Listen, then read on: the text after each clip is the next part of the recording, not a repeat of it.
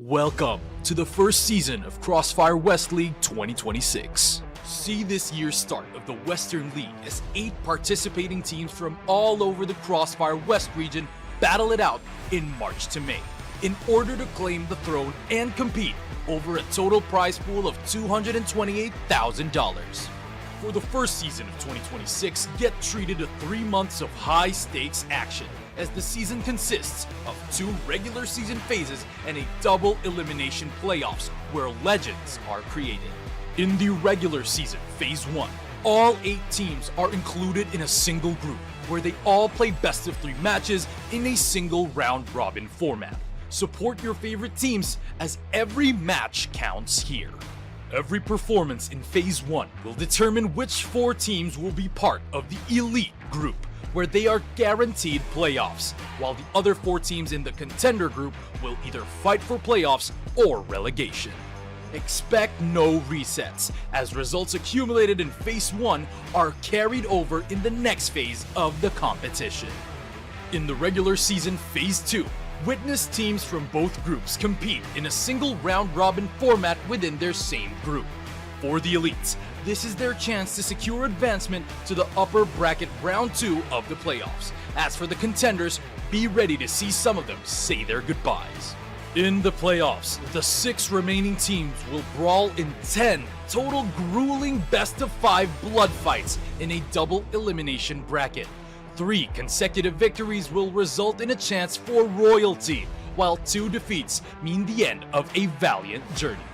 Legacies either move forward or are cut short. Here in the finals, experience a grand bout between a challenger from a victorious path and an adversary that has once tasted setbacks to determine who will be crowned champion of the CrossFire West League Season 1. Not a memory, a movie. Every round, every map, every series is a mark of a continuous history. This is the road of recovery for the old glory. CrossFire West League, reclaim the throne.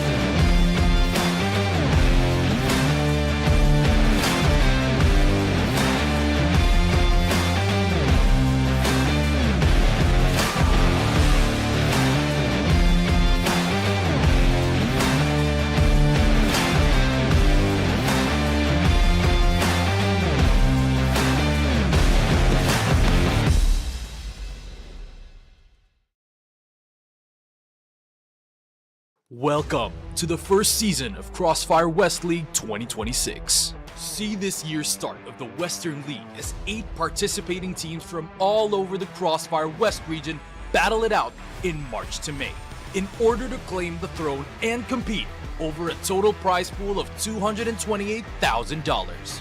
For the first season of 2026, get treated to 3 months of high-stakes action, as the season consists of 2 regular season phases and a double elimination playoffs where legends are created.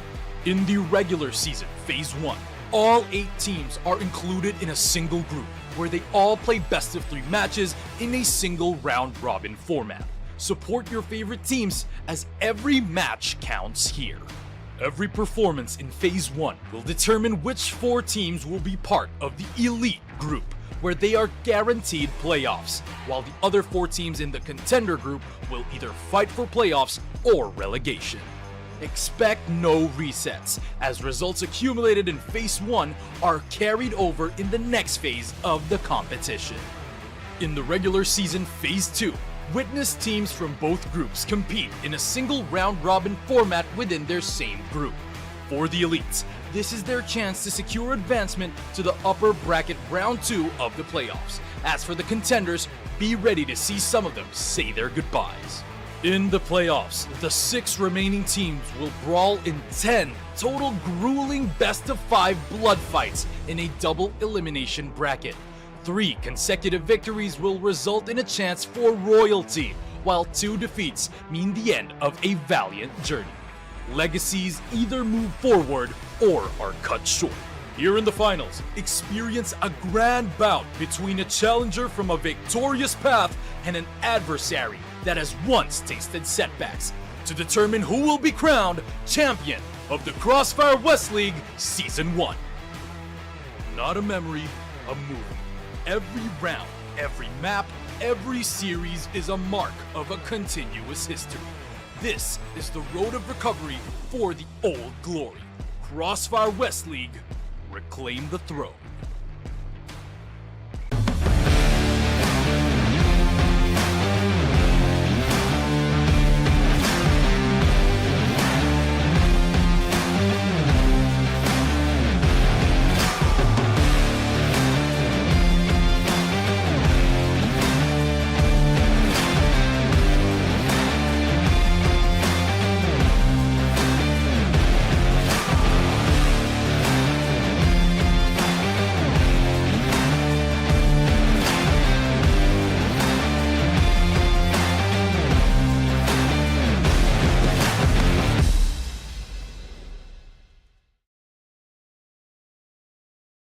Welcome to the first season of CrossFire West League 2026. See this year's start of the Western League as 8 participating teams from all over the CrossFire West region battle it out in March to May in order to claim the throne and compete over a total prize pool of $228,000. For the first season of 2026, get treated to 3 months of high-stakes action, as the season consists of 2 regular season phases and a double elimination playoffs where legends are created. In the regular season, Phase 1, all 8 teams are included in a single group where they all play best of 3 matches in a single round-robin format. Support your favorite teams as every match counts here. Every performance in Phase 1 will determine which 4 teams will be part of the Elite group, where they are guaranteed playoffs, while the other 4 teams in the Contender group will either fight for playoffs or relegation. Expect no resets, as results accumulated in Phase 1 are carried over in the next phase of the competition. In the regular season Phase 2, witness teams from both groups compete in a single round-robin format within their same group. For the elites, this is their chance to secure advancement to the upper bracket round 2 of the playoffs. As for the contenders, be ready to see some of them say their goodbyes. In the playoffs, the 6 remaining teams will brawl in 10 total grueling best-of-5 blood fights in a double elimination bracket. 3 consecutive victories will result in a chance for royalty, while 2 defeats mean the end of a valiant journey. Legacies either move forward or are cut short. Here in the finals, experience a grand bout between a challenger from a victorious path and an adversary that has once tasted setbacks to determine who will be crowned champion of the CrossFire West League Season 1. Not a memory, a movie. Every round, every map, every series is a mark of a continuous history. This is the road of recovery for the old glory. CrossFire West League, reclaim the throne.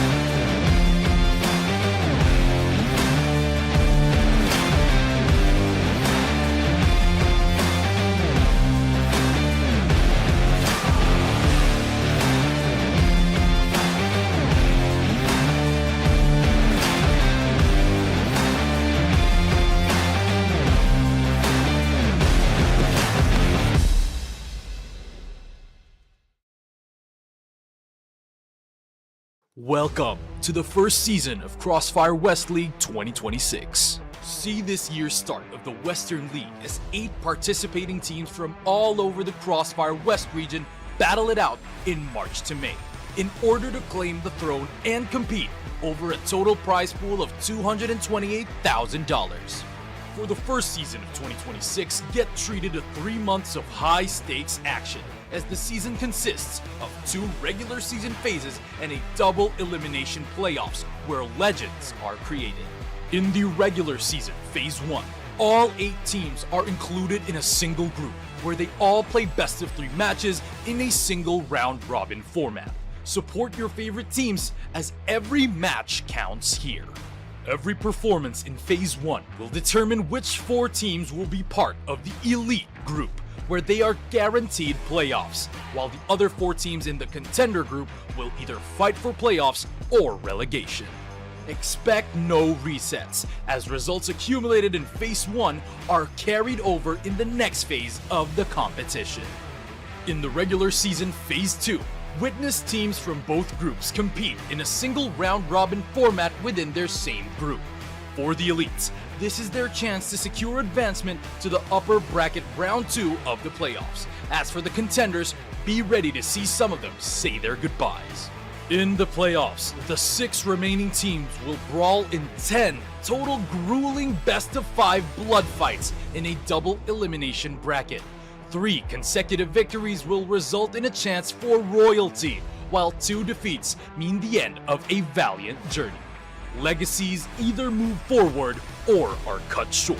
Here in the finals, experience a grand bout between a challenger from a victorious path and an adversary that has once tasted setbacks, to determine who will be crowned champion of the CrossFire West League Season 1. Not a memory, a movie. Every round, every map, every series is a mark of a continuous history. This is the road of recovery for the old glory. CrossFire West League, reclaim the throne.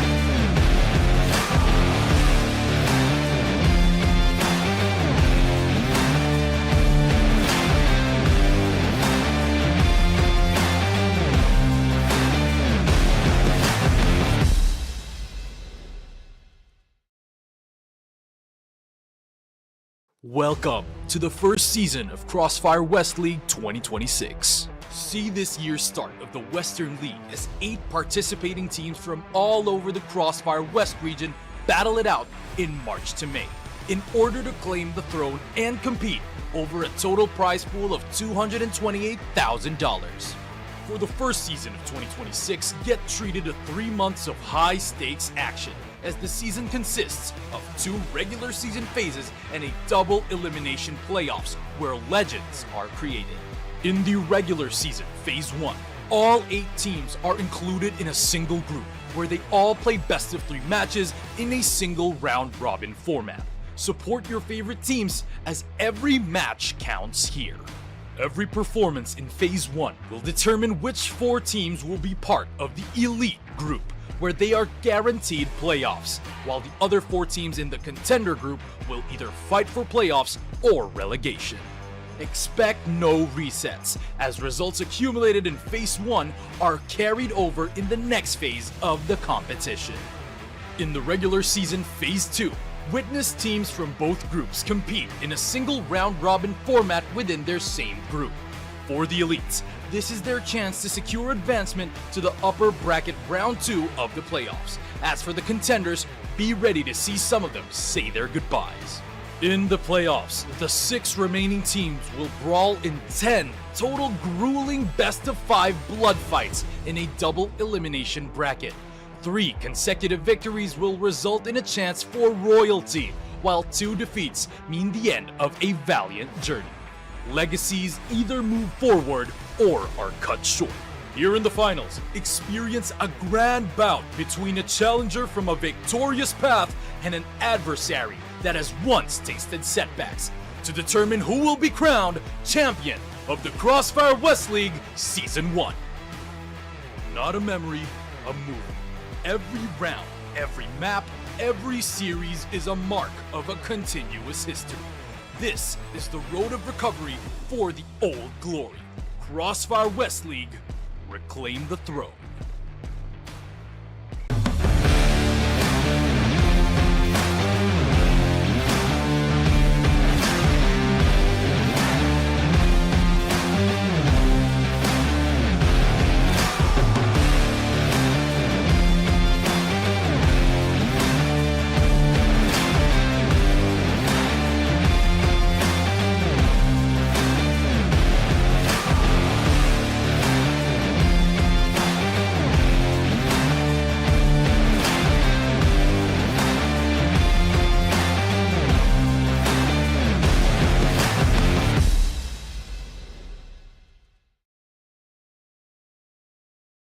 Welcome to the first season of CrossFire West League 2026. See this year's start of the Western League as 8 participating teams from all over the CrossFire West region battle it out in March to May in order to claim the throne and compete over a total prize pool of $228,000. For the first season of 2026, get treated to 3 months of high-stakes action, as the season consists of 2 regular season phases and a double elimination playoffs where legends are created. In the regular season, Phase 1, all 8 teams are included in a single group where they all play best of 3 matches in a single round-robin format. Support your favorite teams as every match counts here. Every performance in Phase 1 will determine which 4 teams will be part of the Elite group, where they are guaranteed playoffs, while the other 4 teams in the Contender group will either fight for playoffs or relegation.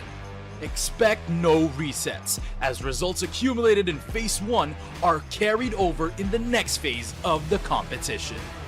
In the regular season Phase 2, witness teams from both groups compete in a single round-robin format within their same group. For the elites, this is their chance to secure advancement to the upper bracket round 2 of the playoffs. As for the contenders, be ready to see some of them say their goodbyes. In the playoffs, the 6 remaining teams will brawl in 10 total grueling best-of-5 blood fights in a double elimination bracket.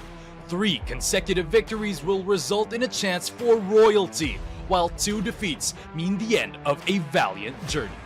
Legacies either move forward or are cut short. Here in the finals, experience a grand bout between a challenger from a victorious path and an adversary that has once tasted setbacks, to determine who will be crowned champion of the CrossFire West League Season 1. Not a memory, a movie. Every round, every map, every series is a mark of a continuous history. This is the road of recovery for the old glory. CrossFire West League, reclaim the throne.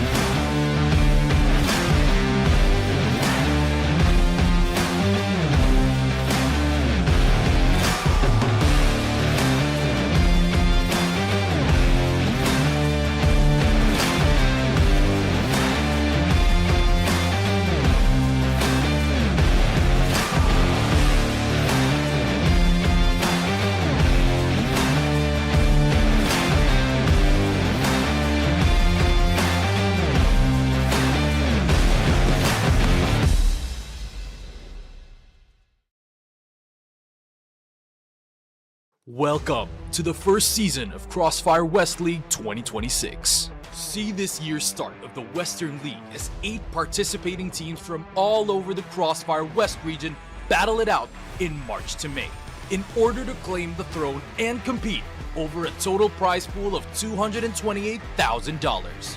For the first season of 2026, get treated to 3 months of high-stakes action, as the season consists of 2 regular season phases and a double elimination playoffs where legends are created.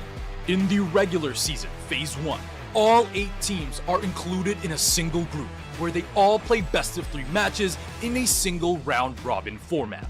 Support your favorite teams as every match counts here. Every performance in Phase 1 will determine which 4 teams will be part of the Elite group, where they are guaranteed playoffs, while the other 4 teams in the Contender group will either fight for playoffs or relegation. Expect no resets, as results accumulated in Phase 1 are carried over in the next phase of the competition. In the regular season Phase 2, witness teams from both groups compete in a single round-robin format within their same group. For the elites, this is their chance to secure advancement to the upper bracket round 2 of the playoffs. As for the contenders, be ready to see some of them say their goodbyes.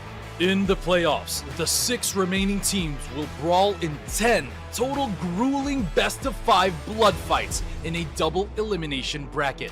3 consecutive victories will result in a chance for royalty, while 2 defeats mean the end of a valiant journey. Legacies either move forward or are cut short. Here in the finals, experience a grand bout between a challenger from a victorious path and an adversary that has once tasted setbacks to determine who will be crowned champion of the CrossFire West League Season 1. Not a memory, a movie. Every round, every map, every series is a mark of a continuous history. This is the road of recovery for the old glory. CrossFire West League, reclaim the throne.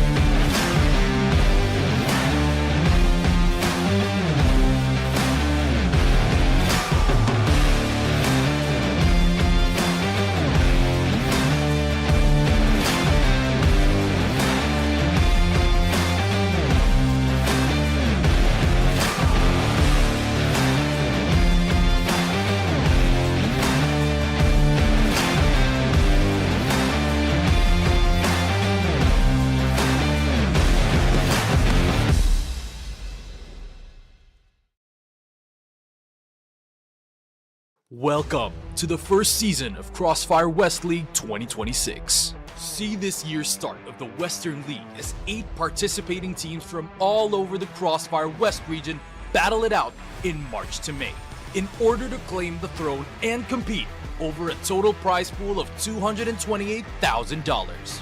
For the first season of 2026, get treated to 3 months of high-stakes action, as the season consists of 2 regular season phases and a double elimination playoffs where legends are created. In the regular season, Phase 1, all 8 teams are included in a single group where they all play best of 3 matches in a single round-robin format. Support your favorite teams as every match counts here.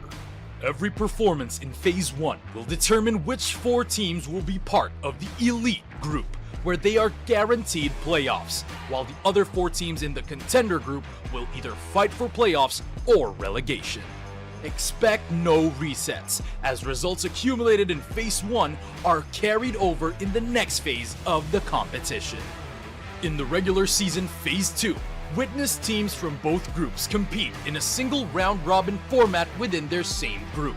For the Elites, this is their chance to secure advancement to the upper bracket round 2 of the playoffs. As for the Contenders, be ready to see some of them say their goodbyes.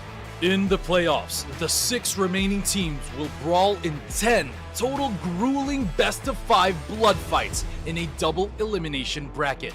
3 consecutive victories will result in a chance for royalty, while 2 defeats mean the end of a valiant journey.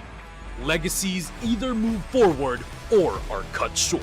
Here in the finals, experience a grand bout between a challenger from a victorious path and an adversary that has once tasted setbacks to determine who will be crowned champion of the CrossFire West League Season 1. Not a memory, a movie. Every round, every map, every series is a mark of a continuous history. This is the road of recovery for the old glory. CrossFire West League, reclaim the throne.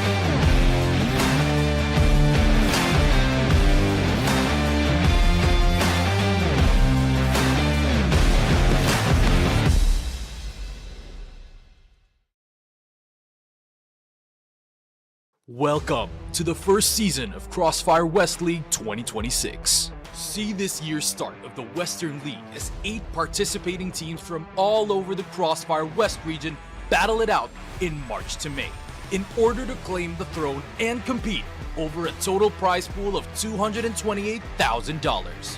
For the first season of 2026, get treated to 3 months of high-stakes action, as the season consists of 2 regular season phases and a double elimination playoffs where legends are created. In the regular season, Phase 1, All 8 teams are included in a single group, where they all play best of 3 matches in a single round-robin format. Support your favorite teams, as every match counts here. Every performance in Phase 1 will determine which 4 teams will be part of the Elite group, where they are guaranteed playoffs, while the other 4 teams in the Contender group will either fight for playoffs or relegation. Expect no resets, as results accumulated in Phase 1 are carried over in the next phase of the competition. In the regular season Phase 2, witness teams from both groups compete in a single round-robin format within their same group. For the Elites, this is their chance to secure advancement to the upper bracket round 2 of the playoffs. As for the Contenders, be ready to see some of them say their goodbyes. In the playoffs, the 6 remaining teams will brawl in 10 total grueling best-of-5 blood fights in a double elimination bracket. 3 consecutive victories will result in a chance for royalty, while 2 defeats mean the end of a valiant journey. Legacies either move forward or are cut short. Here in the finals, experience a grand bout between a challenger from a victorious path and an adversary that has once tasted setbacks, to determine who will be crowned champion of the CrossFire West League Season 1. Not a memory, a movie. Every round, every map, every series is a mark of a continuous history. This is the road of recovery for the old glory. CrossFire West League, reclaim the throne.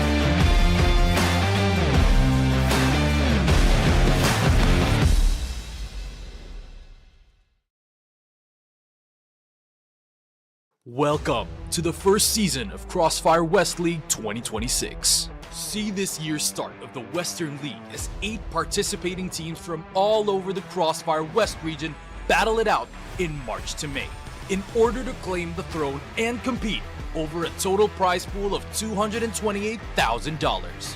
For the first season of 2026, get treated to 3 months of high-stakes action, as the season consists of 2 regular season phases and a double elimination playoffs where legends are created.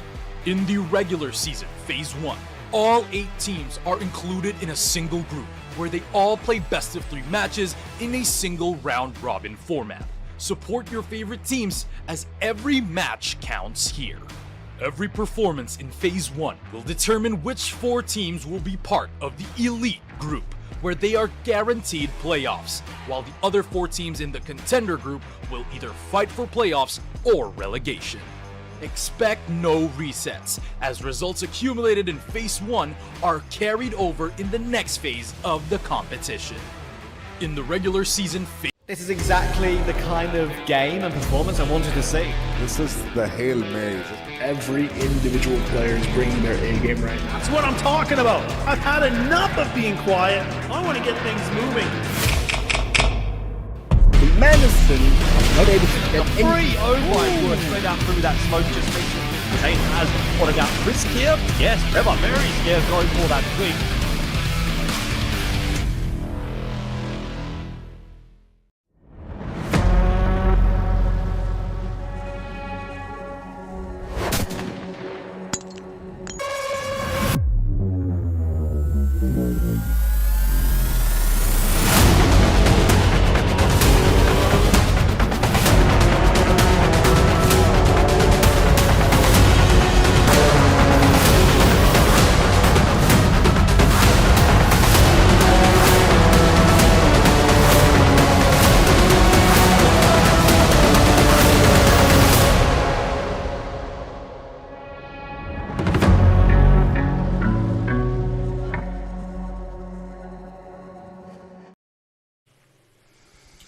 Hello everyone and welcome to CFWL. This is our day 2 of the groups stages and I will be your host for today, and by my side one of our coolest casters. One of our coolest guys. I always as we kick off the stream I always check my left and right and I hope that I do it right. One of our coolest casters on the panel. How are you doing? How's your day? I appreciate it, man. I appreciate the kind words. And doing good. It's bright and early for me here in Canada, but yeah, nice, good day for some CrossFire action and excited to do this with you. So got ourselves a couple interesting games, I guess, here today, hey? Yeah, we have a lot of interesting games. We have the first one, which is going to be the most interesting one for me at least. It's Swamp Gaming versus 3BL. But before we get into this, let's break down what happened yesterday. We saw a quick 2-0s early on the Elite group. Team Vitality 1-2-0. LCK did the same thing. And after that, we had a little bit of shenanigans, hiccups, going back and forth at the third game that was not from the Elite group. Of course, we have only 4 teams. That was from the Contenders group. And it was between Team Anubis and Imperium, if I'm not mistaken. And I believe Anubis won 2-1. But as we kick off today, we have a lot of cool stuff to say, a lot of cool stuff to break down. And for you, Laz, especially, I would love to ask you, what's your take on the first game, especially for today? Yeah, it's a tough one because I feel like, again, just with a team like 3BL, it's kind of, again, this team that I've always kind of put in the Contender series about, like, they can grow and they can be like a competitor, but they just need some time, and they've definitely done some revisements, right? I mean, I know King used to be a part of the group for a really long time. He's not really on the team. I think he's a backup right now, but yeah, so a lot of bit of shifts, right? I mean, Hunt's definitely one of those young prospect players that I've kind of been waiting to see when he gets his pop-off moments. So I do think that they have the leg up, I think, over Swamp, in my opinion, because Swamp have been, 1-6 in the season. It really hasn't been that great for them, and losing Famous, I think, was the biggest, kind of dagger against these guys, unfortunately. And it seems like that's been the problem. Losing Famous was the backbone for Swamp Gaming. And speaking of the backbone, we have the trivia of the day. We're seeing that Awesome King was the first one to win 2 consecutive championships of the CFWL in 2023. And also, fun fact about Awesome, he only missed 1 year of international events. It was 2024, I believe. Yeah, 2023 he played, and CFS summer. But like, he didn't join the CFS. I believe he finished 4th on the group stage, or like the European qualifiers, so he didn't qualify. And funny enough, it was only 3 teams, the top 3 teams, and he didn't make it. But other than this, that's another thing about Awesome. He's been a really cool player, that he had his pop-offs, I believe. Yeah, I mean, he's definitely some of those guys, or one of those guys that I always kind of put as a really fun player to watch, because he's been, like, that's the cool thing about CFWL, is like you have all these teams and these guys that have been around forever, right? But Awesome has really been able to kind of hop between a couple different teams, and he's been able to be a part of championship teams. So that's pretty cool to see, because that's where he's been making some roster shuffles these last couple seasons, which has been a change up, where he's always kind of played consistently with the same guys, but now he's kind of exploring his options a little bit more and just having fun with it. So I'm all for it. Like, it's cool to see, and it'll take him some time to maybe get back onto a top contender team, maybe in the CFWL. But look, I mean, it's still good for him to explore his options and have some fun with it, and playing with a whole new group of guys, essentially. Funny enough, Awesome, I believe he had some down performance, or like his performance started to get a little bit decreased since he started playing with mixed teams. I believe early in his days he played with only German teams, so the communication would be just in German, like as usual, playing by your native, your mother language. And after that, it felt like the language barrier made some issues for him, probably earlier when in his career, when he started playing with mixed teams. But other than this, he's been doing a lot of I believe really good performance and starting to step up. I believe it's not the same thing, but he's going up. And speaking of today, I believe we are in Sunday, and as usual on Sundays we have our mini game that's about to be displayed on the screen, and I believe we have a few questions for today. So ice-breaking CF trivia quiz. Okay, first one will appear any second here, so be ready for this one, as we have a lot of questions. So who played while he was sick and fought in an overtime match in week 3? Oh man, what I do know, and I could be wrong here, so I have no stats to back any of these decisions up, but I know Anubis, they went into 2 different overtime games. I think they went against 3BL and Nemesis.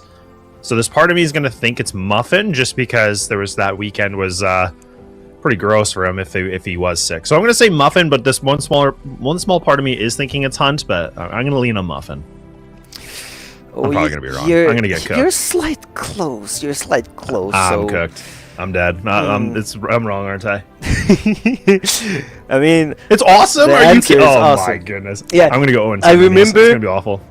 Back in week 3, he was just like laying down like this, while his teammates are just trying to have a small chat, trying to talk, and then he just like try to stay his composure, like be aware of what's happening. But it was a lot harder. Like it was so hard for him. We have seen that. I hope that he's a lot better now. I believe before that it was Famous. He had his wound arm, and it was so hard. So going to question number 2.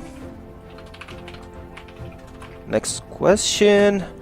Which player recently had a 100% kill headshot ratio in this season? This one should be easy. Well, look, I'm going to be biased. Like, I'm going to say it's NA all the way. So I feel like it's got to be Famous. Like, so Famous is I feel like the obvious answer. Yeah, it's so obvious, man. We can't be just like, you can just close your eyes and pick Famous on this one. It's like day and light. So the next one. Man, like, what a legend. Curious. Which player has the most recorded death in phase 1? Oh, that's a tough one. And a bad one to have it on stats. Okay, so there's 2 parts to this that I could feel like it could be. So there's one part of me that thinks it could be Imperium because they haven't won any games. They just getting bulldozered. Then the other part of me is thinking that it could be Kai's, only because, like, again, his team is like 1-6. So I'm gonna go. You know what? I feel like I've been wrong this whole time, so I'm gonna say Kai's, but I have a feeling I'm wrong. But let's say Kai's. Nah, it's the correct answer. Funny enough, like Imperium, even with losing each and every game, like they have pretty low stats, but Kai's is the lowest, and yeah, that's a really bad thing to have on phase 1. And like before you play versus 3PL, we'll see what happens. And the next one will be, I believe we have it on the KD exactly. Which player has the highest KD ratio in phase 1? Okay, so back to another, theory of this is that LCK technically they've had a lot of like 2-1s in the whole season. So there's this one part of me that is thinking it's him because they have had to go 3-map series. Obviously Snares was nasty, like he's doing really well. But I'm gonna say Spoxy only because he typically is like their big top fragger on this team. And I'm not saying Snare's not, but I'm just thinking they've had to play so many 2-1s. So I'm going to say that reason alone, because he's had to play more games. I mean, it's close. Like, yeah, Spoxy, if he add up like the games that we had yesterday, he's going to be top 1. But the actual, like the one with the highest KD is Alkurt. He's number 1. And funny enough, Spoxy and Snare, they all in number 2 and 3. Like, they're just like going up. Wow, I'm and surprised. I believe we have one last question on our funny mini game on our show. Which player got the last ace recorded in phase 1? We had only one ace. Oh, ironically, only one ace. I feel like, okay, like again, I feel like it's got to be like, I feel like it's got to be Spoxy, just because he is, again, the guy that puts up numbers. So I would say Spoxy is my 1 or Famous is 2, but I'm going to say Spoxy. So 100%. It's a Spoxy, and it was versus Okay, Famous. good. Funny enough. It was versus okay, unKnights. nice. Okay, good. The game that they lost 10-0, it was just a nasty 5-kill sniper. I mean, it was just one of the Spoxy highlights moments on the CFWL. And like, man, like your record is pretty high. I believe you got more than 50%. Like, you're keeping track of numbers, everything.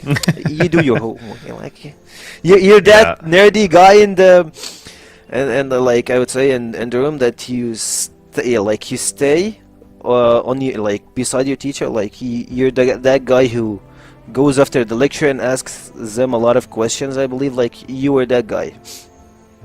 Yeah. No, Yeah. Well, I mean, it went a little bit better than I thought. So I definitely felt like I was pretty cooked. I'm not gonna lie, but it worked out okay. But the Alucard one, I'm presently surprised about. I feel like that was a bit of a trick question to me, because I feel like Spoxy should have had that dead to rights just because they've had to play so many games. But I'll let it go. It's all good. I'll talk to them after.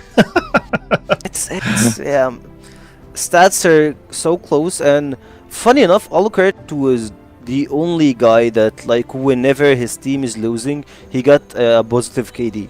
He's like that guy who keeps fragging multiple times, or like anytime you need someone to frag, it's always him. And I believe we all know the tournament overview. We just finished phase 1. You see like the teams going to 2 groups in phase 2 currently, single round robin best of 3, and the top 6, like 4 players from elite group and 2 from contenders, will head to the play-offs.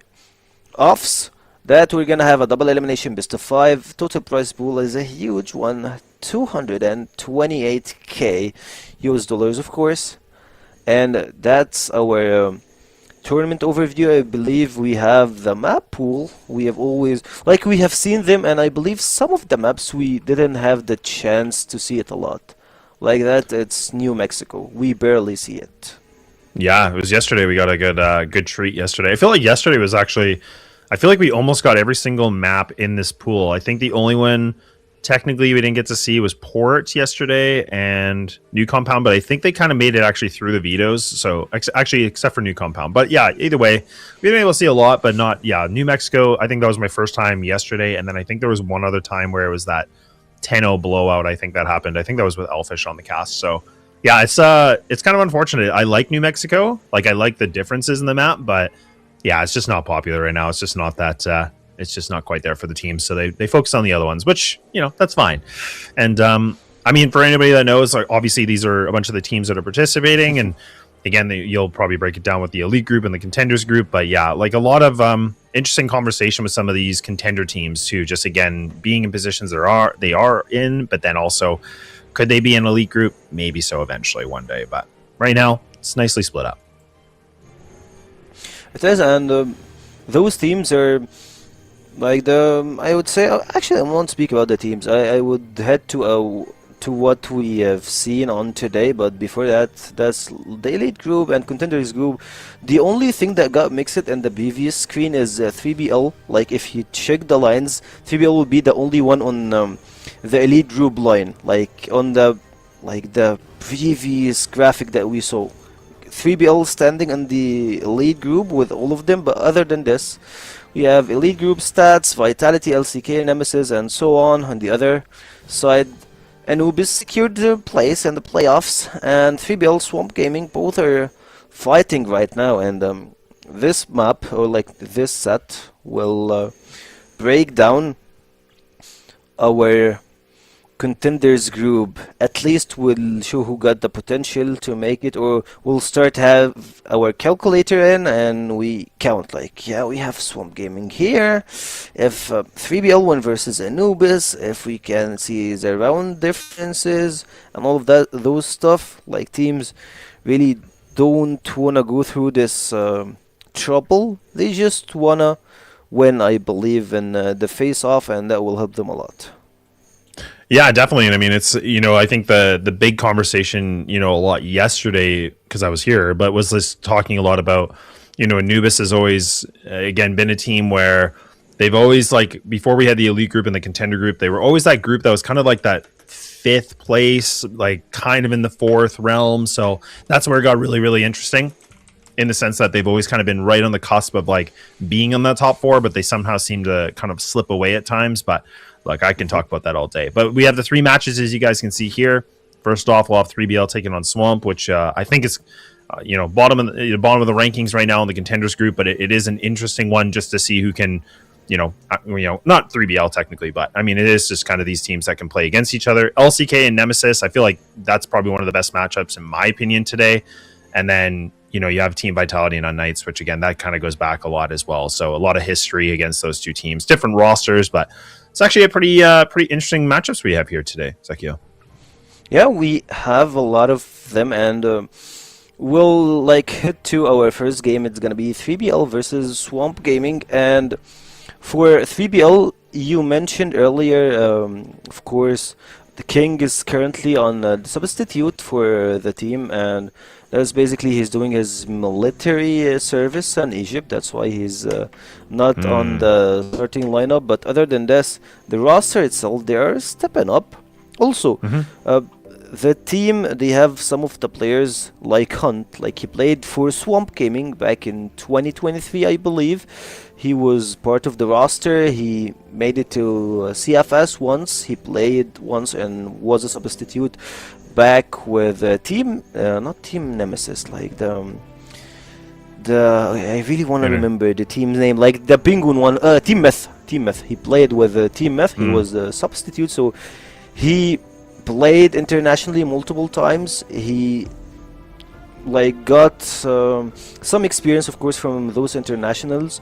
So with that being said, I believe that will give a little bit of a weight for them. And playing versus Team Swamp Gaming, they have a lot of really good players, but it looks like they're not clicking yet. Yeah, not quite, right? I mean, that's the thing. Like, it's, I mean, this is the thing where we talked about for Swamp, where we're saying, like, look, like, again, a team where Famous was honestly the glue. Like, the guy was, the foundation of the team. He was the star player of the team. That's not taking anything away from these players, obviously. Like, there's a lot of, like, good talent on this roster, but I think he was kind of the guy that everybody brought attention to. But like, when I look at people like Awesome, and I look at people like Jin, that again, a lot of experience playing internationally in different iterations of rosters, really cool to see. And the other big thing too is like someone like Kai's, where I feel like we've been gifted like some really cool matches where he just pops off. Like, he's absolutely just going demon mode, right? And he's just hitting every single sniper shot he needs to. So it definitely is a he can be a really exciting player to watch. But I think it's just, yeah, like you said, the players just need to kind of click a little bit better, get themselves in a better path in a way.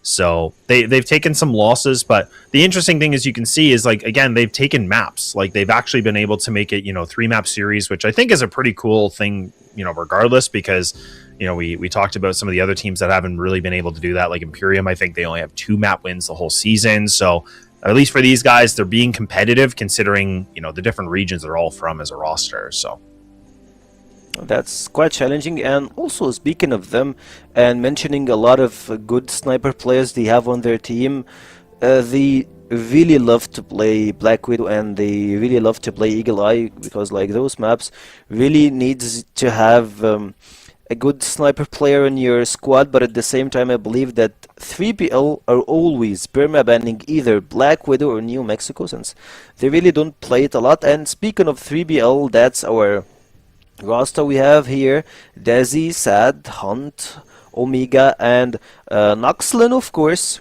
was one of the high KDA players, Noxlin, and a lot of scouters were looking for players, or like, trying to see the new talents that we're seeing in CFWL, and Noxlin and Noxin, like the one from Imperium and the one from 3BL, who was standing in this one. They were popping off, and some big names were tied to them. Yeah, and I mean, like I said, the thing that I like about this team too is that I feel like it's a nice mixture of some of the younger team, or the younger talent in the scene, where they're trying to go through the ranks a bit, where Hunt's the easiest one to kind of pick apart from this.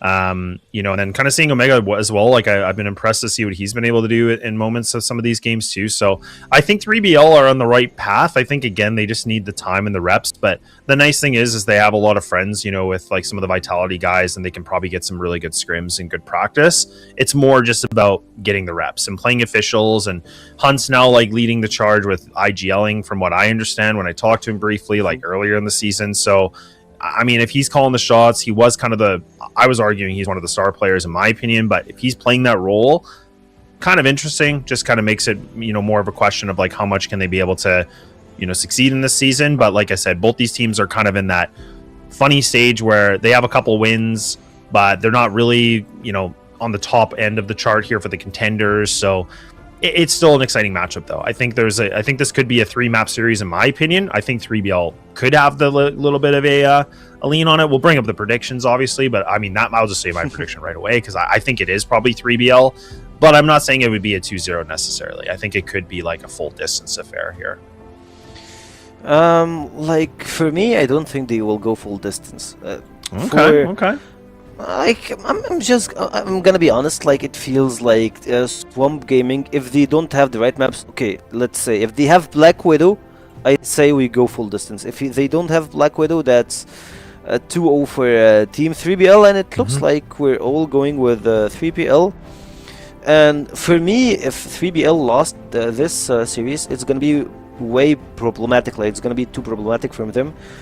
Since this had a lot of good players back in the day, if you remember, like the Vitality roster, simply they assigned and assembled in 3BL. They started the run on 3BL after we had some players from Anubis, Meth, and they were hanging around. They went with 3PL and they started their legacy, and through the course of the years it looked like 3BL and Anubis, they're both are the teams that bring you new talents from Egypt.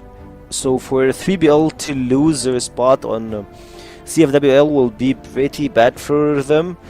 And for the Egyptian scene itself, like, have you ever heard of him before CFWL? I think not. Like a lot of other players, I'm not saying him specifically, but a lot of other players were just out of the scoop, only scouters, and the management and 3BL, I really want to give them a shout out for this. Also Anubis for giving us the chance to see those cool players and keeping EU in the picture. I remember on CF 2025, like the previous one, that a lot of people had high hopes on Arc Esports, but like they lost in the group stage, but like otherwise they had a spotlight on them. So who's gonna win in this contenders group, we will see. But I believe if we can see them like sooner, we'll see the map pool will have a lot to take on the game itself.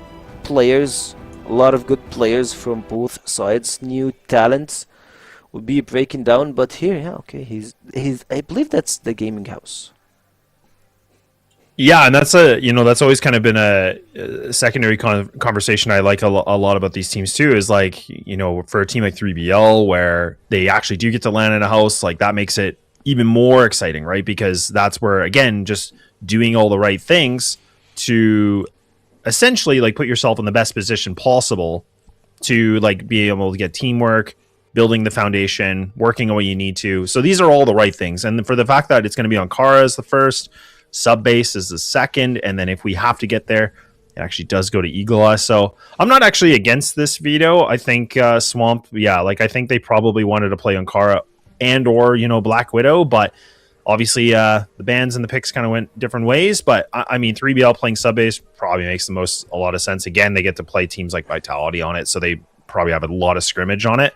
So I'm feeling pretty good about this. I mean, Eagle Eye is really interesting at the end, but I mean, again, I said I could see this going 3 maps. I do feel like 3BL have a good chance of going 2-0, but I wouldn't be surprised if Swamp could be able to find a little bit of a sweep here, or a little bit of a win on their first map pick to start this thing off. So the take for me here, if Swamp Gaming got Ankara, I believe they win the series. Eagle Eye for 3BL been pretty bad, and I don't think that we have seen really good Eagle Eye from 3BL over the course of the entire season. I believe they lost each and every time they played in Eagle Eye, and with big scores.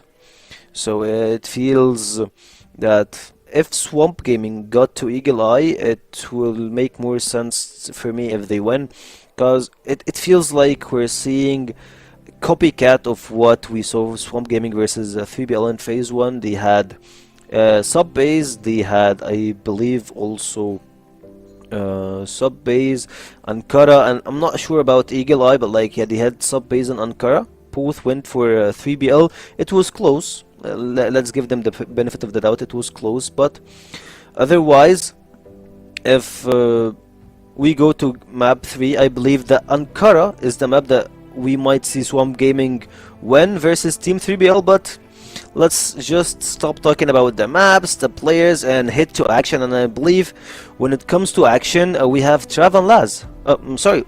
Trav and Neo. I'm used to have you on the caster's disc. So that's okay. That's okay. I'm more cute than Neo, so that's okay. Trav and Neo, go ahead. Take it away, boys. Walk us through this first game. Thank you, lads. Appreciate it. What the hell? Come on, you've got to give Neo a better intro than that. How dare you? I'm kidding, of course. Neo, first time I'm getting a chance to cover some Crossfire with you this season. You're the one who actually, got me involved with Crossfire, 2 or 3 years ago. I can appreciate you for that. It was a long time ago now, and a very different setup in CFWL, different format, different everything. But yeah, it should be a pretty fun day today. Yeah, I'm kind of looking forward to see how it pans out. I mean, it has the potential to kind of simultaneously be like quite a long day, right? Like a lot of these series could go the distance, but at the same time, also, we can see inconsistencies coming through from especially teams that aren't towards that top end, and all it takes is a bit of a slow start, and a series can kind of crumble away from you. So it's really difficult to predict these games. I think generally those final 2 of the day are pretty spicy. That one in the middle in particular, I think it's kind of a real battle. Like Contenders are in somewhat similar spots, but I don't know how to predict this one. For this game, you never know what you get from Swamp completely. So I think the 3BL call feels like the safe call, let's say. But without further ado, let's get the show on the road. I'm excited to see how this one will pan out. And yeah, Trev, we are live with our first game of the day. And yeah, it's kind of the boys on the desk kind of brought up, and we've sort of, with those predictions as well, we are all leaning at 3BL. So see if that is the case. And a dive out, well, need to an immediate find by Hunt. That's brought up a good point about Hunt as well. Obviously, kind of doing a lot in terms of the leadership of this team, but also I think, as kind of Laz was saying, I do think he's actually vitally important to kind of like the numbers department of this team as well. So he's kind of got quite a lot on his plate. Yeah, that's true. That is true. And yeah, I think overall, I kind of echo those thoughts as well when it comes to 3BL today. We've seen Swamp pick up the odd map here and there against the best teams in this league and looked very, very competent, but closing out games has been a bit of an issue for them sometimes. And yes, yeah, 3BL, just for me right now, they know how important this game is to try and assert themselves in that lower group to make sure they get into playoffs, right? Because they're right on the edge in that battle. And Swamp could be a team that they can be very close with. So we'll see if that changes things. Big flank round here from Awesome. Only the one, though.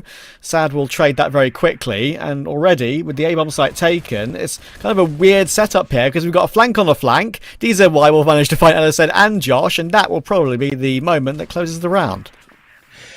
I will. And it's very comfortable at that as well. Really, really nice start. I mean, you get an opening kill untraded, no real information's going to be gained off the back of it, and then you, from there, just move as a bit of a unit. It's the right way to play a round like that. Stick as a pack, stick together, see what you can find, and well, they do exactly that. So, brilliant work. No real complaints at all, and that being said, a nice start to kickstart this series as well. 1-0 out the gate. So, Swamp, I think with them kind of on that defense, like we're going to need quite a lot in terms of I think kind of like aggression coming through from them. I just don't think they can afford to sit back on the sites themselves and hope that that's enough to win themselves rounds. They've got to get proactive. They've got to get kind of aggressive and find ways to really pile that pressure on, because, if you allow 3BL a lot of space to maneuver around the map on their own, they're going to love life. And there we go. We get a double that comes through. That's what we want. And not what 3BL wants. They just kind of just wander through a smoke there and not really very well packed together either. Really gave Josh 2 freebies, to be completely honest with you. That was not difficult at all for him. Made it look easy as well. Jin will finally get pushed out of the round by DZY, and that is 1 kill back, but already a couple of questionable manoeuvres early on in this round from 3BL. And they're going to fall back with the C4 and see what they can do. As a full rotation actually comes around from Swamp with 2 going back toward B. What's the decision now? They've got to find a way to level the playing field, bring it back into a 3 versus 3 and sort of reset the round. But they've also got to kind of do that untraded, which, well, easier said than done, as we know. That won't help. Down to 2 now, but one will get brought back. Still got plenty of time to work with here. 45 seconds. Yeah, the bomb is, as you can see, somewhat in no man's land, but it is recoverable. The thing is, how long it will be recoverable for, because now Awesome is on the scene, he sees it on the ground, and now he's going to hold a more aggressive line to stop Hunt from picking it back up again. In comes the swing to go for that retrieval. And Hunt will go down. Should be a trade coming through now as well, and DZY, and in the end, that is a difference maker, just having that bomb in the possession of the global risk side. So Swamp will manage to complete that round as we thought they would, 1-1, and really 3BL have that early round to look back on, pushing 2 players through the smoke, not really with any success at all. Yeah, beautiful stuff. Simple. We spoke about it. You know, tactical aggression, control that comes through. You've got to set a bit of a tone with them, and you do. Well, exactly that. Pretty early mistake by 3BL in that round, so it's something they're definitely going to learn from pretty immediately. Like, we need to be kind of popping through the flashes over the top there to really give them control, rather than wandering through and hoping that they can catch somebody off guard. A much slower start to this. They don't want to make the same early mistakes here. Awesome's in a bit of a tough position, and to be fair, LSN is as well. He was not really aware of them being up so quickly onto that B bomb site. Thankfully for Awesome, he was able to get the 1 when he wasn't accounted for, but Kai's will go down 2. So that recovers things. 3v2. Sure, Omega is pretty low, but they now have the advantage in the afterplant. That's a really difficult position to kind of get yourself back into. Kills a piece. DZY going to find one, but Josh, one of his own as well. The shutdown will come through from Hunt to see it off. Nice work.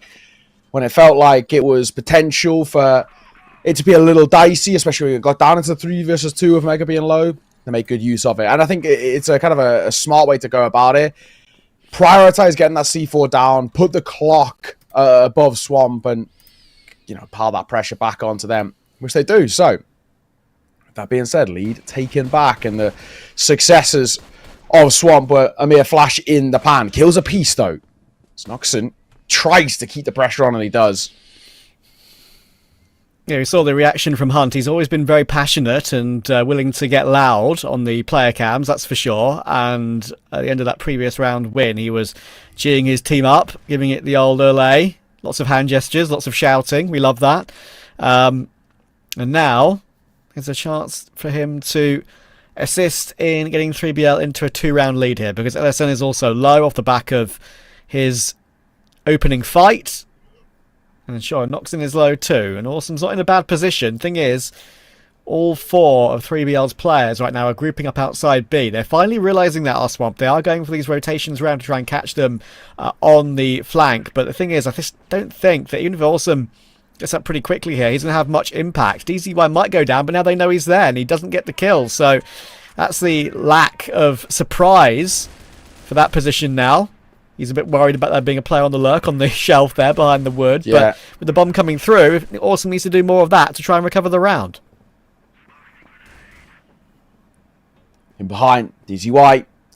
I think he did spot one out there. Well, now he definitely does. Down goes Awesome. And LSN's going to have to spend a bit of time dipping back, and he finds a nice shot as he drops down. Still 2 versus 2. So maybe a chance, and there is a chance. Nice work. I actually didn't think they were going to be able to get back in towards the site, especially when Awesome gets caught as well.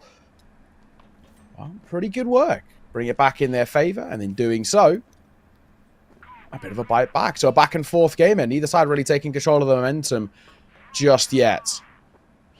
Yeah, that was, I mean, they survived that with what? Kai's and LSN, and a combined 20 HP between the two of them, I reckon, going by those player bars that I saw. So yeah, very impressive retake, which did not look possible. They were always in a disadvantage the entire way until the very end. And that's one of those that 3BL will probably be looking back on later and saying, that's one we shouldn't have let go. That is an error from our side. DZY trying to make his way past this smoke, just spotted by Kai's in time. Good reaction. an opening for Swamp this time, for the first time in a while, actually. And now the question is, how do they build upon it? Jin. Got a huge flank brewing here. If he moves to that sort of a long position, which it looks like he is, he actually has at least 2 dead to right here, surely. But he does. There's the first. C4 dropped as well. Round all but impossible to lose from a spot like this. Also, I'm going to drop down and he'll find the final man. Brilliant work. Opening kill and a very simple one to see off there for Swamp as they take a lead. It's kind of been the main conversation point of the game, I think, so far. Just so many flanks from both teams, right? When the Global Risk side flank, the Blacklist side flank the flank, and it's happened twice already in this game. Yeah, so actually pretty fun seeing that play out bit by bit, and in that particular occasion, that previous round, they were completely locked in with 3BL. Swamp Gaming had all the information in the world, and they might be doing the same here. Look at this pincer in middle. The push-up will get them a trade finally on Awesome, but they need a little bit more than that. LSM buys his time, managed to get the kill on DZY, and just like that, again, they have a 2-man advantage. Sad. Now left with it all to do as Noxon gets caught. Looking like Swamp will close out a 4th pretty effortlessly. I don't really know what you can do here, to be completely frank, if you are Sad. Technically speaking, just because of the space he's got, he actually could get a plant out, but it's actually not beneficial for him. He has to go searching for information, which he will. This shot, but he pulls the pistol out and I'll bail him out. C4 collected. He also has to be worried about a bit about that flank, but now he does have the luxury of getting that C4 planted. And you never know. Obviously, he's probably maybe a bit eager to get 1 kill back here, just to make the after plant a little bit easier, which is why he's delaying that plant a little bit further, just hoping one of LSN, Jin, or Kai's makes a bit of an error and over peaks for information. He's going searching for it now. He might have that plant. Doesn't mean much, though. That's the thing. It's getting the kills, which really mean anything. That's why he's trying to find something. Lurking all the way around, bit by bit, is Sad. And actually, all 3 Swamp Gaming players do know, or knew, that he was around B. And now, Sad has managed to circumvent all of them, would you believe? And now has the A-bomb site. I think Sad might be a little bit confused that he's seen absolutely nobody on both bomb sites. C4 planted. He might actually take an aggressive stance here. I really like the idea. I feel like going searching for an early fight is the right way to play this, but you got to hit the shot, and he does. Knows another around that corner as well, so I'm going to try and fall a little further back, buy as much time, 20 seconds on that plant to work with, but he's seen off by the pistol. It's actually not a bad effort, to be fair. 1v4 turned 1v2, but too many bodies in the end. And Swamp will take a 4th.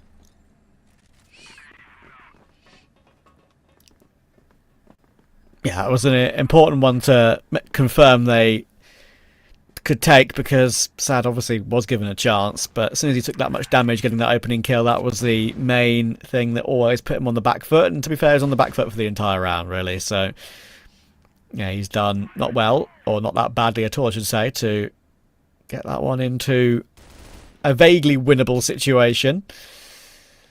Anyway, overall, Swamp will be very happy with the way this map has begun.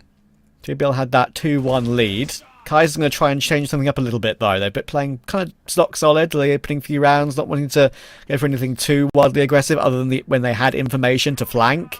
That was just an opening push while in a 5v5 for the first time, so it doesn't work out for Kai's, and now 3BL have a man advantage. They're grouping up. Strawway to approach this.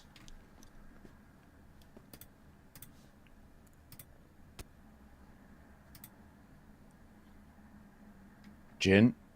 It's going to be tested, but he's actually going to tuck his head. I like this. It could get overlooked. He's waiting. He spots Hunt, and he drops him. Looks for a second as well. Can't quite get it, but trades are coming back and forth, and trades do benefit 3BL at the moment, especially now that it's all on the shoulders of Awesome. Oh, it's winnable for him, though. We know he's good in these situations. thing is, they know where he is, and the bomb might not be planted, but Awesome could just peek at any point. Do you see why? Oh, that smoke is actually covering him at the moment. He actually has no idea. He's on the other side of it. That's crazy. And Awesome could slip through. Is he going to be seen? Oh, at the last second he's seen. Wow. Awesome almost managing to deny that bomb plant. That would have been really awkward for the last two remaining players if that was the case. But in the end, he gets spotted, and 3BL get a really important third. Keeping this a very tight game. We did sort of already presume coming into towards a match like this that it was going to be relatively back and forth and all the rest, but at the moment this is a really nice approach from both of these sides, which is slightly unbridled aggression, but actually makes for quite fun crossfire. Especially, I think, in the West, we've been, plagued maybe a little bit. I say plagued, that's not the right word, but compared to international crossfire, where it can be like really punchy, especially on Ankara in particular, you think about the Chinese sides, Chengdu All Gamers, for example, I think are one of the best at this. Baisha, of course, in the past have been very good. But these are kind of maps for them, which they're so aggressive on, and they're so kind of like punchy. But then when we cover all of the West teams, it's very slow. It's very kind of methodical is one way of approaching it, but they do like to burn a lot of this time out. This game feels a little bit more akin to what we see a bit more on an international stage, where it is a little bit faster in its pace. These flanks that you were talking about are super, super prevalent. Yeah.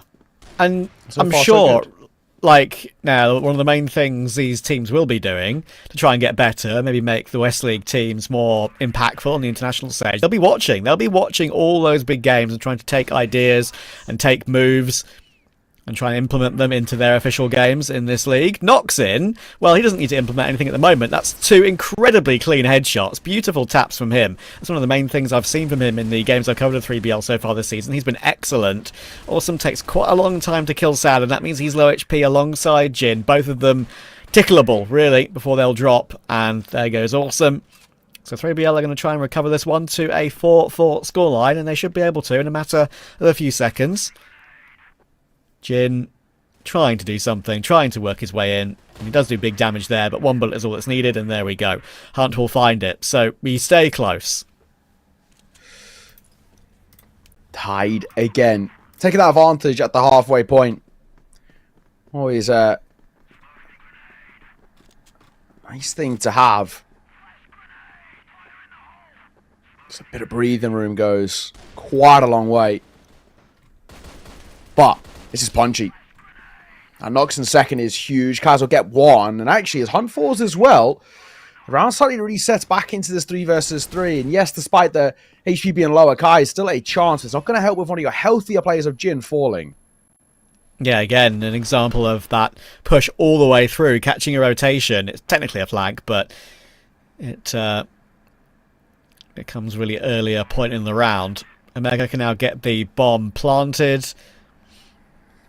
Josh almost flicking up to one of the bodies in the sky there, thinking it was a player watching him.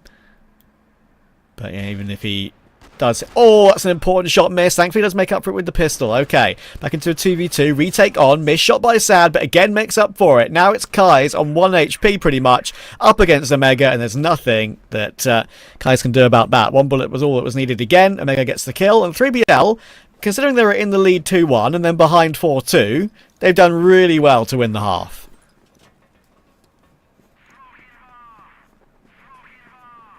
Now, what can they do to build upon it? Extend that to a 2-round buffer is something that we've not seen since the very, very early portion of this game. Kai is diving through. He's going to fall. Oh my god, there was a chance for 3 there, which doesn't get found, but Josh will get dropped. C4 is in a horrible spot to pick up. The last one of Awesome sure to get to right in a second that he is. Nice work. Really quite punchy round there. And 3BL do exactly that. Extend that lead to 2.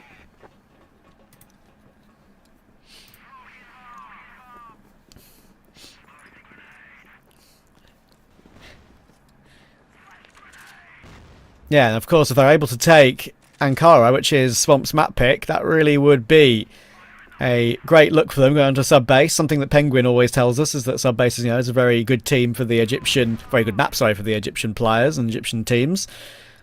Swamp, obviously, I've watched them on Eagle Eye a couple of times this season. They had a great chance on one of the, I think it was a game against LCK where they were up quite a way, but just couldn't close the game out, got pegged back to overtime, and then of course lost there. Usually that's always what happens when the supposedly better team brings the game back to overtime. Usually they put their foot on the throttle and finish the game there.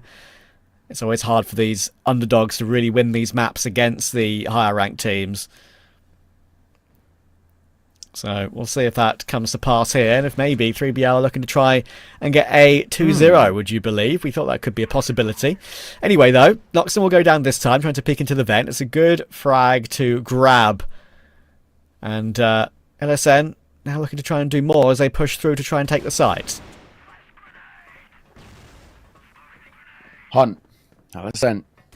Traded a piece. They're diving on through now. They've got to clear up close, and a 1-for-1 trade is really not too bad at all. Keeps the numbers in favour of Swamp as they take the site. C4 be planted front side.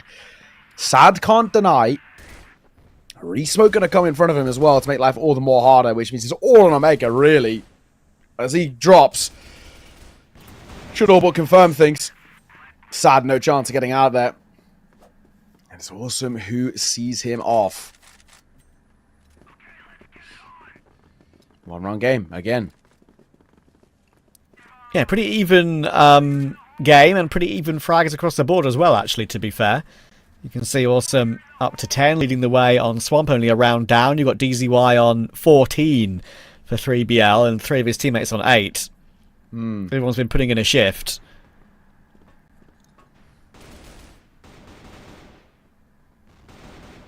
Wary of that aggression again, tapping that smoke at range.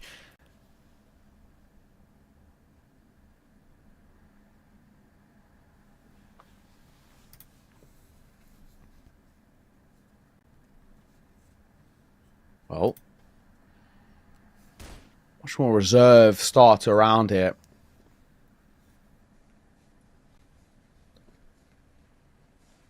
Not loads on offer just yet. Omega going to play up close.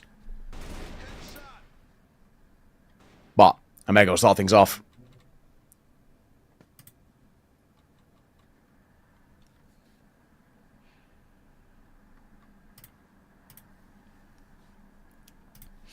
Now, what do they do with it? He's been the player that's been lagging a little bit behind so far in the game, but good impact there to grab. And now they are forcing the C4 over toward B, I think.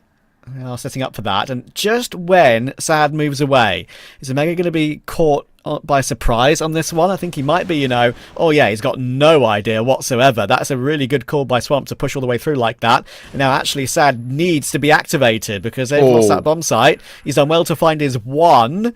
Have an advantage now, but Jin is stuck in the corner, and actually, that works too. So Hunt will leap in to find that one. Now they have a 4v2 on this retake. Can Josh and LSN do anything about it? It's a big question. DZY just behind Hunt. Again, they've got to get probably relatively aggressive here, Swamp. You have to try and bring the numbers back in your favour, and it's easier said than done. There's a fact that comes through as well. Josh can only get one of it as DZY will trade, and Sad sees off the last. GBL, nice retake. Diffuse comes through as they inch closer and closer to that finish line. Once again, 2 ahead. That just enough breathing room to feel some comfort and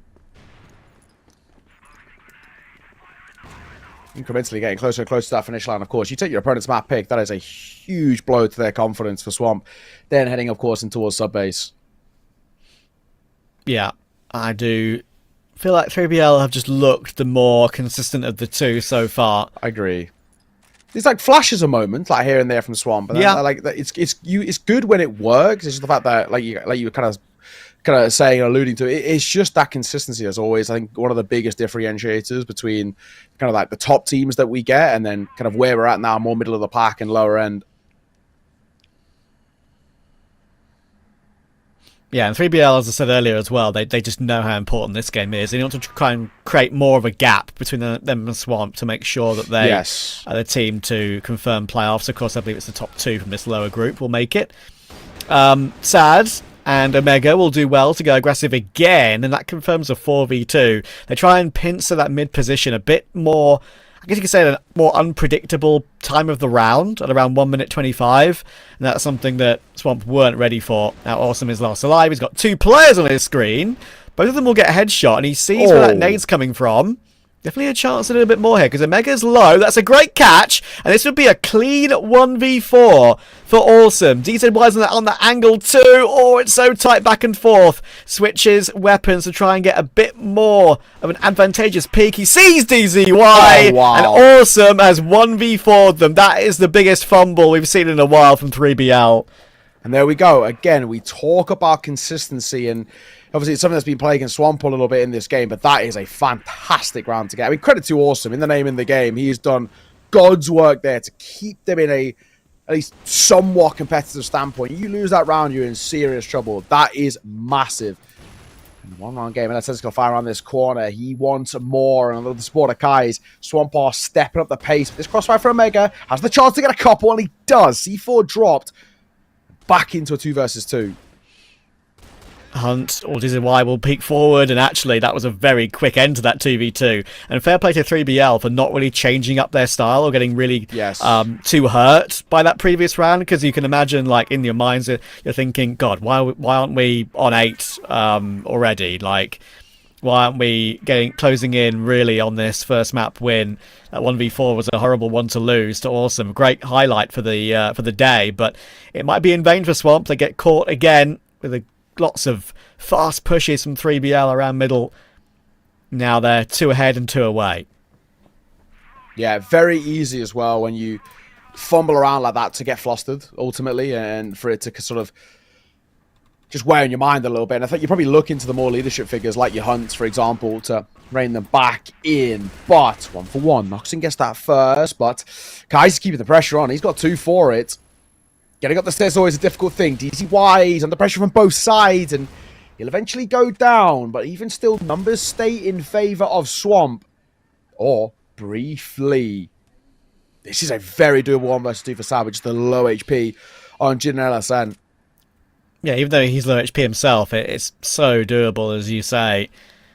Can Swamp continue to keep this game within 1? It's been back and forth in this fashion so often, and there we go. They do go for the swing to just confirm it, to try and catch Sad off guard. So again, only that finger's length lead for 3BL. 8-7. Swamp will not go quietly. DZY now up to 18 kills in this game, by the way. Awesome on 15 after his 1v4. Nice, so we haven't had any pauses really to worry about that scoreboard getting reset, so we don't know the full total often. But true, yeah, it's good to see it all, and it's been very tight. Just 3BL, as I said, so confident in keeping Swamp at bay just that little bit. And now, with 3 players on this A side of the map, they're going to try and do the same, but it's not working on this occasion. Noxon and DZY will go down. Very good work. Sad responds with 1, but even though Kaiser's low HP, Awesome, he might be able to just confirm this one, and there it is. 2 quick flank kills up middle, and now Sad has nothing really to do here. Yeah, I feel like this is kind of an unfortunate thing that's becoming maybe semi-common, is that he's getting caught into these near impossible rotates back over to try and save them in a round. And unfortunately, once again, not the case there. Time not going to be taken. Don't think it's a bad time for it as well. And especially considering what's been happening. Yeah, absolutely. Look at DZY. I mean, he's having such a brilliant game. And right now he's thinking, what more do I have to do? Yeah, he's crisp. He's also, like, so confident as well, and sometimes that unbridled confidence can actually be at a bit of a detriment, but he's doing super well with it. If he can keep up his individual form, you just require, well, 1 more person from 3BL to really start shining a little bit, and that's when you start to believe once again. Indeed.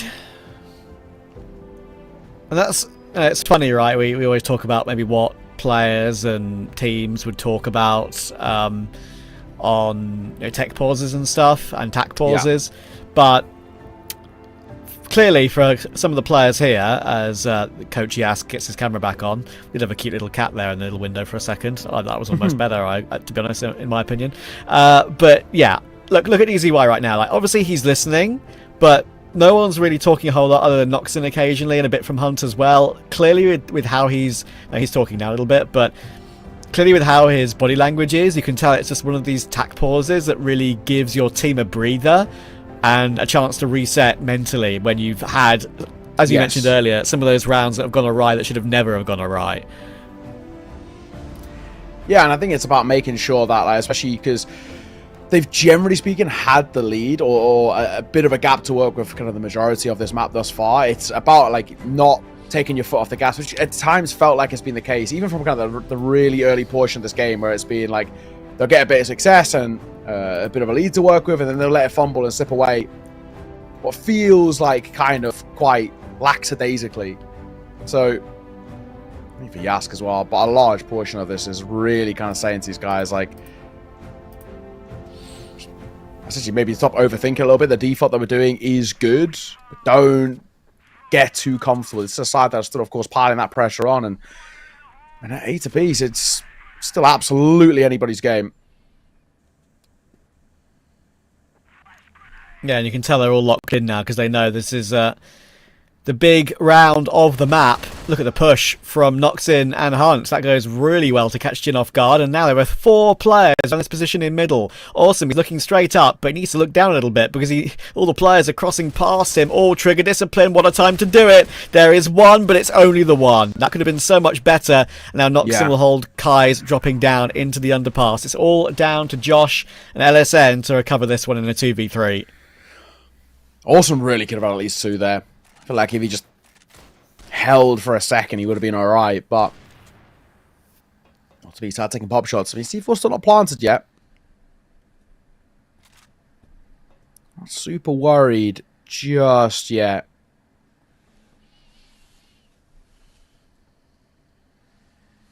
What are we doing, though, with 1 minute 15 on that clock? What's the idea? Nice shot from LSN. DZY. Gonna get caught for nothing. Now it's all on Hunt. Captain Fantastic needs to live up to the name. Both. And at least one of those, he had no clue he actually was tagging up through the box, but they were low enough that it was okay. Nice work. 3BL, that is a humongous sigh of relief. That round nearly fell away for nothing. I know. I mean, from the advantage to the disadvantage, then back to the round win. What a roller coaster of emotions for 3BL. Absolutely wild. And look at this. They're really trying to put the pressure on here. Kaiser's in the corner, though. Even though there are 3 players here, they're waiting for some utility to come through, and that should surely set up Swamp. They get 3 kills immediately. What a surprise. Maybe this game was always destined for overtime. They need 2 more kills to take us there on Hunt and Sad. And you know what? I don't know. The way this game's gone, it does just feel like what Swamp deserve, because 3BL have fumbled some situations that they shouldn't have fumbled, and you know, they deserve it, really, I would say, because in that sort of situation, as we do confirm the overtime, you know, 3BL, they'll be thinking to themselves, this game should be over. We should have been through this map and into preparation for map 2 already. Not the case. Yeah, absolutely going to be kicking themselves. Just feels, I don't even hate the idea, but it feels like they're sort of like half committed to it as well, because they initially push out of A and they go looking for a bit of information. They flash around the corner. It's like all the right things, but then once they throw that flash, only one player is actually fighting, and the guy who's full blind is just holding that mouse wall and a bit of a spray and pray, and it works, right? But he should get traded there immediately. He shouldn't be given the luxury to get more than one, or for the re-aggress to come through from Swamp. So, you know, credit to Swamp that they didn't maybe overextend or overplay their cards, but also for 3BL, that again feels like a real fumbled opportunity. And I mean, how many more chances are going to be given, really? Yeah, it's a classic instance of the team which is, you know, in a favorite position in a really important game, just letting the pressure get to them a little bit when the going gets tough. I mean, that was just a bit of a shame, because they'll be thinking to themselves, that 1v4 they gave up to Awesome, that was a difference maker. That was the game 1 in regulation if that didn't happen. And yeah, fair play to Swamp for keeping fighting and really keeping themselves in this. It's been an impressive battle. They've always been playing catch up, it feels like, ever since they were 4-2 in front, and then 3BL won the half 5-4. They've been playing catch up the entire way. It was always 3BL keeping them at bay bit by bit, and 3BL now need to concentrate back up in overtime because sure, did win that crazy 1v2 with Hunt getting that wall bang through the boxes, but yeah, some of these close rounds have been slipping away from them. So here we go for overtime. Let's see now as overtime commences.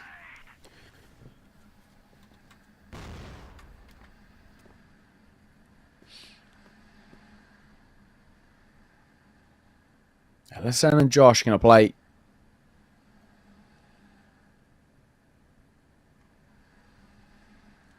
Relatively aggressively up close here. Josh waiting for his time to move, and he makes the most of it.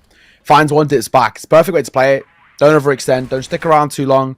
Get yours, get out. Reset the game with the numbers in your favor. Exactly. Not overpressing the issue for no reason. Now, 3BL obviously need to pick back in response, and that's a great way to get it. Kaiser's holding a pretty normal angle, but Sad pre-fires into it and gets the kill. So that's the one that will relax them a little bit.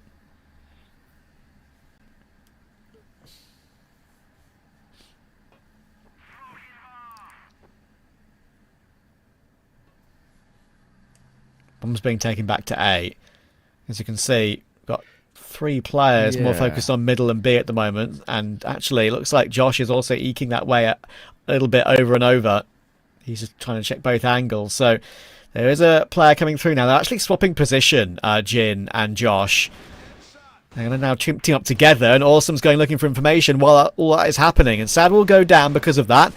Thankfully for Swamp, they now have all the information. Hunt's now trying to push forward, not expecting a player in the corner, but Josh does go down. Jin frags well against Omega. That's a big one. Hunt is left stuck on the side. Swamp just about reading that round in time. Yeah. A little dicey, but lead taken. And it, again, feels slightly deservedly for Swamp. It just feels like at the moment, in the latter stages of regulation in towards now OT, they've just got a bit of an edge. 3BL does let pressure slightly get into them. Guys, hold it from tunnels and across. Knocks him waiting for overextension, but we kind of see how Swamp like to play when they're on the defense. They just aren't going to give them anything. They're more than happy to sit back and invite in that pressure.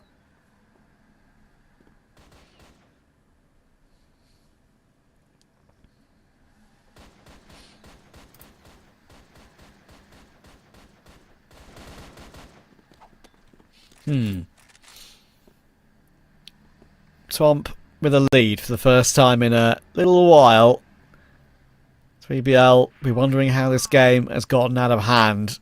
This is the Swamp map pick after all, but they're in such a strong position for a long period of the first half. Now it looks like again they're preparing to go in toward A. They come diving through. Jin has the chance at a couple, but actually, funnily enough, Khan looked like he should have lined up 2 there for definite, but now it's retake. Going to be coming forward for Swamp. They still haven't committed to getting the C4 down because they haven't got full coverage of the site in which to do so. Now they can move up, and back corner can be planted. Sad. Sniper in hand, waiting for the swing to come through. And as that smoke starts to fade as well, there's going to be a bit of room now. So somebody's going to have to take first contact, and it might be the hero player of DZY, but he's going to get caught by the flash. He'll reset. He spots the head of one. He'll spam through, and he'll do very well. Sniper dips up for a double. Lovely stuff. To bite back for 3BL. Tied up again. And yeah, Sad and DZY had to do that as well because Noxim was literally, I think, 1 point of health. Like, it couldn't have been a smaller sliver on the health bar on the HUD. So, yeah, it had to have been them two. And even though Noxim could play that headshot angle, obviously, got a little bit of damage. He had to rely on his teammates, that's for sure. Alright, 10-all. getting ever closer to the end of the map. And just being impossible to call this series already. You thought it might be one of the closer ones of the day. Of course, later we've got some of the upper group teams to have a watch of, which should be pretty explosive and pretty high quality. For sure. We just see if Vitality can continue to look sort of as dominant as expected. Hunt, it's a great dive out. They're going to clear that close corner. The flash and Omega, this is going to make life a little bit harder. Let's be a bit careful. There it is, popping up, but it's Nox and DZY. Nice work for them so far.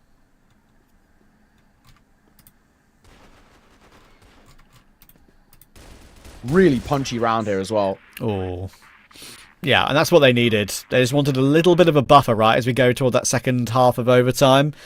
After all that's gone before, they didn't get into it with a lead, which is the lead they've kind of had throughout the entire game, especially the second half until now.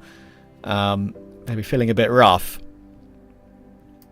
I feel like this is the sort of game that's destined for a golden round.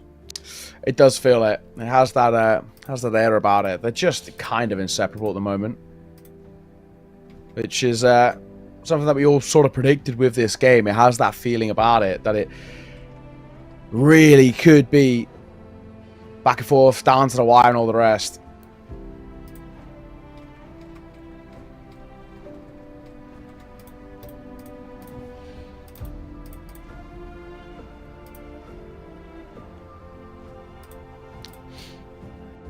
Decent time as well to take a moment to breathe in a spot like this. I feel like the 3BO, you can see Hunt getting very, very vocal there.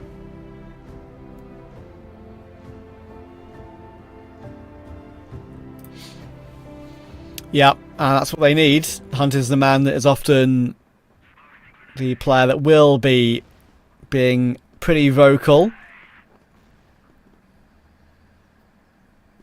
Let's see if they can get the 13 they need.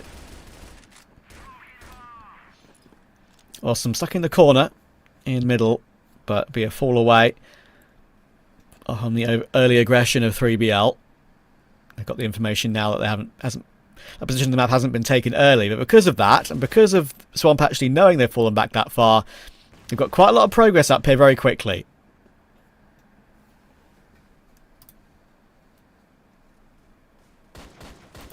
Josh, trying to tap just on the edge of that window there.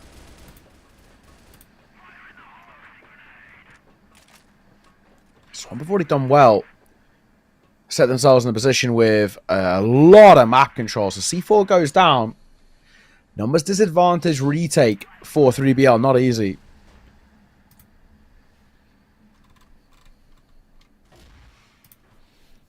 And that's going to make it even harder. Looks like Swamp are going to be bringing this game back to 11 all. There's no way in for Noxin and no way in for DZY. All 5 alive. Wow, and a team ace too. Wow. As we switch toward that second half of overtime. Every single Swamp player gets 1 kill. Everyone chips in and nobody chips in for 3BL. Wow. The first match point in overtime. It could well be Swamp because Sad has gone down early looking for an opening pick. You already said it, Trav. Let's be real. This game's feeling very golden roundy right now.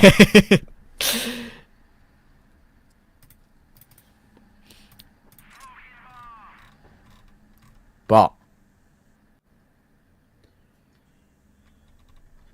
we're Sad hitting the deck. He's already done loads. These last couple of rounds, very, very quick deaths from him. We'd have to watch him from the grave.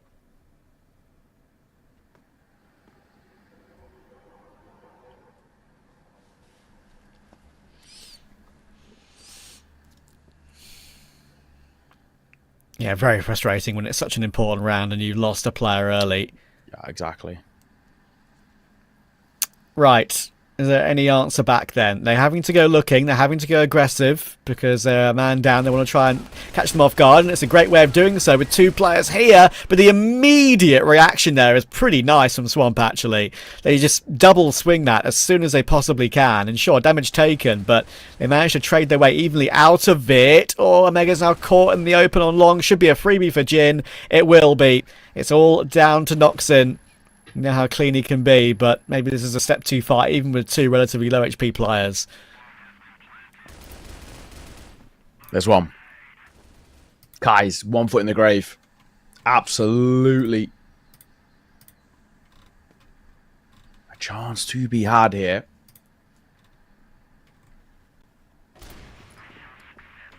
Oh, but denied. And it will be Swamp. Wow. Taking that advantage.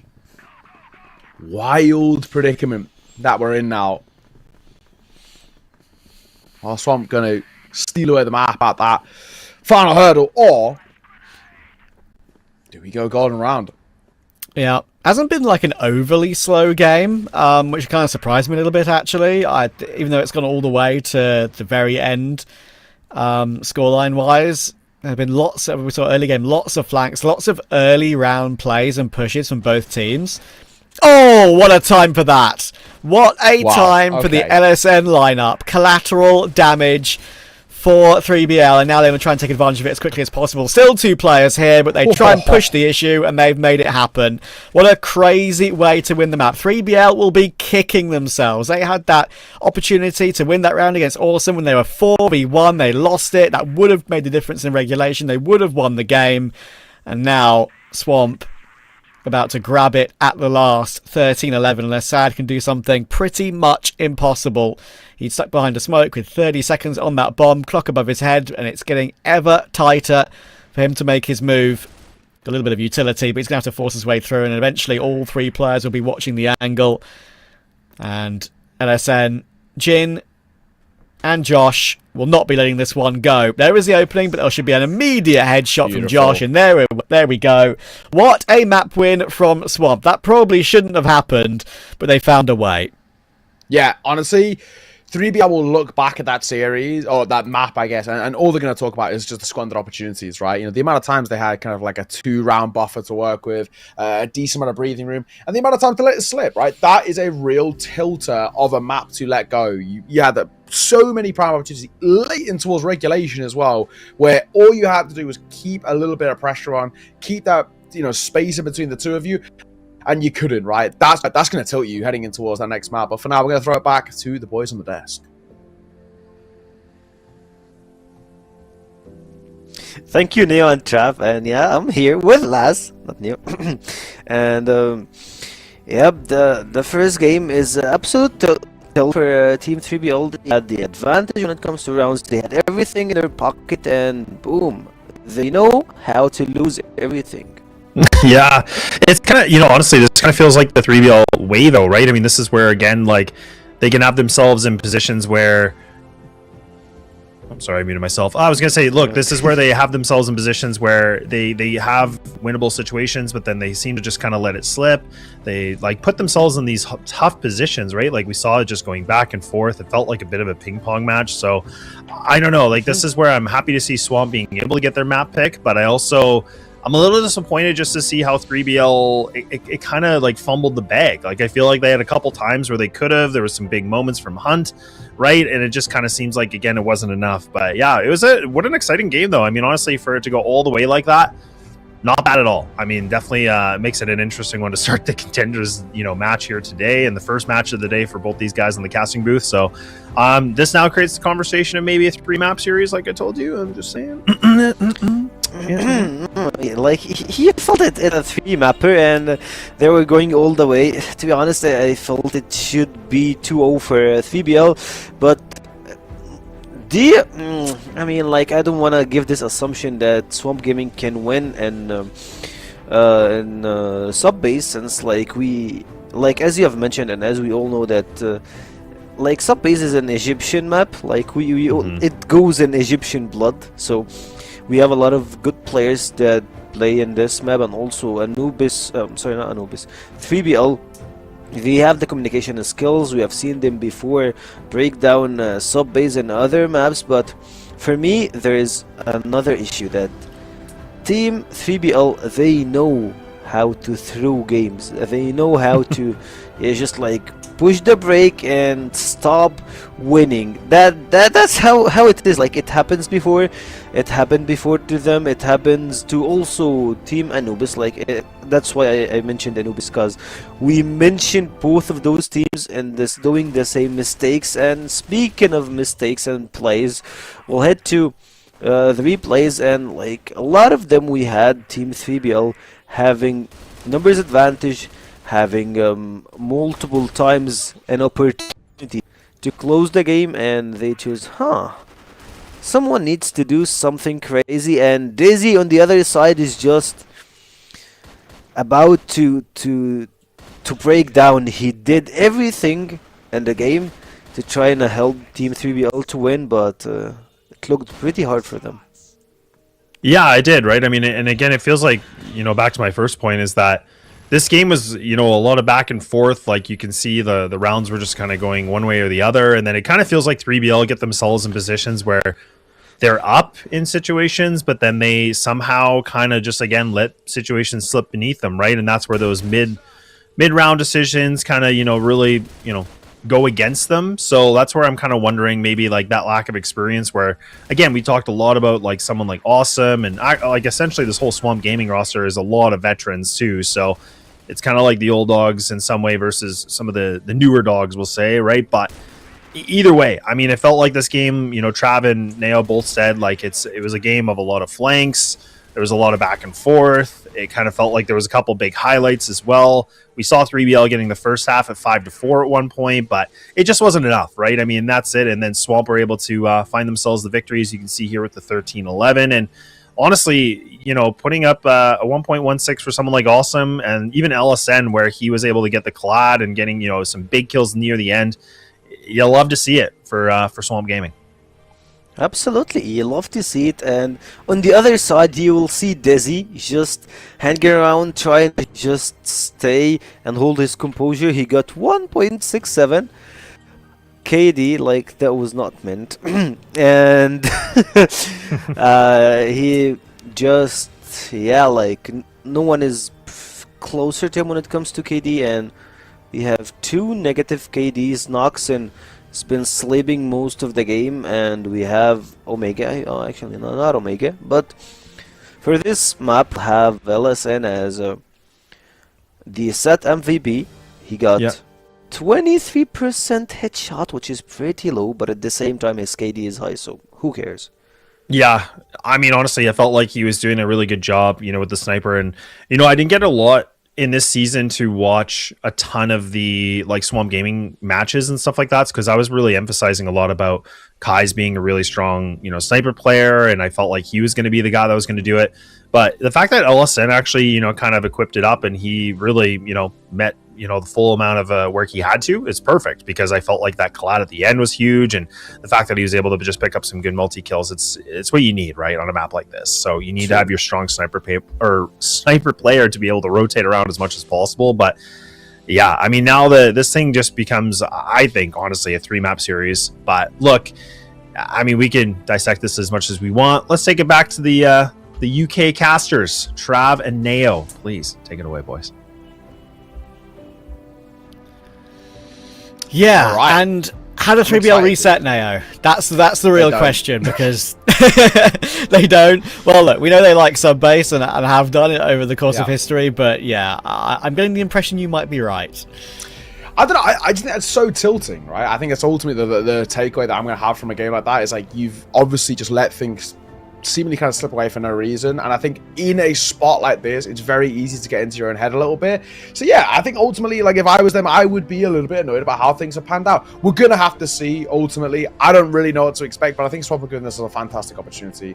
I'm kind of excited to see whether they can now kind of maneuver on from this into a map that generally, I think, kind of the Des are talking about. It's a very good map for Egyptian team. This one, of course, that's played all the way by even the likes of Vitality at its highest levels. The reps and like the scrims and the pracs can be really, really fantastic. But generally speaking, like, I do think this is quite an emotional side, and they're quite in a way, prone to being sucked into kind of a bad result like that and having a bit of effect. So let's see how things do pan out. But nonetheless, we're on the way in towards map number 2. And, you know, we had a long game to open up this first map. And I kind of feel like that might be the story for this series.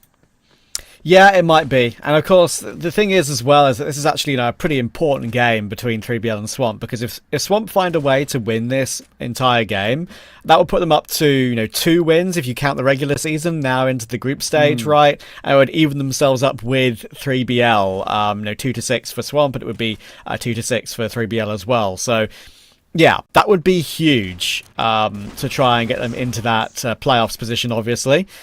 Swamp will look to try and recover this opening round over sub-base as well here, with Kai's finding Omega.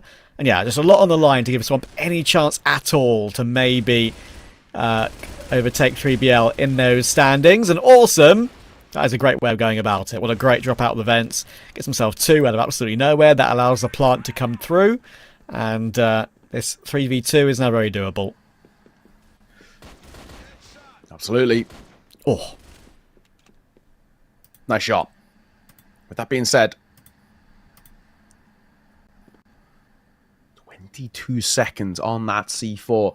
2 versus 2 is going to be a gap to work with. Missed shot. LSN going to pull out the pistol as well. He's under a lot of pressure, but he will nail a fantastic shot. And Jin was essentially there as an insurance policy, but he dips in and finds his. That 2 versus 2 successful. Really successful in the end there. A nice start for Swamp.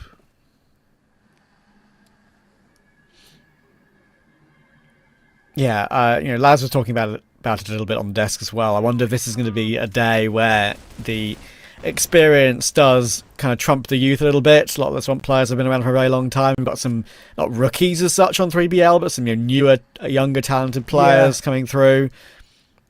So, yeah, I'll have to see, especially with the recovery from map 1. Getting them a little bit caught. We'll see what happens. Incredible double kill from Kais to start that round, but the trades are very good. Once again, they've managed to bring it back into a 2v2.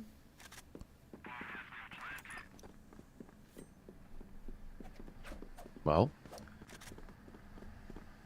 already saw what happened in that last round in the post-plant 2v2. Omega taking a different route here. Joined by Hunt as they're waiting. First and foremost, clearing a close box is always something that takes a fair decent amount of time. You got Josh playing up towards jail, goes in towards the smoke spots, nothing there. Now they know exactly where they're coming from. Omega's been spotted. Not quite dropped just yet, you know. They know where both of them are.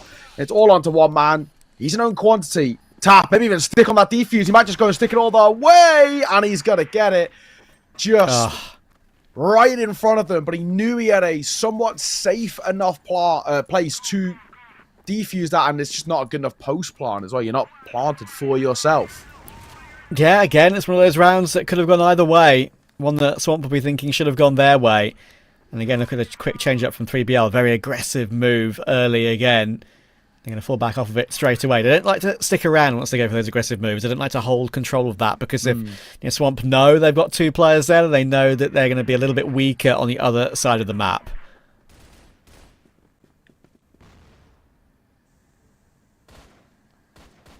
Sad. Just waiting. And for now, he's going to get tested. It doesn't seem like where they're really looking to head. Wasn't getting pretty aggro. He's looking for a lot of information. Server room. Nothing found. DZY needs to be careful, though. He's dipping between the 2 angles. The only issue is it can be easy to pre-fire that.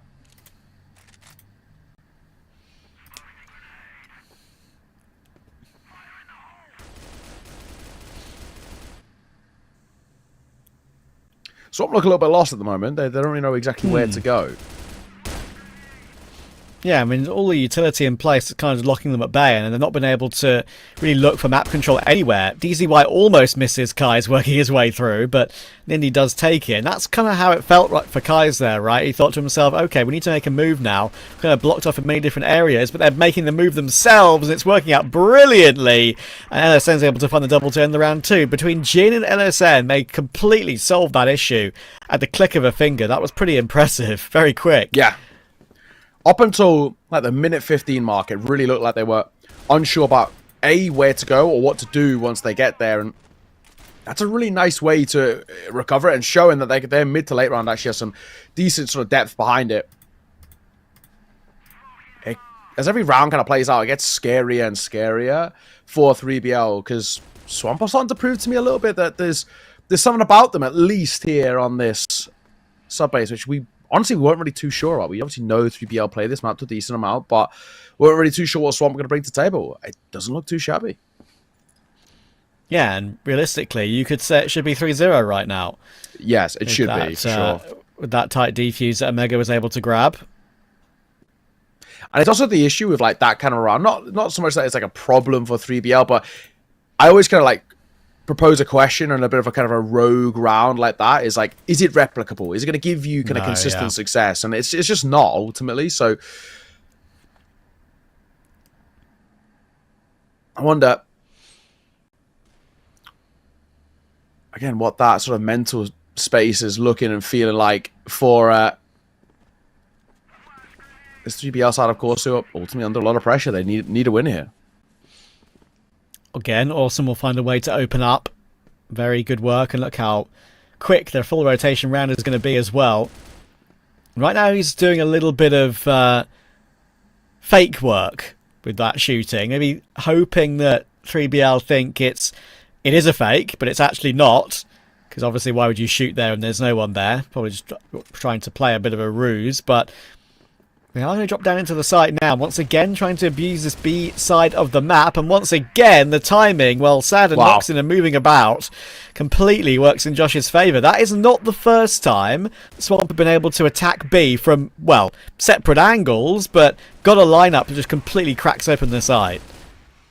Swamp look fantastic. There is a lot to like it.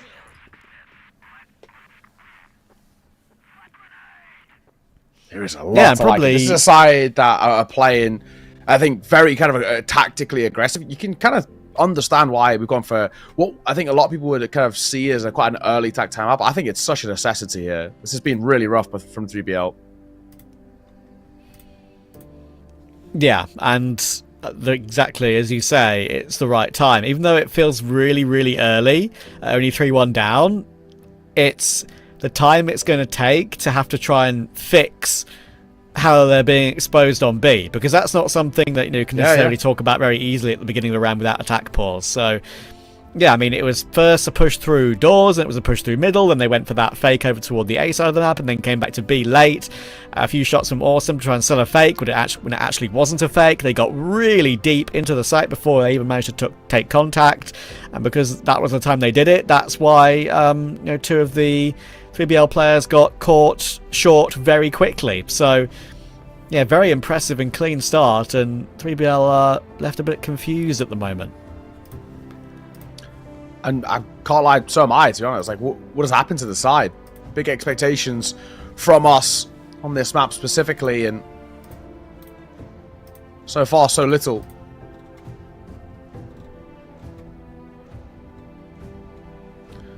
Well, as we come to the end of this, quite a lot to talk about 3BL. For Swamp, to be completely frank, they don't really need to discuss all that much. Like, everything that has been kind of panning out so far, like, you can very easily kind of brush aside that slightly thrown away round, right? I say, right, it's a flash in the pan. It wasn't important. It's not the end of the world.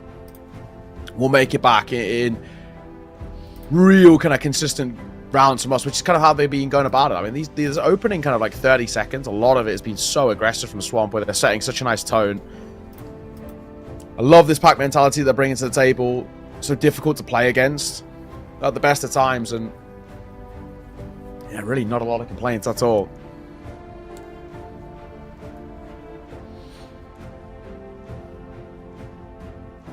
Yeah, let's see. Got our fist bumps in for 3BL, all in their team house, of course. As you can see, it's time to lock in and try and counter what Swamp have been putting forth so far. But obviously, you know, as you said, Swamp had a chance to talk too. I'm sure. Oh my goodness. Okay, here's the change up. They're going for 4 players pushing really deep into the outskirts of B.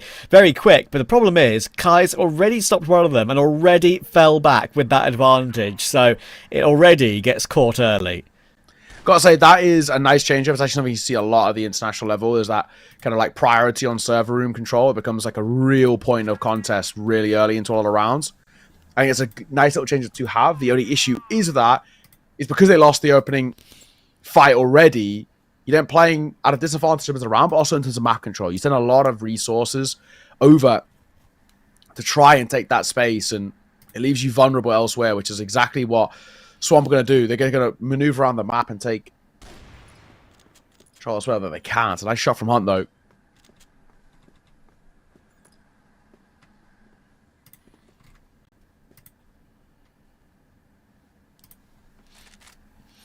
Yeah, this is an absolutely critical round to try and recover. They took all that time to chat and how they're going to play it. I'm sure, obviously, it wasn't just a conversation about how that early round would play out. It would have been a conversation about, okay, where do we move after that? Whether we get a kill or not.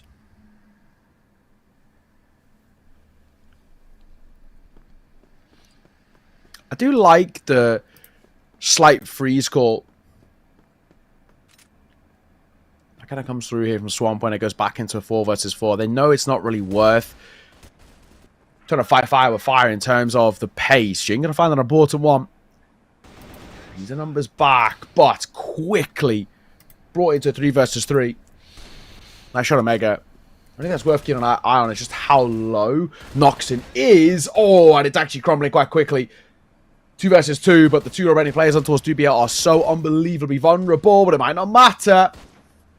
Noxon's tapping away. Jin, the last man. He's only got 20 seconds. Doesn't have loads of time. He has to make a fight work his way. He will fall. Noxon does so unbelievably well there. Yeah, that was experience beyond his years maybe in that position. Just wasting so much time, dancing back and forth, making sure that if you're going to die, it would have to be Jin pressing the issue rather than you making the error. So a really important round for 3BL to take. They keep the gap 1, and again an early pick back and forth to start the following round. Hunt will pick LSN through the doors.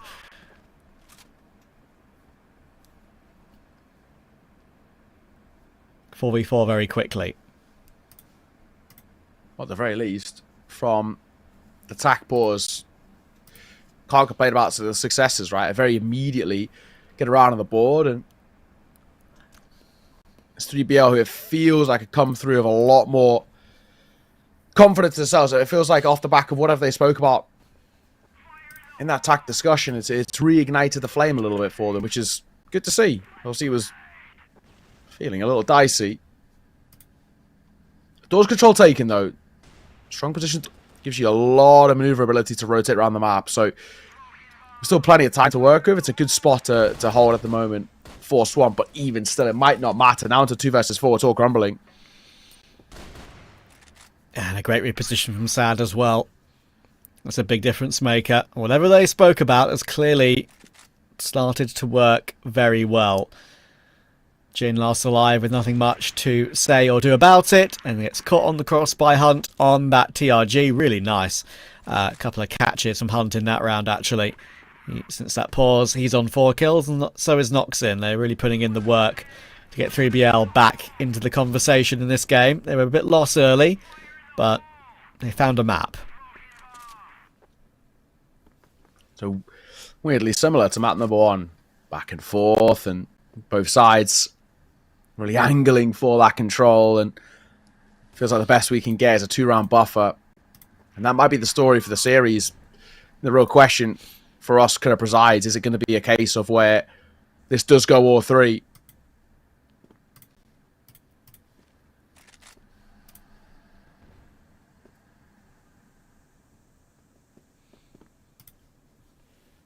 Yeah, it feels like it's almost inevitable, doesn't it, with how close this game has been, for it to go all the way, let alone on maps, but also for the entire BO3.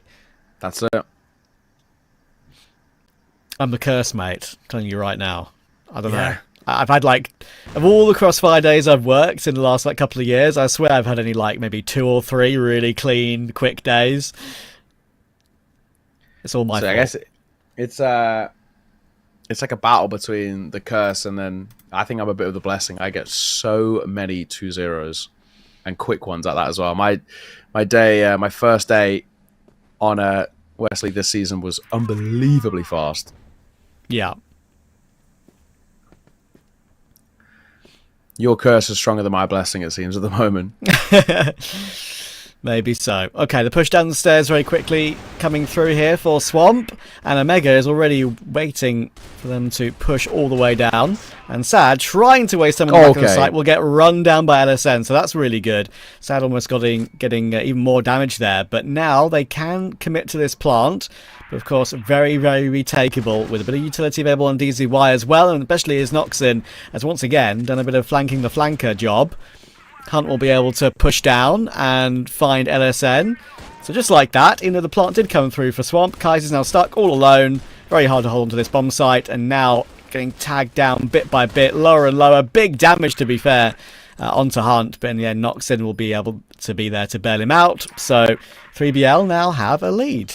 Yeah, nice streak, right? It's 3 rounds from them in a row since that attack time out. So they've done a good job of keeping a good amount of control, keeping their head in the right spot, and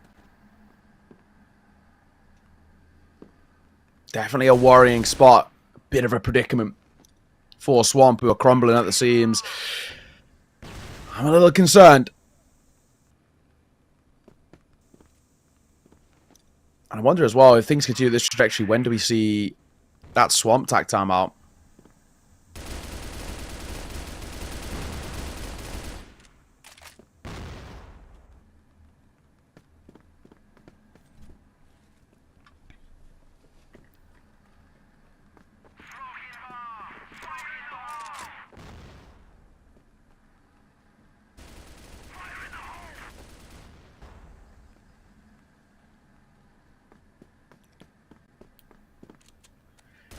I'm at 30.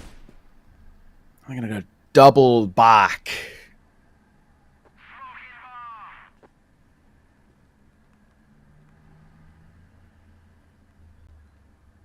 Not huge amounts.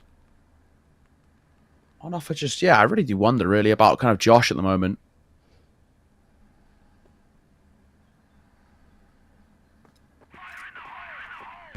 Great nade. He's so low. The spam is fantastic. Josh going to dive around, but there's a quick trade that comes through. I'm going to fall back, but he actually still could be aggressive, and he'll get a nice second. Yeah, chance now.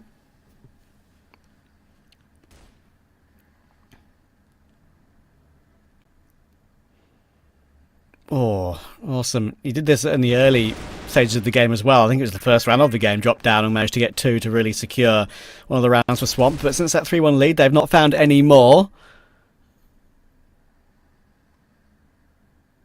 They have managed to bring it back into a 3v2.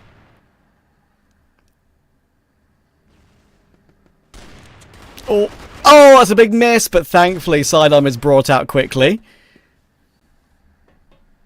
Sad and Omega now in a 2v2. Oh, he knew that Kaiser was coming though, and Sad reacts brilliantly. Not just with that kill, but then the immediate flick round to find Jin, and they've confirmed at least a lead on this first half.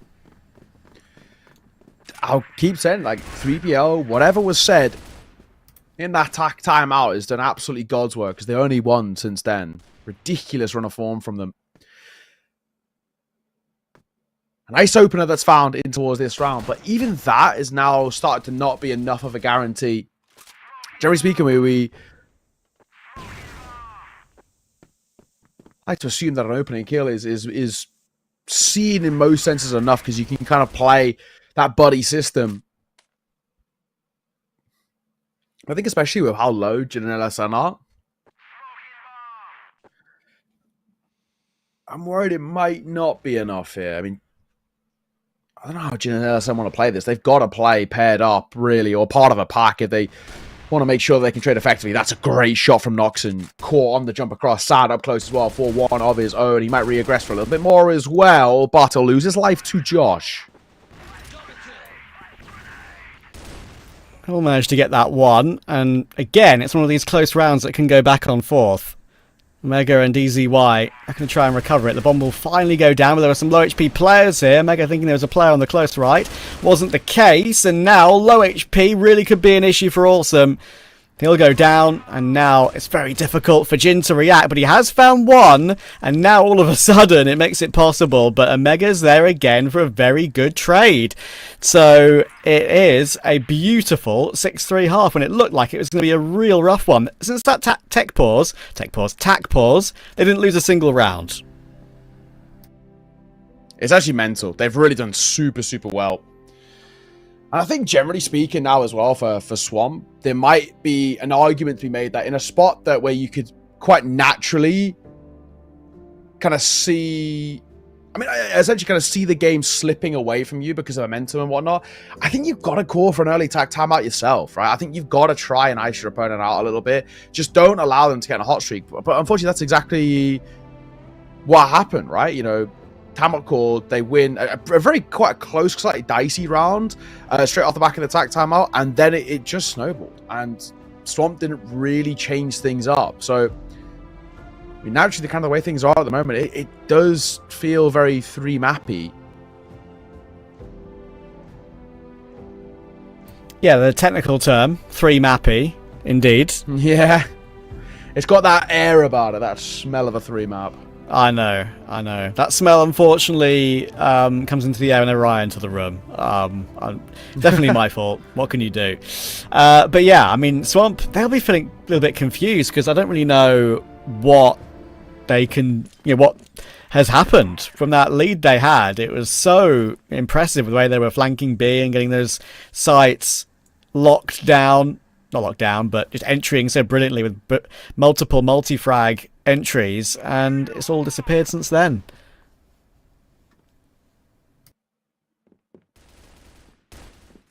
Let's see. Noxon had a little look in towards the door, didn't see anything.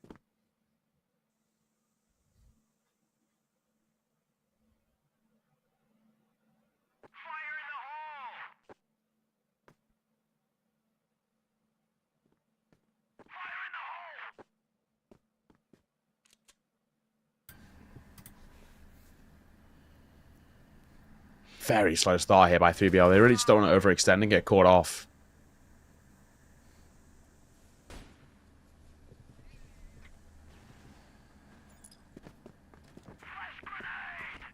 Lockers, take him. They're diving through as well. They've got to clear Kai's up here on towards the rafters.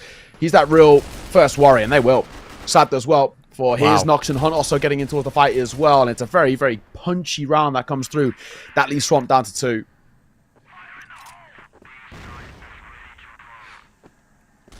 It's possible that it's still retakeable. Only one-man disadvantage, but Josh is already being checked by DZY outside, and there you go. No way in at all.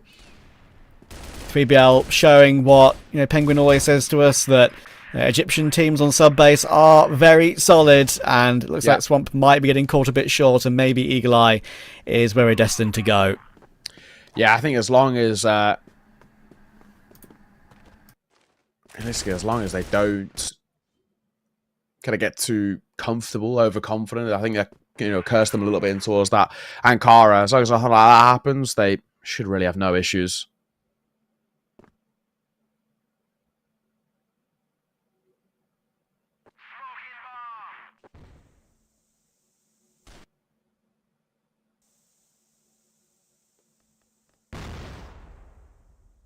Jin waiting. Just an information play.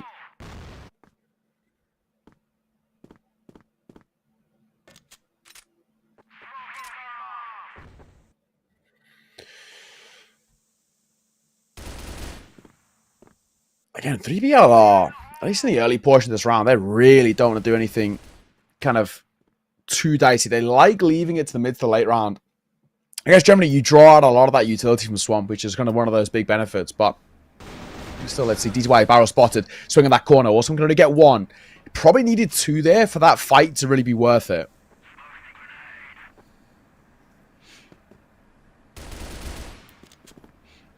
Coxon's able to find one on the little creep forward, though. Kais will drop.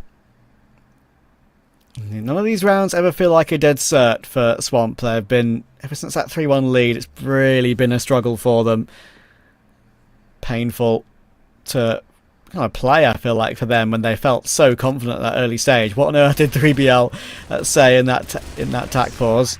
Bit of a response here as LSN finds Noxin, but Mega again able to trade quickly, and Hunt holds a long range angle for the rotation. Just good map knowledge. They've played it enough over the years to know exactly that's how things will go down, and they are dominating right now. That is 7 rounds in a row. Yeah, these guys are absolutely flying. It feels like it is all but guaranteed at this point with how things have been panning out. They're going to close it off. They're just flying.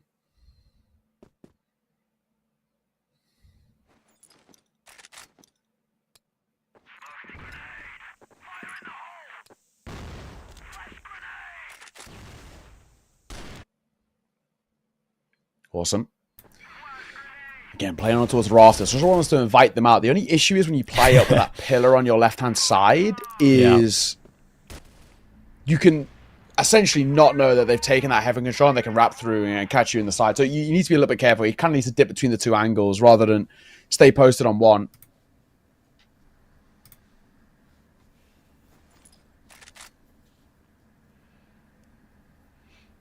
They are going to maneuver their way down the stairs now. LSN on the line. He's got a great angle to be able to confirm at least the 1 kill. The rotation in toward the control room is excellent. Kais will get 1. Nade does follow up on LSN, which is very nice from Noxin. They are continuing to press the issue, and Kais is now down. Jin's going to have to try and hold on, and he has. And with Josh coming to help out, this is going to be Swamp's first round in a while, unless they fumble it against Noxin. Finally, they found a way to break through this 3BL attack. Bomb is dropped on the site. Unless they give up a freebie to Noxin at any point, they should be alright. They're a bit worried about his late lurk or flank through the vent, maybe, because just haven't really seen him at all yet. So maybe that is something that could catch them off guard. And with 35 seconds, Noxin's going to have to make a move down these stairs eventually. Go back to the rifle, the M14, to try and make it happen. And he now is near that C4, and Awesome is keeping a little bit of an eye on it, but it's definitely plantable here for Noxin. Jin and Awesome. They're actually not going to work together. They're going to split through as their choice in. Jin, he's putting the pressure on. He forces him into Awesome. That's really well played. By taking that staircase control and going quite aggressive with it, you force him into a fight on the other side. And because of that split, which generally we kind of say we don't normally like when you split up, playing that body system, kind of like trading off the back of each other is generally seen as kind of the smart move. It works very, very nicely there, splitting up. And while in doing so, finally around for Swamp. It's been a while since we said that.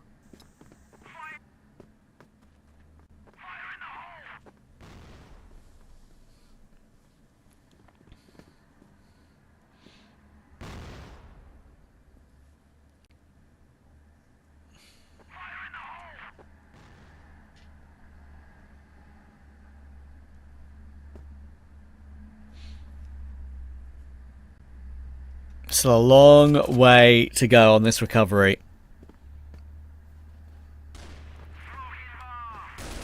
Awesome. I think here's a few players coming through on his side. Might be calling for some reinforcements now. They are kind of tripping over each other a little bit, though. But he still makes up for it and gets 2. Very nicely. Hunt is coming through a little bit late. Should get caught by Kais. It's exactly what happens. Now Sad and DZY are the final 2 players remaining. And they're going to drop into Kais from the heavens into hell. And Swamp are now only 3 away. It's slowly getting into that sort of reaching distance. I probably don't start to believe, though, until we get to maybe like an 8-7. Then I can entertain the idea. I think anything outside of that, where it's, you know, up to that 5th or maybe even the 6th, I probably would still kind of chalk it up to a bit of a cosmetic comeback more than anything, but still not enough to convince me. You get within 1, you get within reaching distance, and I might believe a little bit, but this is great work. Noxin, Hunt, fantastic double play there. Numbers of answers, 2 versus 4, and this looks like it's going to be 3BL right back to their winning ways. Yeah, very quickly. Not wanting to really give Swamp any opportunity here. Looks like we are going to be getting 3BL up to 9. Josh is stuck behind that smoke. And Noxon might see him in a split second as well. There we go. It's a freebie. And now 1 away from confirming Eagle Eye.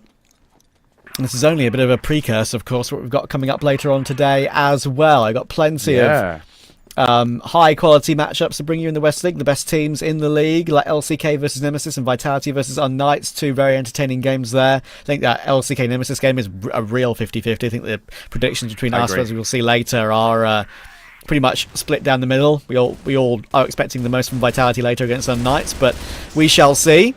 And now time for 3BL to try and maybe close out this map once and for all. Good responses from Awesome and Jin, but again, 3BL just have that extra player over to trade, and that might be enough to confirm the map. There's DZY, there's all the frags required, and 3BL do the expected. They do take us to map 3.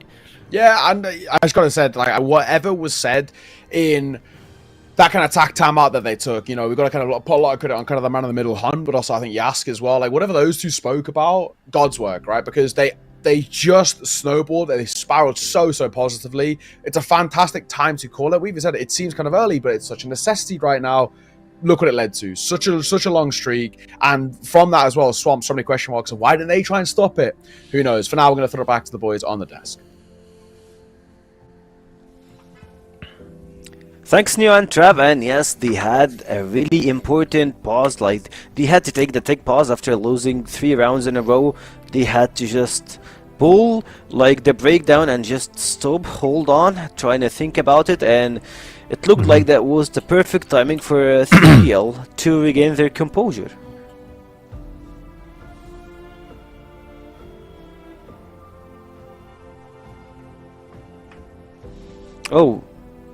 Oh, it looks like, yeah, we're having some small problems, but at the same time, I believe that it's from VMix, as usual, you know, like those stuff happens every day. But at the same time, I believe that 3BL versus SG, second game was pretty close. At least on the second half, it felt like that Team 3BL, they took the rounds and they just keep going till no one can stop them.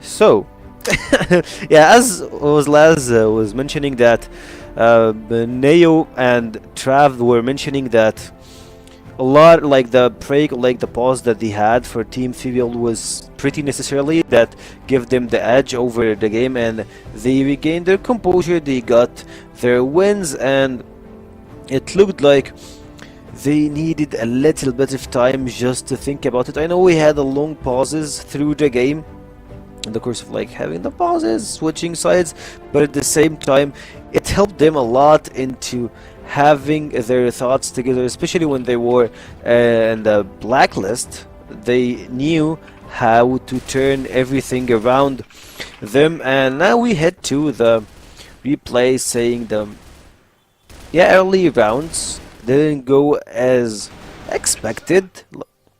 Like 3 rounds into hands of Swamp Gaming was pretty hard, and Awesome was just firing at all cylinders.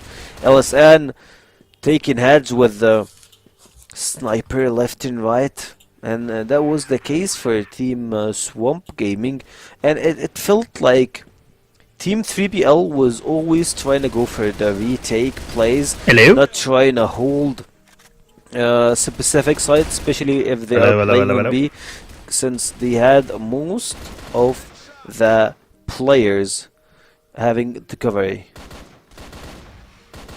Okay, I think I'm back. I think I'm long awaited. I'm back. Welcome. Thank you. It's you just get to look at my face, unfortunately. But yeah, again, I think you kind of captured what I was already saying too. Is like the importance of timeouts. It's good to see that 3BL. They take that little bit of a conversation and then look at how much different the team played, right? I mean, and we were kind of saying this, and I know you were really alluding to this as well, like just saying the Egyptian teams, make really good work on a map like this. So not really unexpected, but I was kind of a little bit surprised in the sense that Swamp was able to get a really good start off, but it just felt like 3BL. They just had to calm things down. Long conversation. You could see Hunt was a little bit animated, and then kind of smooth sailing really after the end of the day. Yeah, they sailed with the game to land on Swamp Gaming place, and now we're heading to game number 3 between both of them. And for this one, to be honest, like, even though that I called for Swamp Gaming to lose this set, like the series overall, like Eagle Eye, it looked pretty shaky from Team 3BL. Like, we have a lot to talk about this game, but I can't just slip it out that we're going to Eagle Eye for 3BL. I don't think that they have a lot of wins in this map, but we'll see what happens in Eagle Eye. Now we'll head to see our, of course, stats and who did what, but for sub-base we know the names that been shining a lot, Noxon and at the same time Hunt, both of them. Like, just imagine Hunt being the IGL and doing and being the highest KD with Noxon. Yeah, it's not bad, eh? I mean, that's the thing. Like, what's been so interesting about like Hunt is like what we talked about is, I mean, I've always said in the very beginning, even from past seasons, is that he's a, and I think Trav actually mentioned this too in the very beginning of the first map, was he is a very passionate guy. And again, he's one of those guys that is kind of this young talent that I feel like he could be the up and coming. He's trying to take all the tasks. He's trying to be the IGL. He's trying to be the big fragger. Noxon does beat him in it in the sense of like an MVP, but man, oh man, it's pretty close, right? I mean, at the end of the day, it's neck and neck, but you got to give it to for Hunt to be able to lead a team, put up some big numbers with Noxon as well. So that was a pretty close encounter, but well deserved for Noxon to be able to get that MVP for map 2. Yeah, and he's been here for ages. I believe that he's been here for, like, I don't know, almost 7 years, something like that. Yeah, he was a substitute for most of the time, but being a substitute with good teams, that mean that you're taking from their experience, having some coaching sessions. And for now, it looks like we're ready to head to a small break and get back to you with game number 3. Well, we see the old guard of the CFWL win, or the new talents will appear.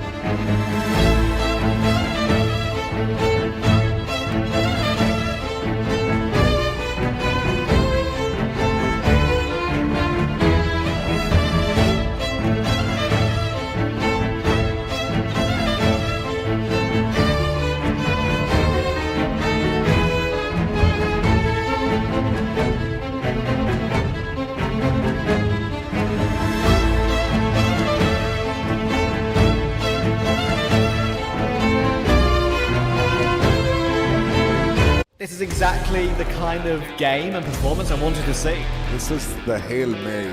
Every individual player is bringing their A game right now. That's what I'm talking about. I've had enough of being quiet. I want to get things moving. The Madison not able to get Free! Oh my word, straight out through that smoke just recently. Zane has spotting out Frisk here. Yes, Trevor very scared going for that swing.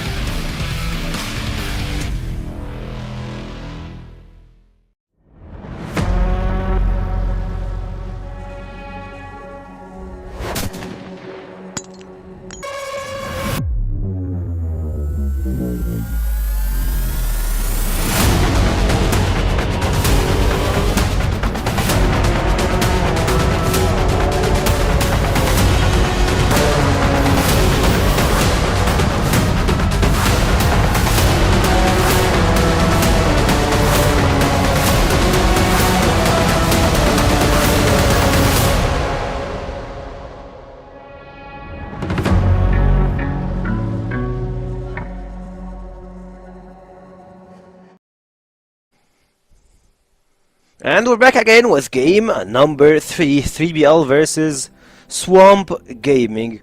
A team that represents NA versus a team that's starting to see, like we're starting to see him on the competitive field. Of course not 3BL, I'm speaking about the players, don't get me wrong here. So, young folks versus old ones, who got the win?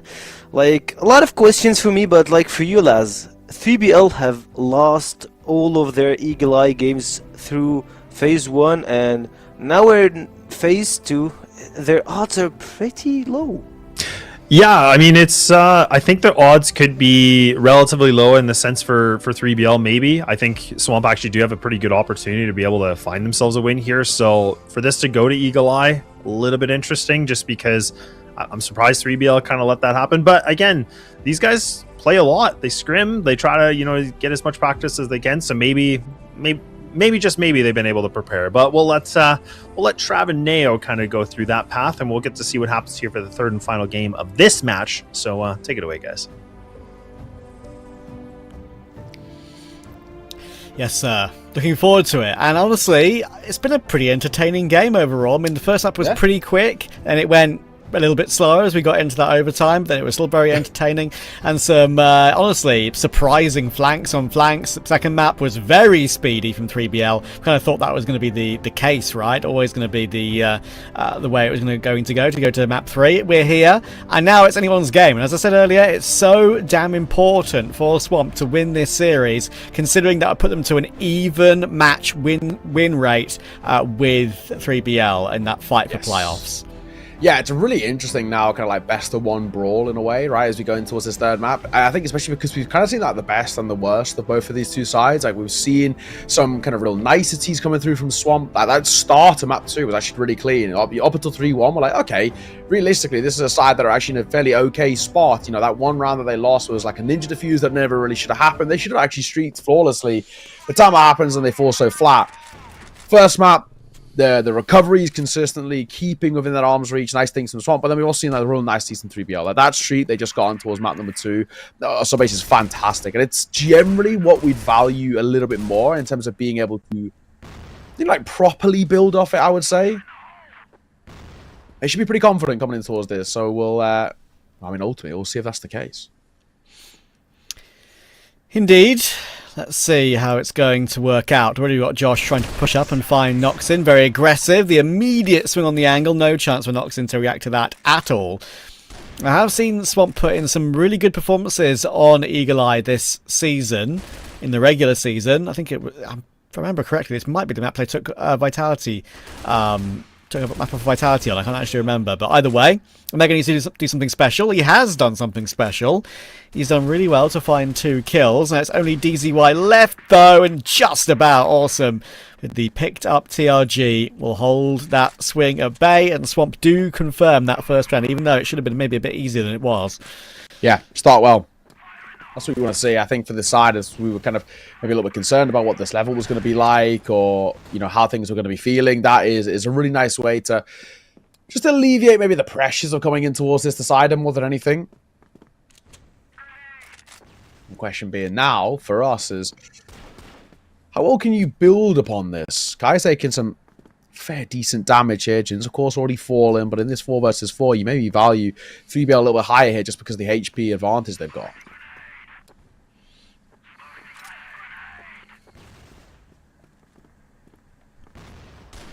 Flash from Awesome catches both Amiga and Sad. But DZY is the play he'll actually catch and remove from the round. That gives Swamp a chance to plant the bomb. Again, down on B. And very good positions held here by LSN. That's an arm scene as Omega tries to work his way through. No way out. Knocks in very late. Will manage to find LSN. And Kai is going looking for that trade. Does get deleted too. So this retake is on. Josh is still here. Needs this kill. Does get it. That's a big one. Now Sad having to retake with the TRG is not easy, and he'll be caught trying to work his way toward that site. So 2-0 Swamp early. Yeah, out the gates looking pretty solid here. Setting quite a decent tone. That being said, BBL to find slightly better ways to get proactive. A lot of damage being dealt. Pop shots being taken here as well. Nice find. Hunt can actually fall off that position too, which is pretty good. Jin, for one, knocks on DZY. Kills a piece for them to keep the numbers very favourable.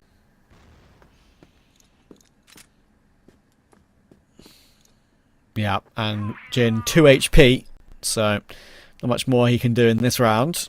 TBL change up the pace, and once again, very speedy. I mean, it's 1 minute 40 on the clock, and we kind of know the answer of the round already. TBL do like their early round aggression. We've seen it on both of the maps in the series so far. Jin, it's a great clear, and considering he's a player 2 HP, that could maybe change things for a split second here. Sad going down cleanly is big. DZY very quick on that rotation, and finally Jin will go down. That relaxes things a little bit, but we've seen 3BL lose clutches worse than this already today. That 1v4 to Awesome on map 1 comes to mind. And then comes LSN, looking to try and do a little bit of that same work. DZY's in the open, they're swinging it kind of freely, and now LSN's seen where Hunt is. Again, a little bit too free for 3BL in clutches like this, but in the end, Hunt doesn't take any prisoners and celebrates by jumping off the map, as anyone does. There's a slight sort of bated breath there, though. Yeah. It's definitely feeling a little weird. They were over fighting, but also giving him 1v1s, which must be really precarious. Kai's will open up proceedings, though. Nice way to respond back into the start of the 4th round. Something like that Swamp are doing quite consistently here, which is, for them, it's really about how well they can kind of set themselves up with these opening duels, but Omega will dip in for one of his own to bring it back into a 4 versus 4.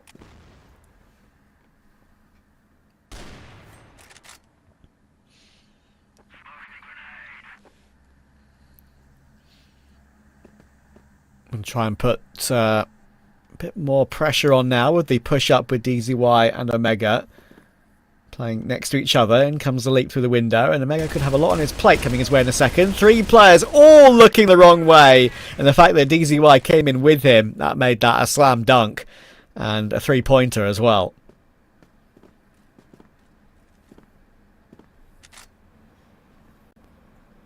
Well,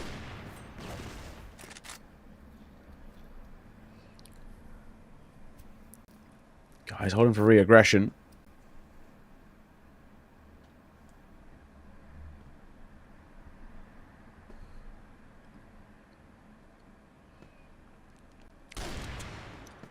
Oh, nice find as well. We'll get on towards DZY. 1v4 turned 1 versus 3.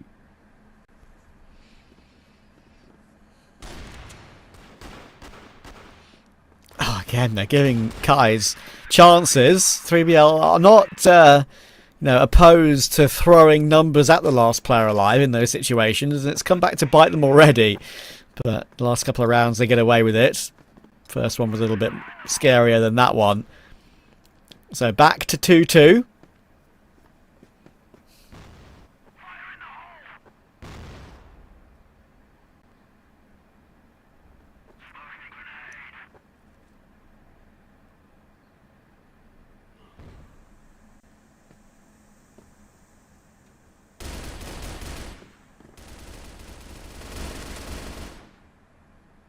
White. He swings would be dead to the right.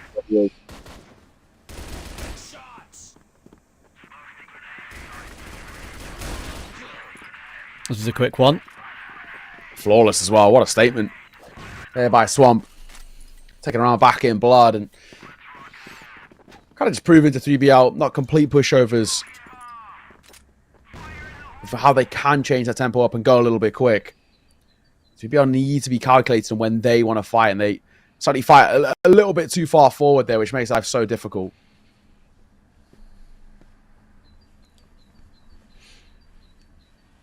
Yeah, a very speedy way to get to their third round. Now, LSN and Josh are playing together, waiting to see if 3BL again try one of those aggressive early maneuvers. There's always that decision you have to take.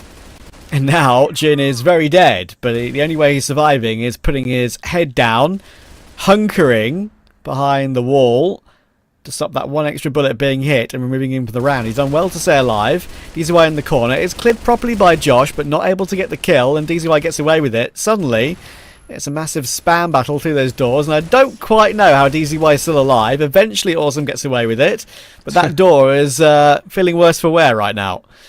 Yeah, I've seen better days, that's for sure. Still, though, in this 4 versus 4, you can kind of see that Swamp don't really have good map control information kind of to work with at the moment. It's going to be life seemingly kind of difficult here. Try and get themselves into a site as we're under that minute mark. And they're still holding, but in all fairness, the holding for aggression might work out because they don't clear close properly. Hunt going to get 2. That is huge. Can't get any more behind it, but once again, it's Kai's left with all to do. This time, it's a much more doable affair of a 1 versus 2. Turned. Oh, 1 versus 1. LSN, his head spotted. He's in the open as well, and dead to rights to Omega, and a big celebration from him. Yeah, that's a big one. It's done really, really well there. Lots of back and forth rounds, lots of clutches, and some have gone somewhere and some have gone another. Makes it even at 3 apiece. And look at 3BL again here. LSN had no clue that they were working their way through so aggressively toward the tower. That is, again, big damage early. Unexpected play for Swamp to react to. And they're already down a man because of it. I really like what 3BL are trying to put into practice. It's not the first time, and it definitely won't be the last. They go for these surprising early moves like that. And already LSN was none the wiser to that one.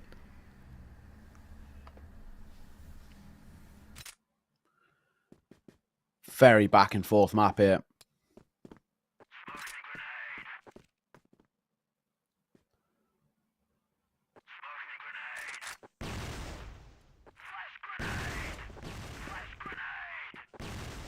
Pop through Kai's gonna be that first contact. On the site itself, it looks. Sad is holding for the cross as they round that corner. It's Kai's.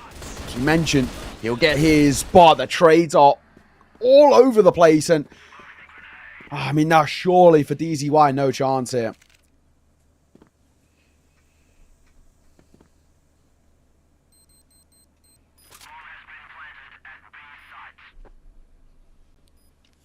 See what he can do. There have already been a few clutches for Swamp that have gone this way. Now DZY's chance, but no, Josh gives him no chance at all. Literally while he's falling, easiest headshot for him. Very, very sharp.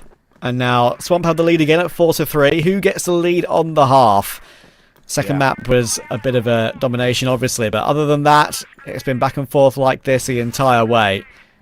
And already, actually, Swamp are getting a lot of pressure on the A site. Very rare A site fast push. Haven't seen it in this game yet, and Jin will manage to run down Sad well. Unfortunately, the Global Risk side are on the scene very, very quickly. And now LSN, actually playing from the window, has a definite chance in this what would be 1v3. Smoker's in a very awkward spot for him. I think he might know that DZY is under the window. Now he does know for sure. And he's literally clinging onto life as DZY. And now LSN should know that. Surely the pistol will be enough. Any bullet anywhere will get this kill. And he confirms it. Swamp with a great fifth.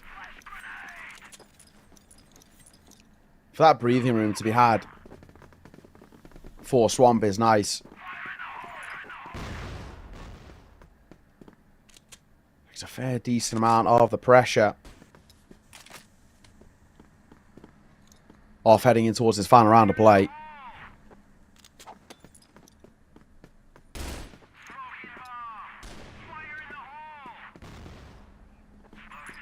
Noxon playing on towards the bridge itself as Josh going to reclaim that space into Hotel.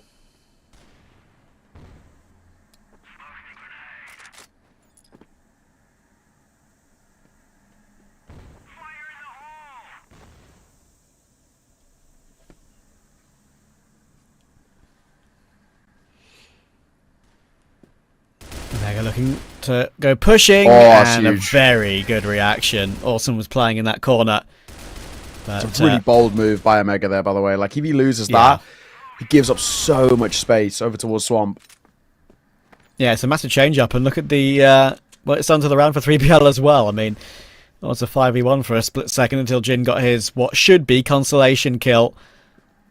Jumping their way through now. And they know they've got him completely locked in the hotel. There's no way out. And there we go. So Omega will get that frag. And it's on as even in the half as we thought it would be again. Nothing really to choose between these two. Swamp have a slight edge with the final half of this BO3 coming, knowing they have to win it if they want to get to that even win-loss record with 3BL in the league, in that lower group. Yeah, very true. And remember to talk here as well. See, the likes of like LSN, Jin, getting pretty vocal here. I think for this side of Swamp, they know they've done quite a decent amount in towards that first half to give them, or for like some comfort, generally speaking.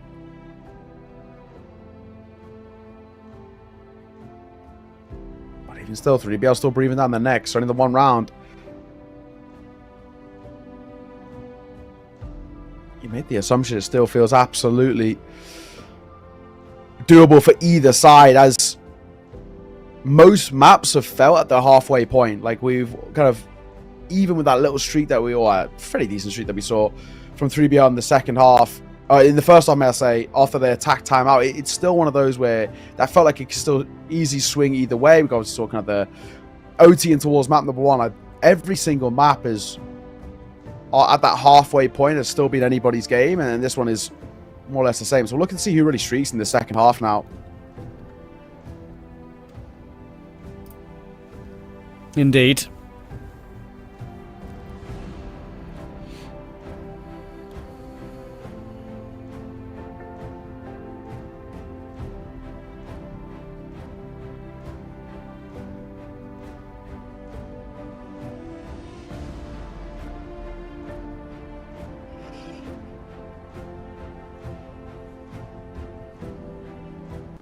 Well, We're ready second to half go. about to get underway. There it is.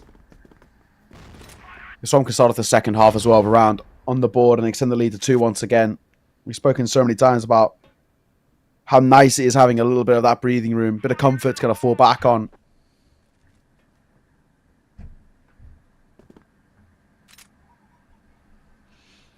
Let's see if they can continue and keep that throughout the game.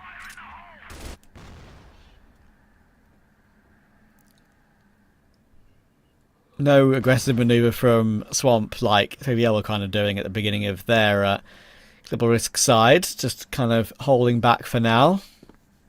Yep.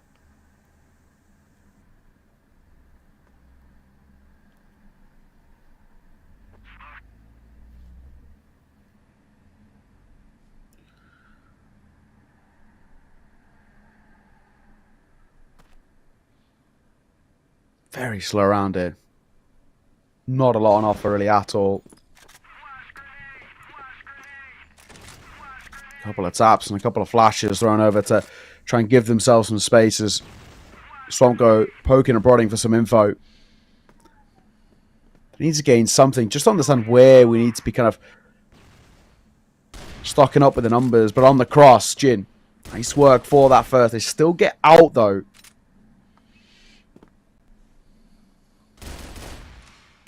Oh, good catch. Omega will go down, or sorry, Jin will go down to Omega, and now has a chance to try and put them under pressure. Josh is very close, trying to push as he goes for that plant, and actually it works out brilliantly. He finds both Omega and Hunt. Then Kais pushes forward to find Sad, looking to try and help out. All of a sudden, DZY is wondering, where have all my teammates gone? You know, he's got no say in the round, so he doesn't even go pushing for it. And Swamp do very well there to pounce while one player is occupied with that plant. Yeah, nice work. Here it is. Our little buffer zone to work with. Just keep an arm's reach away. We speak about streaks and again these real runs of momentum. I mean, it's all down to 3BL together. Like in a back and forth game, Swamp aren't gonna mind this at all. Josh, opening 2. How about 3? Oh yeah, Josh does so well. Pretty immediately. 3BL are under a hell of a lot of pressure. DZY, a couple of picks were spotted. It's a laboured fight, but kill nonetheless. They're going to come over towards window. Saj be tagged up by that, and he's seen off by the HE, in fact. Swamp, 3 ahead, 3 away now from taking the series. Yeah, and pressure is on 3BL from here. They're going to try and put something into practice in this round that wins them it. Usually it tends to be the case that a round like this is the one they'll find because they know they have to take it. But Swamp are looking to fight. Big lineup for Josh. All 3 kills, and Sad is trying to trade desperately. But Awesome is there to help out, and it's all fallen flat on its face. DZY wondering if for the second round in a row why I'm alone. And look at the kills for Josh as we start the second half, up to 8. What a beginning. He is dominating the server right now. He's looking really good. Just DZY. It's so hard to fathom a way to make anything work in this. I mean, first step, of course, is scooping up that C4, and then deciding where you want to go with it. But I feel like what Josh has done in this round already should be more than enough.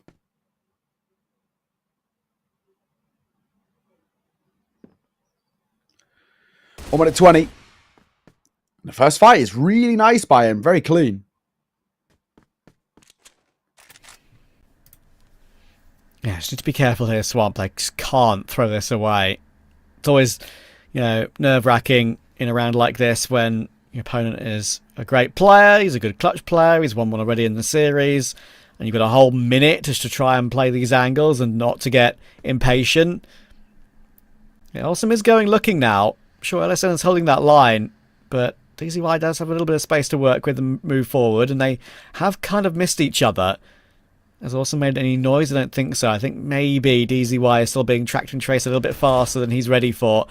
There's information, damage taken, but he does now have space to put some utility down and get the bomb planted. You never know. The fact that he's even got that luxury is huge, but this fight, there's just too many bodies fighting from 2 different ways as well. No chance of even trying to attempt a spray transfer. Easy work. And a simple thing for Swamp, you know, opening fight goes their way very favorably. Josh does super, super well, but it's just keeping the numbers advantage. With that being said, time not going to be taken by 3BL. Last time they did this, went on a incredibly triumphant streak. So a question of will it be more of the same? And they're quite desperately hoping that that is the case, really, because they so need it. They're in a lot of trouble at the moment. Yep, it's the right time for it. They have to kind of be flawless from here on in.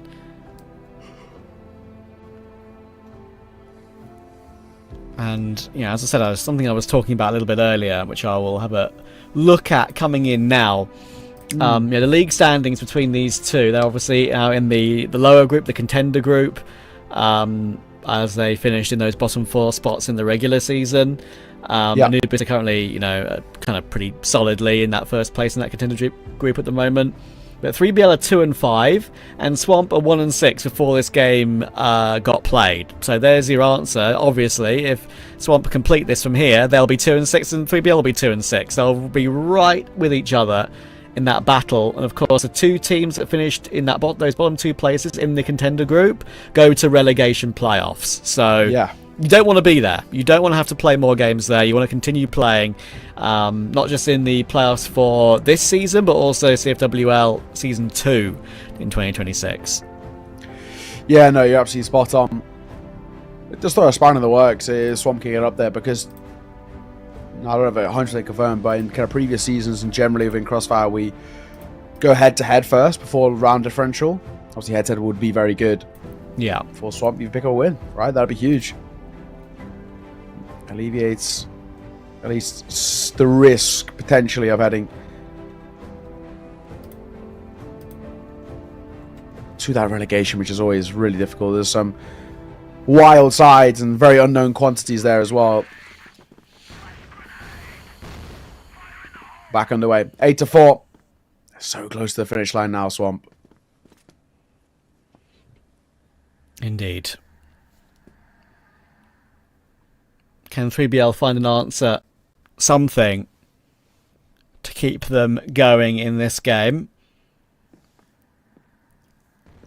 Swamp have been rock solid for the last couple of rounds. In comes a bit of utility to try and force their way forward, block off Jin's POV, and then a push through to where Josh and Awesome perhaps could be the first port of call. Jin kind of knows what's going on. That smoke obviously is a little bit awkward, and now Kais and Josh, they have got no idea what's going on. Oh my goodness, it's a free triple kill for Hunt. All of them were trying to push forward as a group to try and maybe go for what would be a double or triple flank, but Hunt just completely cancels it. Now Jin, he'll get his one, but the flank comes through again and knocks in. He has confirmed this one. Jin is last alive, and 3BL should find their fifth.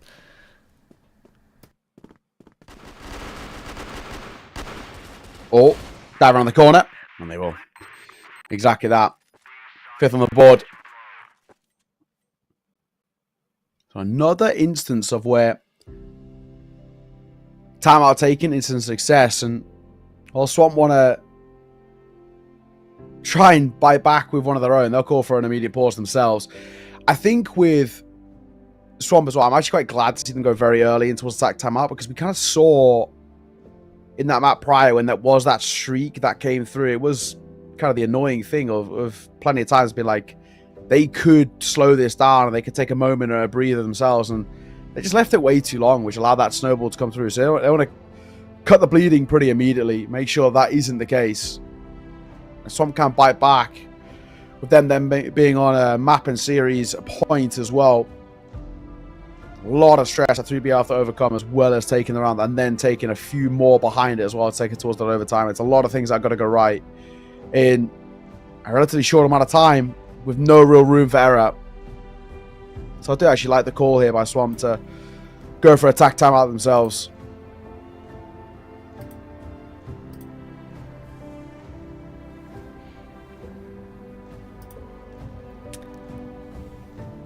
Yeah, and I don't hate them for throwing it in now, because sure, you've still got a 3-round buffer as you were talking about, but it's a case you just don't want it to get a little bit closer than necessary, or too close for comfort. Just so happened in that previous round they got completely outmaneuvered, and Hunt was able to come all the way through and catch that flank and spray all three of them down. But as you can see, it seems like all three of them are in pretty high spirits right now. They know they're in a very good position in this game. Yeah, I don't think they'll be too stressed. It's just they know they've already seen what 3BL can do, and that it can hover on your mind a little bit. Don't want that risk.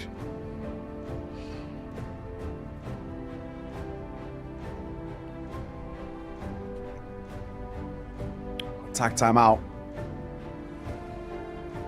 Ending now, and round will be game will be back underway in just a moment.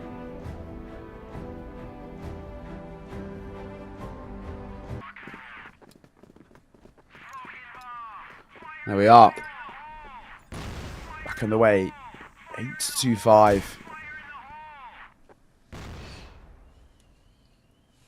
Let's see. Is there anything left for 3BL? Will this pause for Swamp now change things around a little bit? Will it confirm them getting over the line? They've been in a very powerful and strong position like this on Eagle Eye before, showing it's a better team in LCK. I think it was earlier in the season, and they didn't find a way to close it out.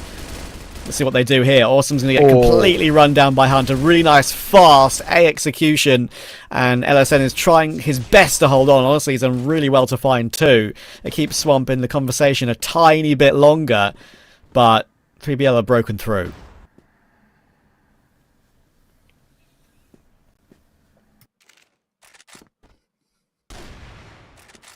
What do you do now for the remaining two?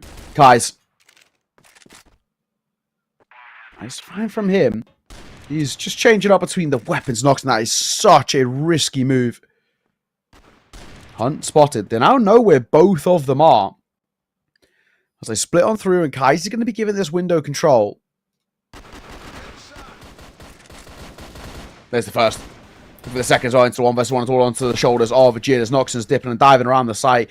For him, he's really just trying to buy some time as best he can. Oh my, so well done from Noxon. Yeah, that is a critical 1v1 to win. And he's done very, very well. We know the talent this young gunner's got. Some of his multi-frags in the other games in the regular season that I had a chance to cover were pretty beautiful to watch. But it's those maybe more ugly 1v1s when you find a way to drag them over the line that matter just as much, if not more. And he's done very well indeed. Gap is now 2. It was 3 clear and 3 away for Swamp earlier. Now it's 2 for both of those two stats.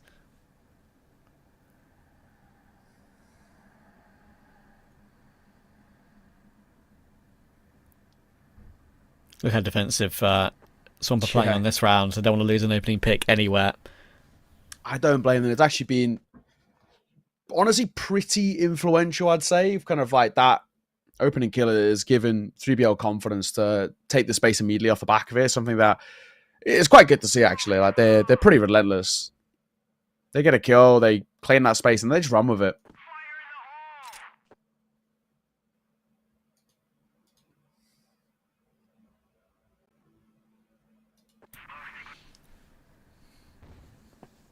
And now, though, still a waiting game.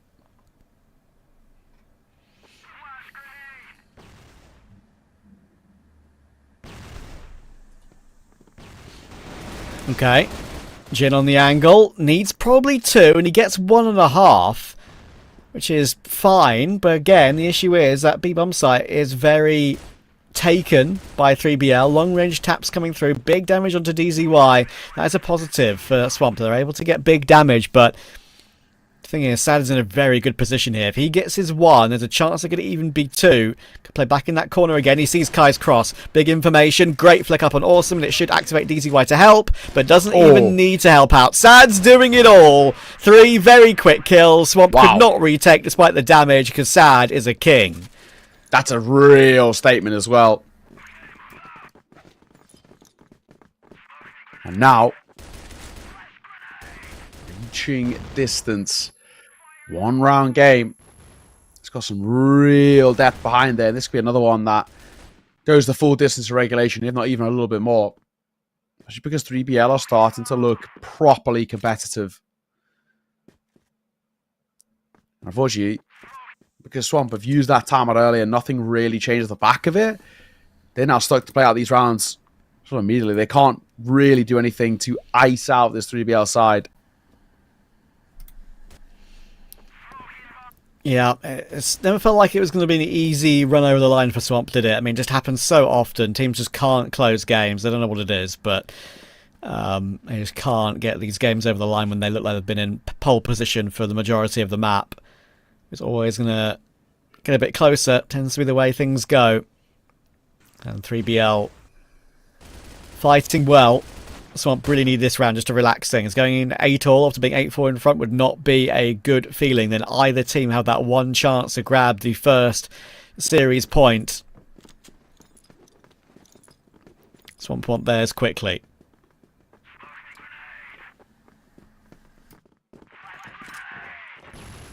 Flash in. Onto the window 1. On the right hand side of sight. It's awesome. Be first to fall in this engagement. The trade's coming back and forth for 3 versus 2. Make that now a 2 versus 1. It's all on the shoulders of Josh. As it looks like 3BL are set to tie this game.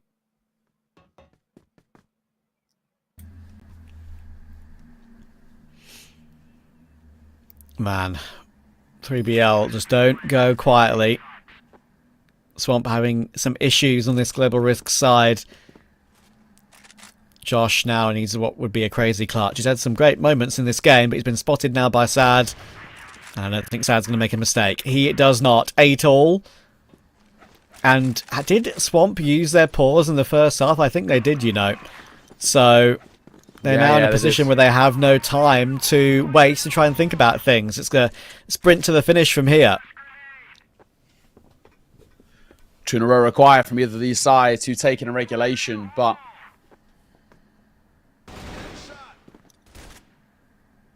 how back and forth things have been. It's always a little hard to predict that, if anything.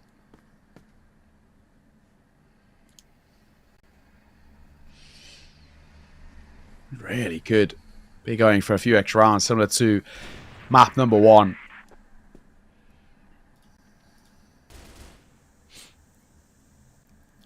They need the 9 after... Yeah. In fact, they have lost 4 in a row. I feel like they just would fall down 10-8 if 3BL got their 9th first. Good opening pick to work with. DZ White down. Kai's pretty aggressive on this forward angle as well.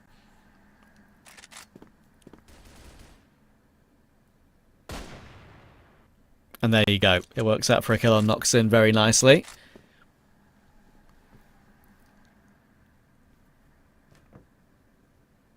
Hassan just jump spotting for information right now. I want you to get caught off guard or caught by surprise in any moment.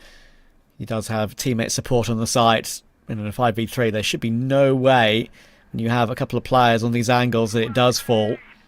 Hunter's now going to push forward with Omega, and they're going to try and fall all the way round. Actually choosing to go the long way round.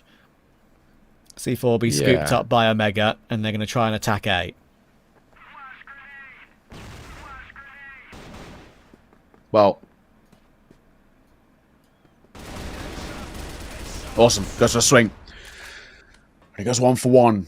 As Hunt finds one of his own as well. C4 will be recollected, but trying to actually commit towards the A side feels kind of impossible. But they don't really have time. They're going to cancel, it looks, and it's hard to tell whether they actually want to double dip, but I don't think they really get a choice. I think they have to, if anything. LSN holding and finding as well. Down goes Hunt. This is Swamp to lock in a 9th map and series point for them. Finally, it's been a long time coming, and they get there in the end.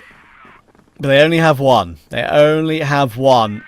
As I said earlier, even when, I think it was, halfway through map 2, when it looked like 3BL were answering back really calmly and confidently, and we're going to take us to a map 3 of Eagle Eye, that maybe this game is destined to go all the way. It has gone all the way. The final round of regulation in map 3.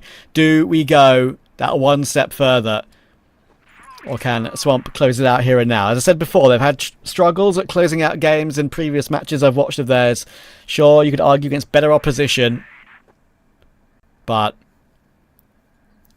Swamp would love this win. Both teams would be on a 2-6 record if they're able to win this round, and it's anyone's to make that playoff position. We know probably where Imperium are going to finish in the league, dead last, I'm afraid, but in this Contenders group, 3BL and Swamp are battling hard to join Anubis in those playoffs. Great pick from Sad, though. Jin will go down and Kai's will get caught too. More information for Noxin. 2 players crossing. Josh and Orson, I think, may have seen both of them. So just like that, as I said, just never seems to go quietly. Always seems to be teams recovering these score lines. They're 3 kills away from overtime.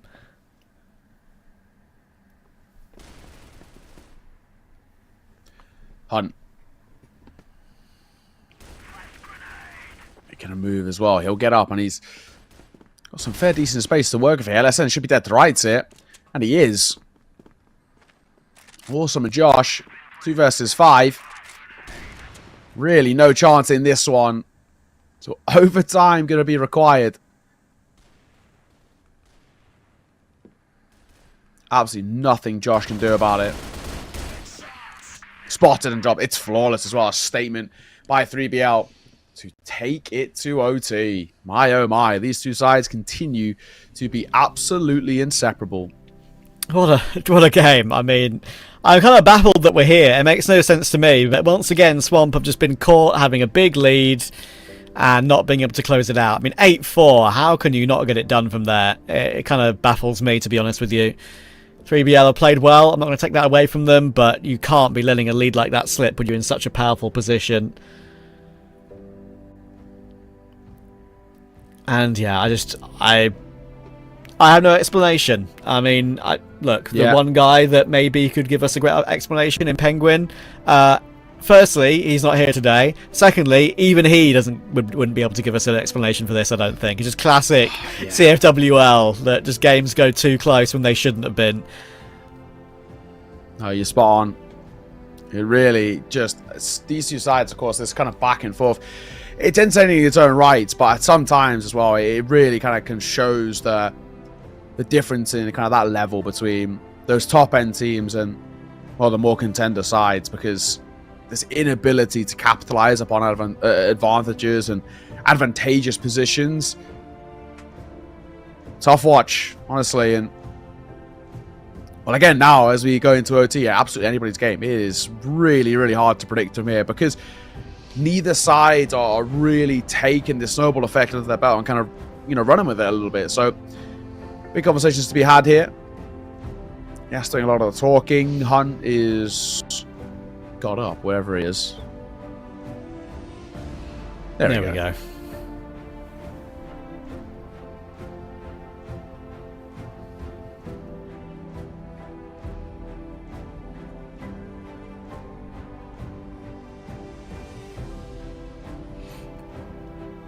Well, the one thing we can tell you is that we're going to get an answer to this series very quickly. Yeah. Overtime will be played out, and with a golden round, obviously, and no endless overtimes, we're going to know the answer. Very true.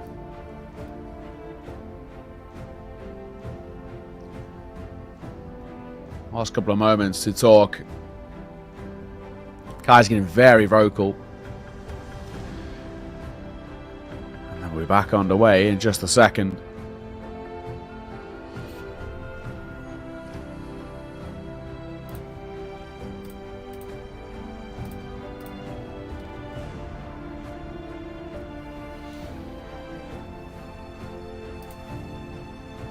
Oh, I assume we will. Very soon. Do not worry. Do not despair. Overtime will begin shortly.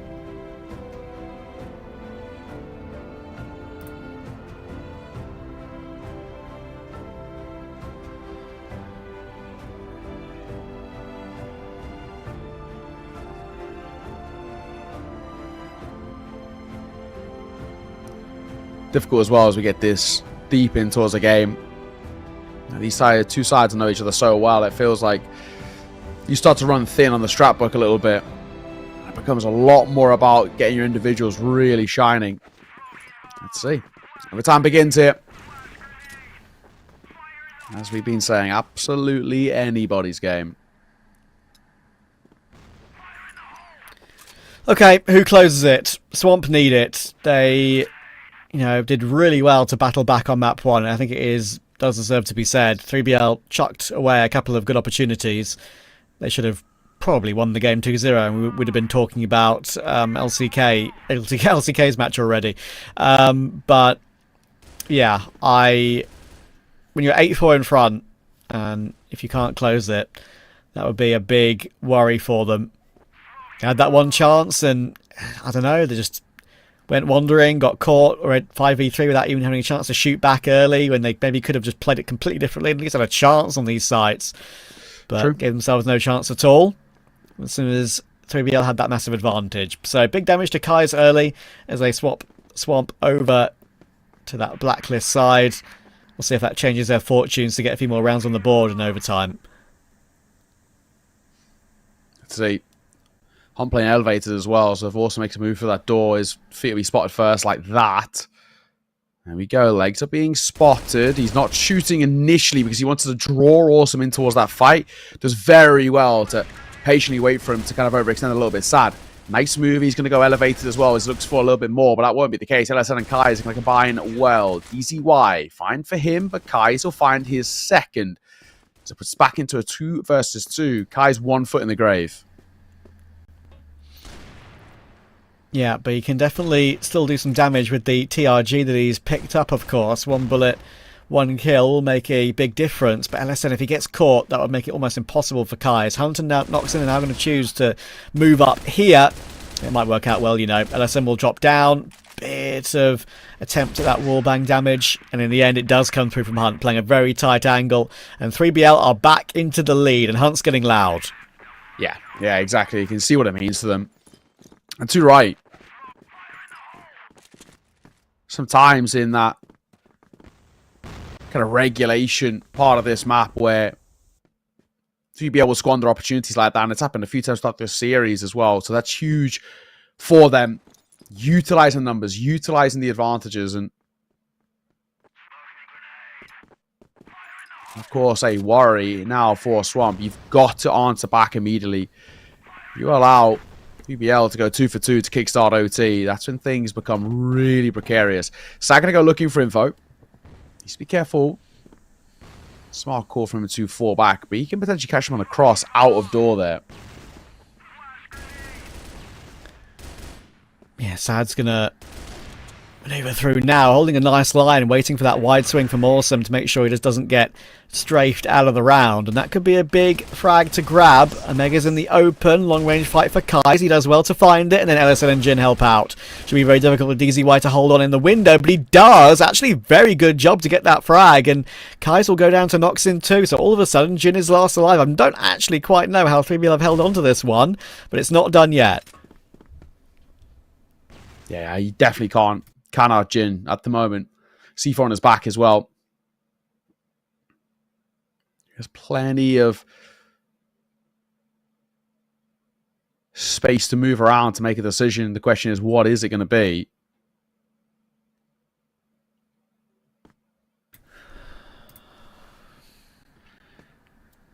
At least for now, nothing really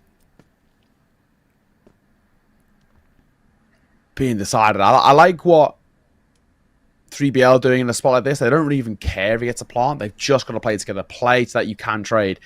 And Jin has all the space here towards the A side to get the C4 down. Yeah, and they'll realise it immediately. Yeah. And should be able to jump in. Exactly, should be able to jump in together very quickly. And as you can see, usually it makes it very difficult for Jin to win the clutch. And Noxin says, yes, you will not be winning that one, my friend. Just about gets away with it. He was low HP too, as you can see, 10 HP, almost a crazy win for Jin. But in the end, it's in the bin, and 3BL are 11-9 up. Huge. Massive 2-round buffer. This is so aggressive as well, and it's going to work out for them. DZY knocks and kills a piece. Sag going to get aggro himself, and that'll net him a lovely find. Swamp just caught half asleep at the start of this round. It's cost him everything. Kais will get 2 back, and that's not bad. 3BL are playing very aggressive here. They're still in the open fighting, and obviously that smoke is blocking them off as well, making the fights a little bit of a lottery. But he's done well.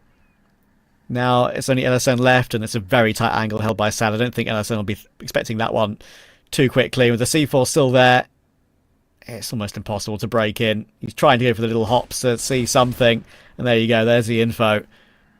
You know, he's still locked in there, and with no C4, you just have to keep him there. And there is a shot from Omega. That is a really lovely change-up from 3BL to go for a play like that when they've already won 2 rounds in overtime. They're like, look, we've got a bit of a buffer. Let's throw caution to the wind and try and catch them off guard. It did. Also, as well, just like, what a time to call that. Like, it's obviously kind of deep into his OT. You've had 2 successful rounds where you've played inherently a little bit slower, I think, generally speaking. You go for a bit more of a pace one to kind of immediately take some control, and they're completely caught off guard by it. It's a lovely little change up. It's really made them feel super uncomfortable, and bang, look where we are now. So close to that finish line, and Swamp, you could really see a world in which, after a lackluster first half of OT there, you're super checked out. Yeah, they only need 1 round and Swamp will be looking at it as another game that's gotten away. You can look at it from both ways, as we were talking about earlier. I mean, probably 3BL should have won this in 2 with how they trolled a couple of rounds on map 1 to lose it 13-11 in the end. But at the same time, that's the past, this is the present, and Swamp were the ones who had the lead and just couldn't get to a series point quick enough. They got one at 9-8. They've not got one since and won't be getting one unless they win 3 rounds in a row. Oh, well, a lot of stress, it looks like, on the faces there.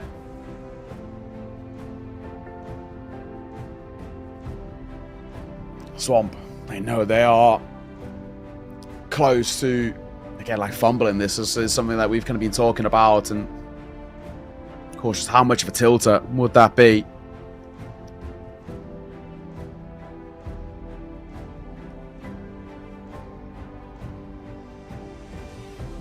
Last moments before we get back underway.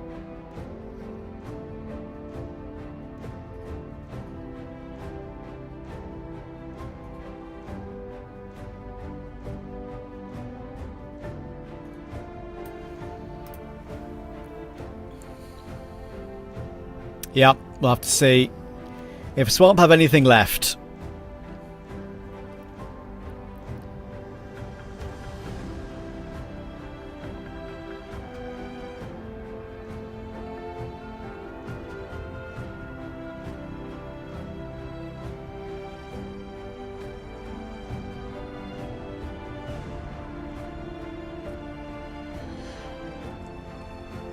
Taking a moment to get underway here towards what potentially could even be the final round of play. Hopefully not too long though.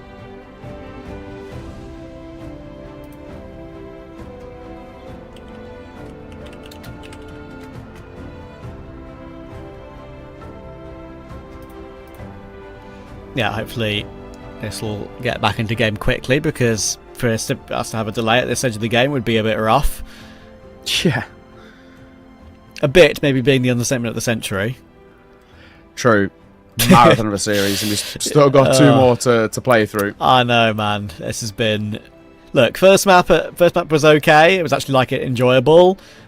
Second map was quick, and we'll obviously love it when it's quick. But this one's been very slow, with pauses both ways, with both teams knowing they really want to try and put everything they can into trying to find a way to win. So all the pauses will be used, everything, etc., etc. So. Yeah, it's been a bit of a drag, it has to be said. Especially now with this delay here for seemingly no reason whatsoever. I don't know why we'd have a delay at this edge of the game, but there we are. There we go. There we go.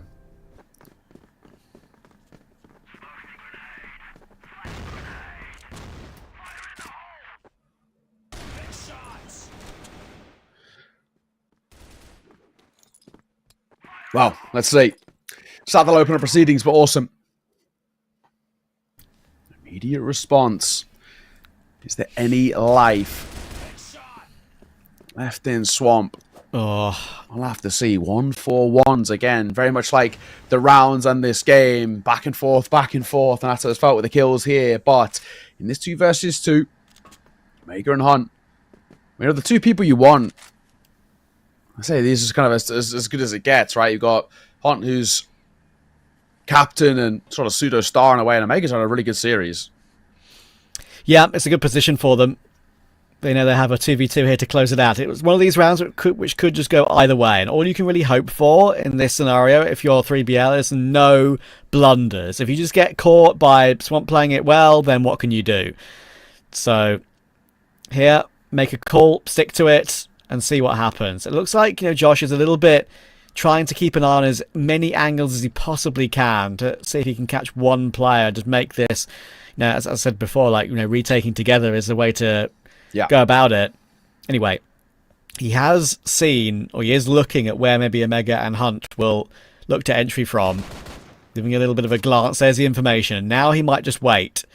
The bottom plant can come through. Actually, it's been dropped just to play a bit more time, and we'll come through it last, but in the end, even though Omega was holding the angle, Hunt's got a chance to close the game, and he'll only be able to get the one. Kais trades it quickly, and I'm not really sure what Hunt needed to do there. Like, he had the bomb, he just dropped it and waited for a while for seemingly no reason. I felt like that sort of has been the case a few times here and there where it's close and then ever so slight fumble. Swamp aren't dead just yet, though.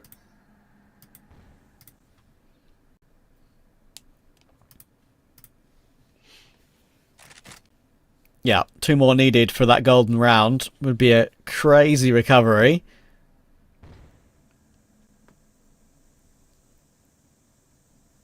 Even getting to the golden round would be a pretty stunning recovery. Yeah. 3 in a row. Anyway, again, Hunt just walking into the wall, delaying the early round, just waiting to see how his teammates will set up in that default and where Swamp, if they go aggressive, it will be.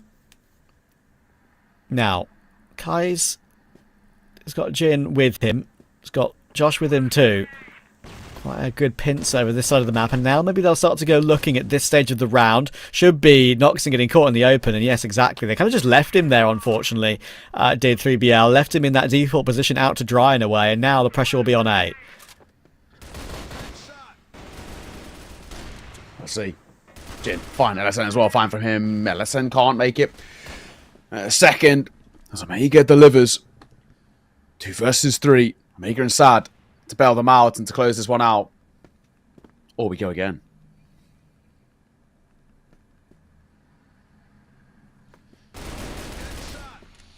Good catch from Kais.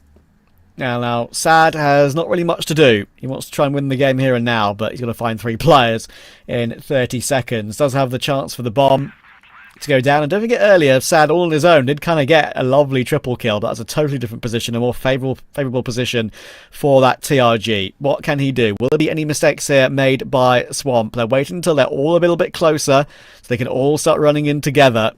And that is the cue to go. Jin's going to move. Kai's now spotted him in the window, and Kais will get the kill. 12-11. 1 left for 3BL to win it before both teams have a chance to win it. Yeah. Well, only 2 waiters can go. Closed out by 3BL. Finally, or I don't lose for golden round. It's been a long, long time since I've had a golden round. Smoke front side of Hotel as well. Omega will open up receiver. Josh is here. Has the hold down as looks for more. It's very scrappy, but it's now all on Sad. So we are going to that golden round. Map 3 golden round as well. Yeah. Oh dear. Oh dearie me. 3BL. You just can't find a way to get anything done cleanly, can you? Let's see. I mean, Sad's still alive. It's only a 1v2 now. He's managed to catch 1. Thing is, the C4 is obviously in possession of both Josh and Awesome. They have given it up a little bit, I suppose, but to try and play with each other on this side of the map.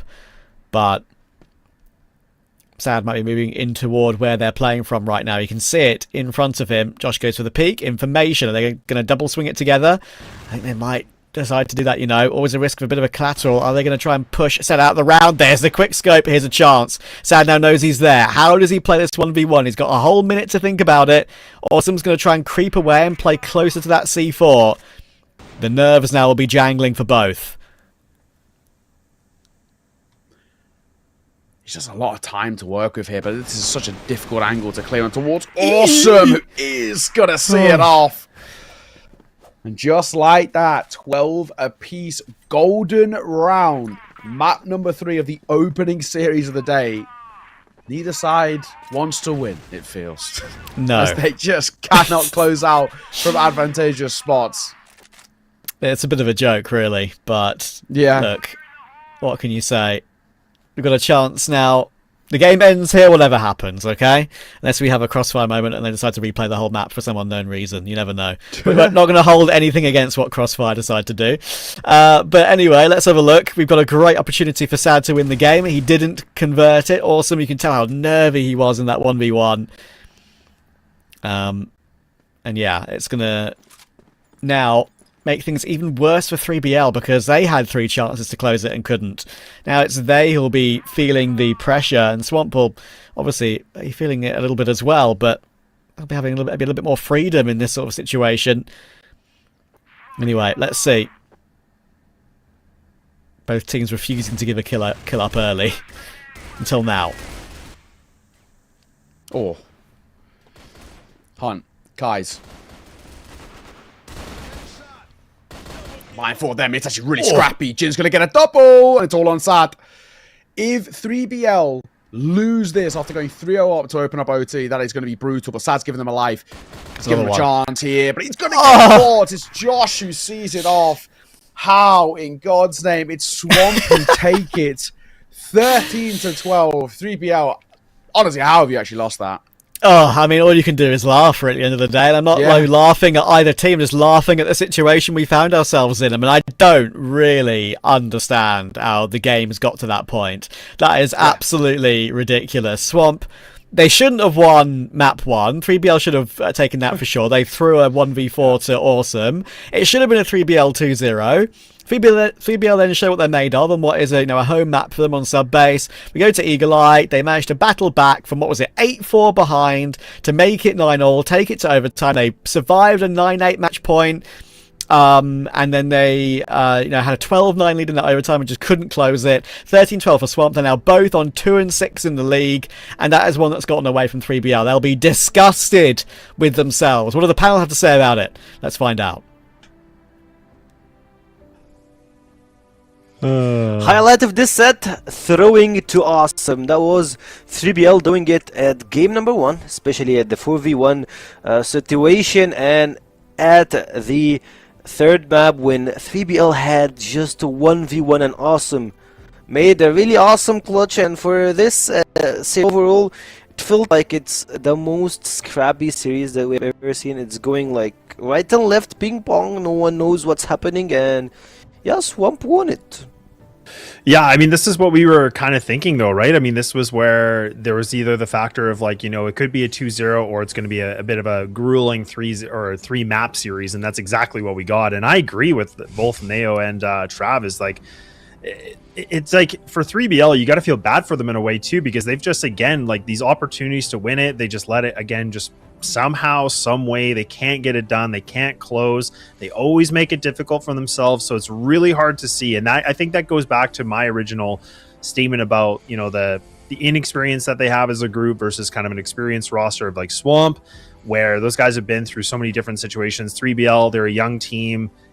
I mean, they're just gonna have to go over the hurdles, unfortunately. But I mean, it was a good series. It went the distance, but I really felt like 3BL, they're the ones that are going to be so, angry about this, considering they were the ones that should have closed this out so much earlier.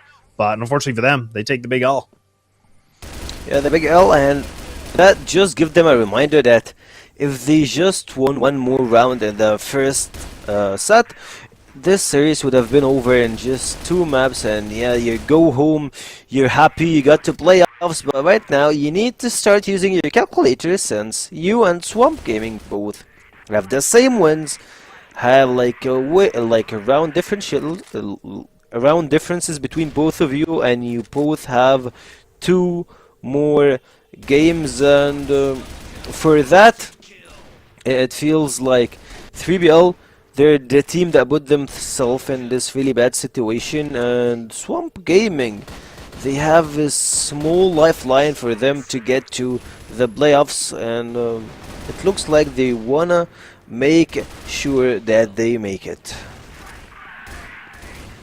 Yeah, and it was, a lot of grueling battles back and forth, and a lot of different clutches and a lot of different scenarios where that's what, again, when we were talking about this match, is the fact that, this was pretty well balanced in the fact of we knew this was going to be a long-winded, fight, but it went the full distance, like 2 golden round situations.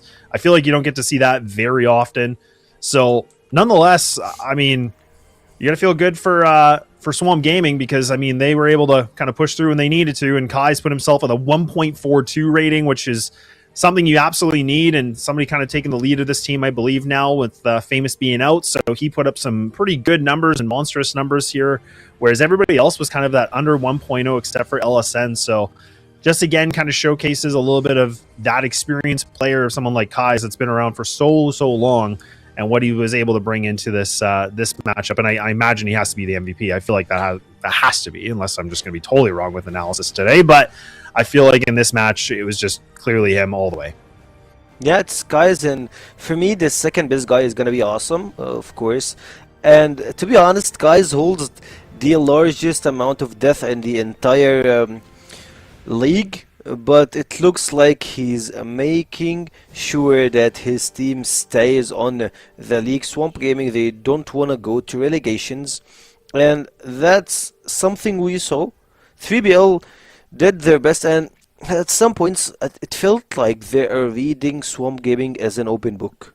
They know when Swamp Gaming are either going to the split execution from mid to B, or they're going to try to go for the full stack to A, and it looked like 3BL, once they were on the defender side, they had the composure and they had everything on their side to play the game right. But all in all, around 60 plus rounds, like 25, 30, 40, 50, 64 rounds. Small quick math. So 64 rounds in total for Swamp Gaming versus 3BL. And at the end, the experience beat the youth players. And at the same time, they're they're having a way into getting back into the game and everything. And as you have said, of course, the match MVP is gonna be Kai's 1.08 KD 35% headshot. Is a really good stats to have. Yeah, pretty good stats overall, and I think we're just kind of getting ready here for the interview as well, which is going to be the man of the hour, which is exciting to see because it definitely was a long-winded fight, but at least we get to talk to the MVP himself to be able to bring a little bit of insight of what they were going through in this matchup. So, Kais, I think you're here. It's good to see you. Welcome.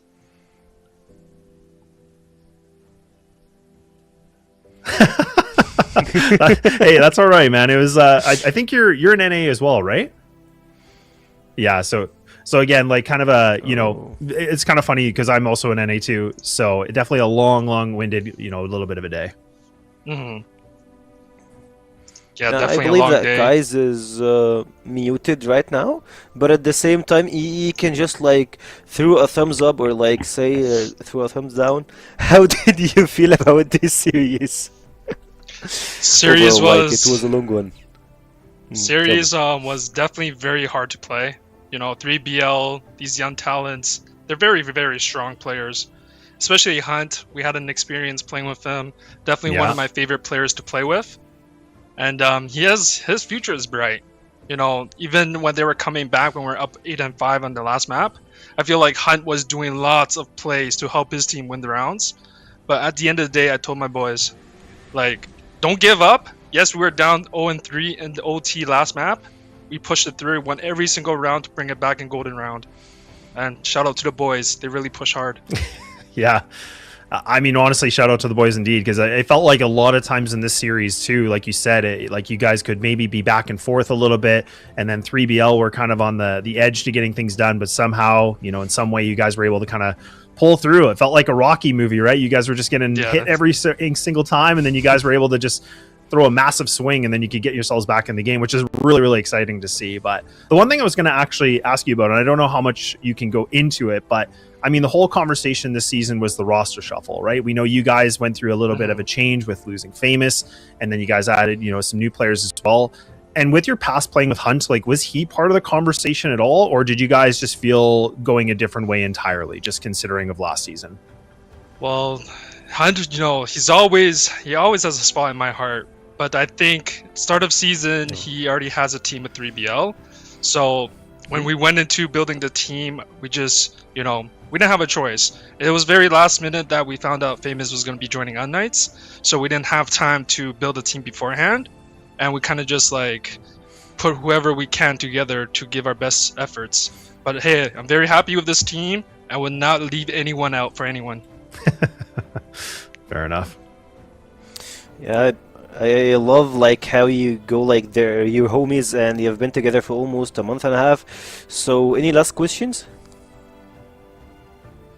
No, I think for Well, me, like, guys. I was gonna say, sorry, guys. Like, I guess my last No question worries. to you is like, in terms of your guys' progress, like, have you guys been able to get any good like practices in or anything like that? Like, have you, like, I know it's a little bit more difficult for you guys being in NA, but like, has it Yeah. relatively been okay, or do you guys really just do a lot more like dry runs essentially as a team and hoping it'll work out?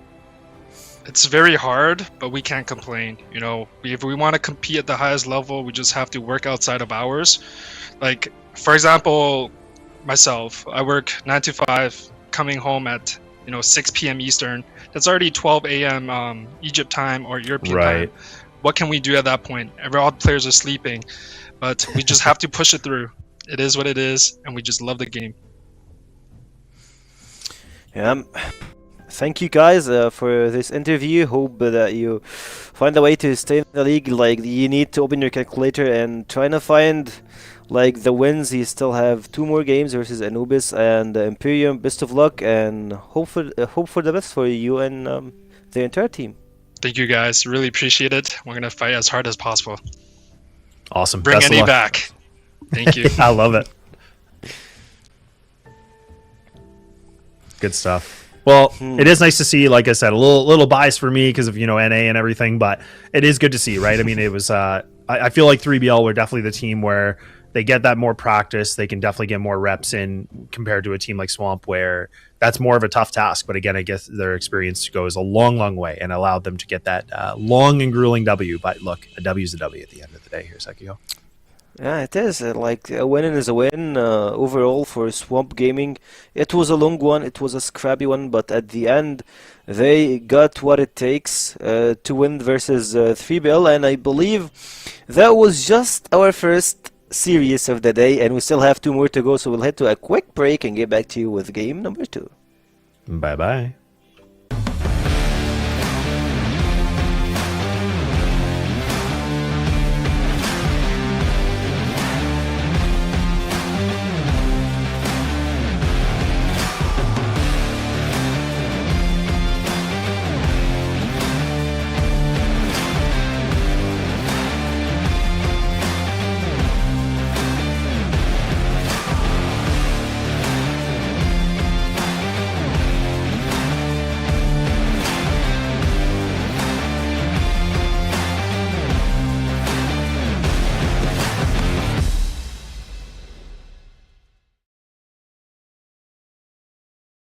Welcome to the first season of CrossFire West League 2026. See this year's start of the Western League as 8 participating teams from all over the CrossFire West region battle it out in March to May in order to claim the throne and compete over a total prize pool of $228,000.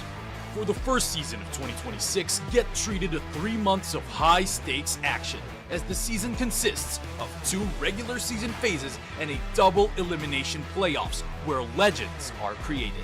In the regular season, Phase 1, all 8 teams are included in a single group where they all play best of 3 matches in a single round-robin format. Support your favorite teams as every match counts here. Every performance in Phase 1 will determine which 4 teams will be part of the Elite group, where they are guaranteed playoffs, while the other 4 teams in the Contender group will either fight for playoffs or relegation. Expect no resets, as results accumulated in Phase 1 are carried over in the next phase of the competition. In the regular season Phase 2, witness teams from both groups compete in a single round-robin format within their same group. For the elites, this is their chance to secure advancement to the upper bracket round 2 of the playoffs. As for the contenders, be ready to see some of them say their goodbyes. In the playoffs, the 6 remaining teams will brawl in 10 total grueling best-of-5 blood fights in a double elimination bracket. 3 consecutive victories will result in a chance for royalty, while 2 defeats mean the end of a valiant journey. Legacies either move forward or are cut short. Here in the finals, experience a grand bout between a challenger from a victorious path and an adversary that has once tasted setbacks to determine who will be crowned champion of the CrossFire West League Season 1. Not a memory, a movie. Every round, every map, every series is a mark of a continuous history. This is the road of recovery for the old glory. CrossFire West League, reclaim the throne.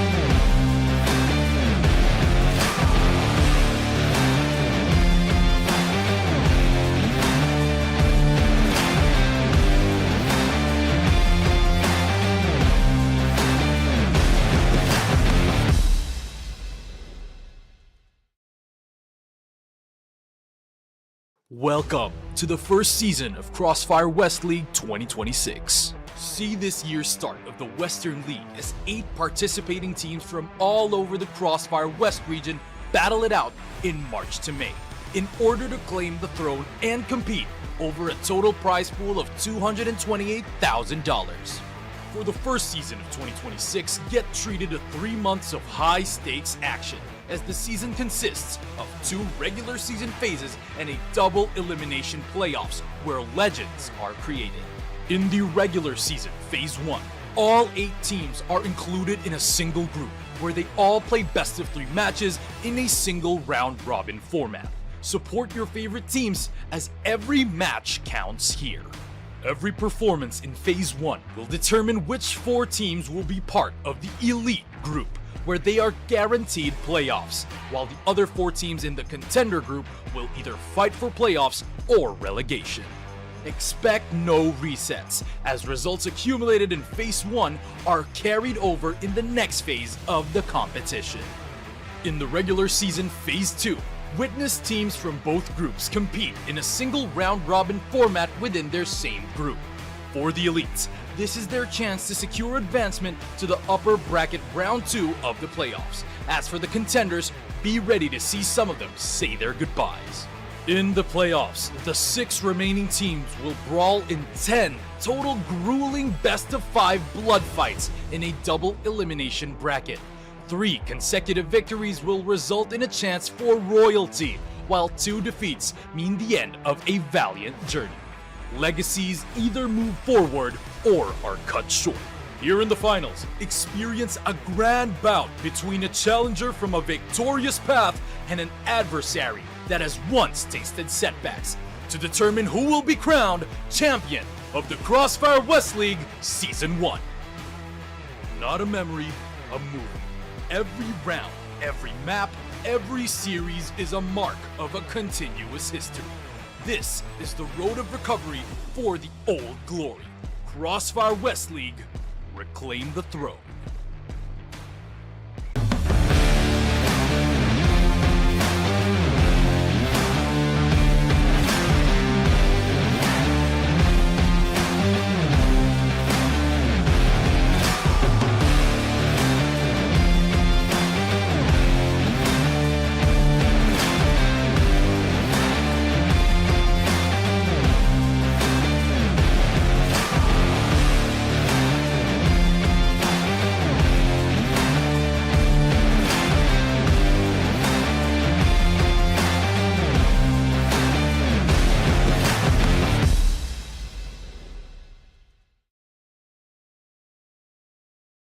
Welcome to the first season of CrossFire West League 2026. See this year's start of the Western League as 8 participating teams from all over the CrossFire West region battle it out in March to May in order to claim the throne and compete over a total prize pool of $228,000. For the first season of 2026, get treated to 3 months of high-stakes action, as the season consists of 2 regular season phases and a double elimination playoffs where legends are created. In the regular season, Phase 1, all 8 teams are included in a single group, where they all play best of 3 matches in a single round-robin format. Support your favorite teams, as every match counts here. Every performance in Phase 1 will determine which 4 teams will be part of the Elite Group, where they are guaranteed playoffs, while the other 4 teams in the Contender Group will either fight for playoffs or relegation.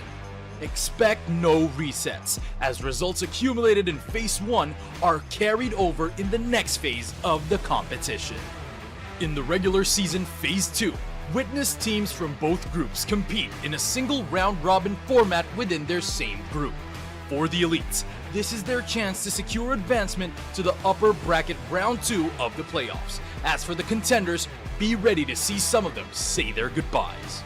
In the playoffs, the 6 remaining teams will brawl in 10 total grueling best-of-5 blood fights in a double elimination bracket. 3 consecutive victories will result in a chance for royalty, while 2 defeats mean the end of a valiant journey. Legacies either move forward or are cut short.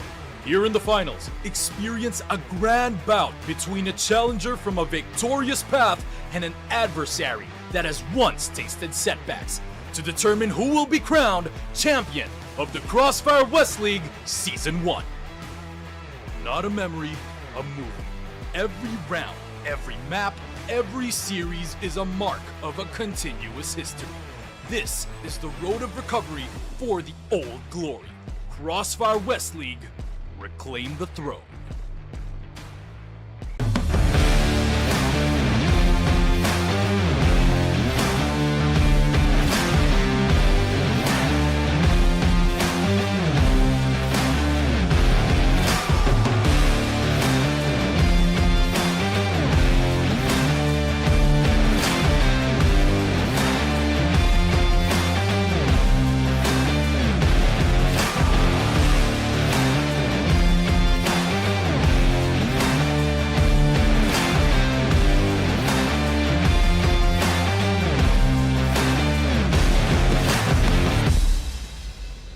This is exactly the kind of game and performance I wanted to see. This is the Hail Mary.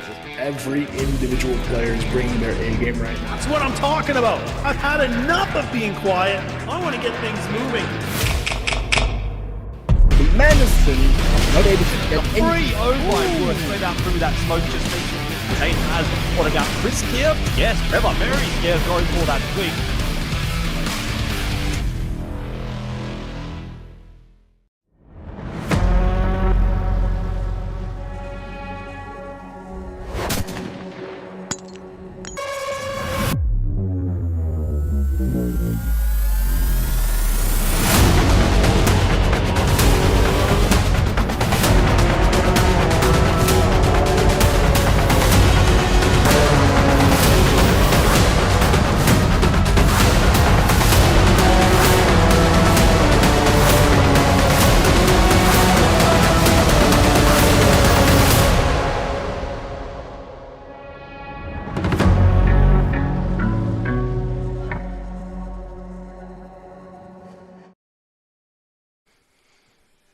If you're just joining the stream, we just finished the longest series of Phase 2, apparently, between Swamp Gaming versus 3BL. It went to Swamp Gaming with 2 overtimes and 1 golden round, with the third map had 15 rounds on it itself, and that was on the Contenders group. Now we threw that away and we go to our Elite group, when we see big dogs play versus each other. And speaking of them, we have Nemesis versus LCK, one of the best teams in the West versus a team that showed that he got some true potential into being a top 4. Yeah, I mean it's a good matchup. Like, again, these next 2 matches for the rest of the day are pretty much those big dogs playing each other in the elite groups, I should say, and a lot of history between, you know, a team like Nemesis taking on LCK, which makes things even more exciting. A lot of history between these rosters and different teams, but this is kind of an interesting one in the sense that I feel like LCK, you know, it was interesting to hear Flex talking a little bit about his interview yesterday, where he said, yeah, like, we're just trying to do everything. We're trying to play our game, but sometimes things don't go to the game plan. Things just go the other way. Whereas I felt like Nemesis, I feel like they had a really off day yesterday. It felt like they were not the same team that we've normally seen them being in their top placements of Elite Group. But I mean, maybe today it's a new day, new dawn. Maybe it'll be a whole different, monster of a roster here, because it was a little bit surprising to see this roster, right here and now. They really didn't have the best result, right? I mean, and I think there's a lot to talk about with this group, considering of like the historical knowledge and the experience of these guys. And yeah, it was just, again, a very surprising affair. It was, and it was a pretty quick one, like 10-2, 10-3. It was just like a walk in the park for Vitality. But I don't think it's going to be the same versus Team LCK, even though the LCK is a really hard opponent to play versus. They had the regional qualifiers, they won versus team like Vitality currently, not ROC. Like, they were ROC, but anyways, so on this split they had a really hard run. Apparently Team Nemesis, yeah, they lost versus LCK, but it was a close one back in the group stage, and they had a really good run for Team Nemesis. All in all, yeah, they won versus most of the Egyptian teams. Of course, like, we have almost 4 of them. Like, let's put Vitality on one side and the rest on the other, of course. And they have really good riflers, and not only riflers, they have a decent IGL, and at the same time they have a really crazy sniper player. Yeah, and I mean, I think just kind of, the last thing I'll say about that team too is like the fact that, their losses are literally against like the 2-0 Vitality and then like a 2-1 loss against LCK. So this is obviously the team they've lost in the past, but that's where I was kind of saying there's so much history of these teams playing each other, and then it really can go almost any way potentially. But LCK, I kind of would still give them that slight little bit of an edge, just because they have been in the first place, second place, in the past seasons, which again seems to be their staple. I mean, again, there's always the conversation of the roster changes that happen with Kiko kind of joining, but I think that's a great addition for this. So a little bit of I don't want to say like bad blood, but like, I mean, Raffin, he was with these guys and now he's on the other team. So it gives him a bit more motivation of playing these guys here and now. And you can see that LCK, they've only taken, again, their loss against Vitality, which we put Vitality in the very top of the pedestal. They're undefeated. They're doing really well for themselves. LCK, it's been wins, but to be honest, it's been really messy wins. I don't think these 2-1s have really been the best showcase of them. That's what's been really scary about this team, is that, to me, and you can tell me how you feel, but I feel like they put a lot of reliance on people like Kiko or mainly Spoxy that has to pop off or has to put up big numbers. Otherwise, I think the team starts to kind of stumble a little bit on their own feet. But look, at the end of the day, they're still putting themselves in that number 2 spot. But that's why, the predictions actually are evenly split, which is super interesting. Yeah, the predictions are evenly split, and I will get back to you on this point. Yeah, it feels like they need Flex or like Spoxy to step up in the game to make something. I believe that we had Spoxy with 4.0 KD at one map, I believe, so something like that doesn't usually happen. And like, when you're playing versus, I won't say the top dogs, since you're one of the top dogs, when you're playing versus Vitality, you can't just count on one player to pop off, since you're gonna be playing versus a full unit, like a full squad that they know, and they take a small, like, if you make a small mistake, they will take it, they will punish you, and they will turn you into the other side and just like, yeah, get the win and leave the place. On the other side, Team Nemesis, I won't say or assume that we have bad blood, like we see Nemesis versus Vitality, but there is something to prove for Team Nemesis. Yeah, they lost in the group stage 2-1 versus Vitality, and I believe those losses were pretty close, unless like I believe Eagle Eye was a bad one for Team Vitality. Sorry, not Vitality, Team Nemesis. I don't think that they really want to play in Eagle Eye. And speaking of Eagle Eye, LCK are picking Eagle Eye. It's one of the weak points for Team Nemesis. Black Widow is something we have seen Nemesis a lot into it. Port, like, it's a shy map for Nemesis. It's a decent map for Vitality. So if we reach it to game number 3, we will see a lot of unfolding when it comes to strats and stuff that they were heading for the playoffs. Yeah, and I think the biggest thing too is that like Black Widow really did not go well for Team Nemesis before. But again, you have to consider when you're playing some of the best teams in this league where you are going to hit some bumps a little bit, but it felt like they really hit a massive bump. They almost felt like they hit a full roadblock where they weren't really showcasing what they could bring on Black Widow. But look, maybe, like I said, new day, it could be a different team. Now it's playing LCK.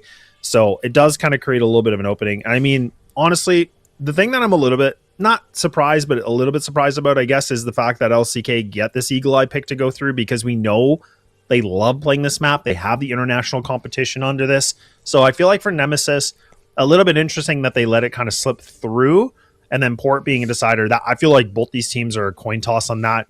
Honestly, I feel like it's going to come down to Spoxy playing well, or maybe we'll see somebody, like Alucard being able to like really ignite the sniper abilities, because it's a sniper paradise on a map like that, right? So I think the Eagle Eye is pretty much a given, I feel like, for LCK. Again, they've been a little bit, the performance seems a little bit all over the place, but I am curious if they're going to be able to showcase that here now. But the first map, I think, is going to really steer this, ship a little bit about, is it a 2-0 or is it really a three map series, which again seems kind of cliche, but that's just what it is. Yeah, it's not cliche. Well, I mean, that's what it is. And on the other side, I believe that Team Nemesis will just try to hide some strats for the playoffs and try to running gun play with the aim duels. But to see what happens in the aim duels, we'll head to our British casters. You take it away. Go UK. Yes, the British casters. It almost sounds derogatory the way you introduced us there, but I respect it. A lot of people have called me worse, so there you go. Looking forward for a great game. LCK versus Nemesis, mate. I mean, these are the teams we want to see play, really, in CFWL, right? These are the teams we turn up to watch. I mean, LCK, I've loved watching them so far in the regular season. They're as explosive as ever. This will not be any walkover at all. No, not at all. I mean, realistically, I think LCK for a while were always the side that were kind of like the second best for like a hot minute, and they were always actually doing a really decent job of like contending with kind of the Vitality, of course, like previously like the Rocks of the world, right? They're always looking like a really scary side, especially because they're one of the few teams that I think really effectively were operating with a double sniper setup, and they have so much talent. But I think this new look Nemesis is really quite scary. There's a lot to like about this team. I think they got obviously such a nice injection of firepower this year too, which I think is absolutely huge. And I think this has the potential to be a really, really spicy game as well. Looks like we're ready to get this show on the road too. So I'm excited to see what we're going to bring to the table here as we kickstart things on Black Widow. And I think, to be completely frank, I really actually feel like Nemesis need to win this map. Like, Eagle Eye has always been LCK's pocket pick. Yeah, exactly. I completely agree. If LCK find a way to win here, it could be a 2-0. And in general, I do feel like Nemesis is the kind of game which, if they want to prove to themselves that they can compete against the top two, as you mentioned, obviously, the Vitality and LCK, winning this game will prove it to them that they can really push forth and get a result. But first round has not gone too well for them. Raffin and Alucard are already the last two remaining. And yeah, Spoxy is already off the mark as well, and he's been probably my favourite player to watch in the entire season. He won as a game, I think it was LCK's last game that I covered. He just got clutch upon clutch, 1vx upon 1vx. He was literally unstoppable and put in some crazy performances, something like maybe 24 kills in a map, like that sort of level. He was amazing, and yeah, I'm looking forward to watching him play again here. Does Zayn will be following up on that trading against Raffin to confirm that opening round for LCK. All right. Good way to start things off. I think for this side as well, like there's a lot to like from both teams, and I think a lot of it comes down to, rather than kind of like map stat specifics and all the rest, I think, realistically it comes down to kind of who is really feeling warm on the day. There's just such an abundance of firepower here. Back and forth. Spoxy, of course, opening proceedings with one of his own on towards Dipsy, but a nice find in response from Beck, who can do a lot in terms of kind of the leadership side of things, but also in terms of the fragging output too. He's very, very versatile. It's a numbers advantage situation here for LCK.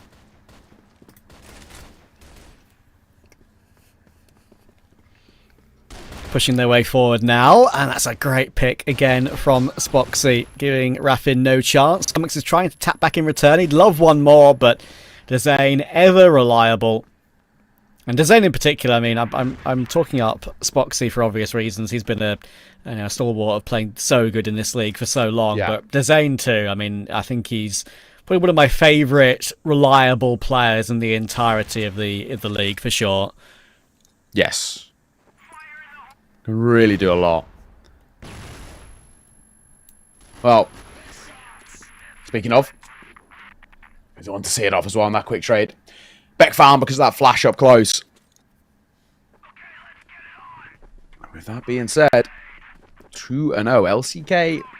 I think it's looking good. I mean, the real worry is that, you know, fundamentally, if this is where, you know, if this map was to be taken by LCK and be taken quite quickly as well, it does a huge span in the works.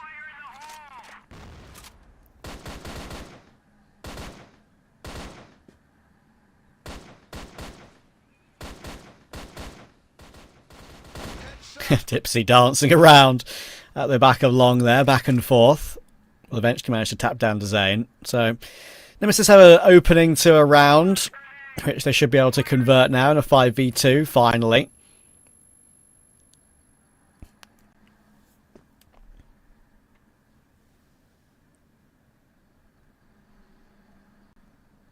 Flex and Spoxy. That double sniper that I spoke so highly of, I don't really expect fireworks here. Beck waiting for the swing out. Spoxy probably dead to rights in a second and will be. I lost my Flex 1v5. Absolutely, yeah, no chance in hell, really. There we go.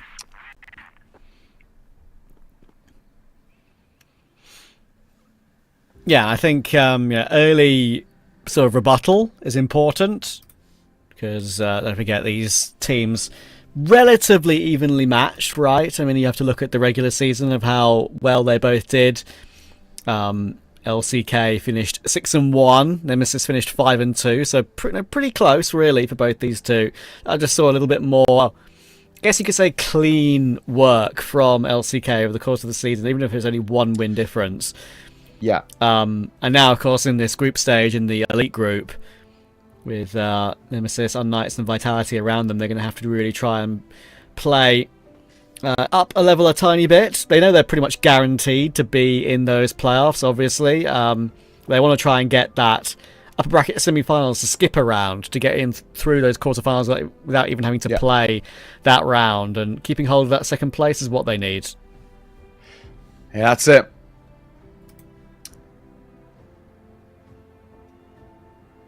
Tipsy. Pretty vocal for him.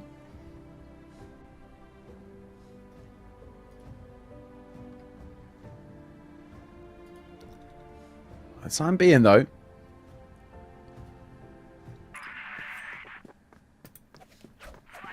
2-1. And that round really comes to the back of that long aggression that comes through.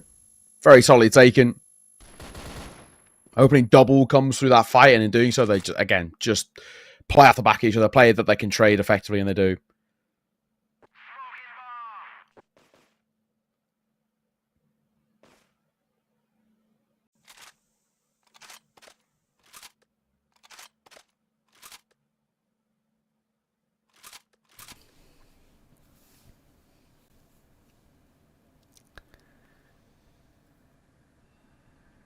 Okay, we're looking to get into round 4. Flex not on that secondary sniper, of course, on the Blacklist side. Doesn't always pull it out. More likely to pull it out on that global risk side. They're going to try and work 3 players up towards short here pretty quickly. Dipsy does have that angle. Need that double TRG on their global risk side. Take a pot shot and fall down after the miss that he took. They're going to leave that immediately, knowing that one of those TRGs is there.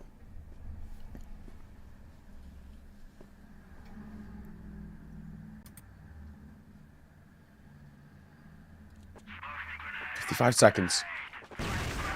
Smokes to the front-hand side of box room with a flash behind it as well to try and send them on. It's Lion Claw. goes into that fight. Spoxy just going to keep eyes trained on the flank here, but it's a really nice shot. It's down 2-3 for Nemesis.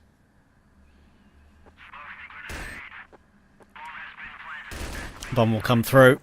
And as we know, retaking, when you have to try and make your way through that window, is just not going to happen. It is pretty much impossible. And there's your answer. Comics is last alive, they know where he is, and he'll just be trying to play for a couple of kills, hoping to get a few taps here and there for some confidence, maybe. As soon as LCK broke through and they weren't in a disadvantage and there was no risk of any retaking players from the flank, they had to worry about. This one was a done deal. And they know it. They've got knives out pretty much.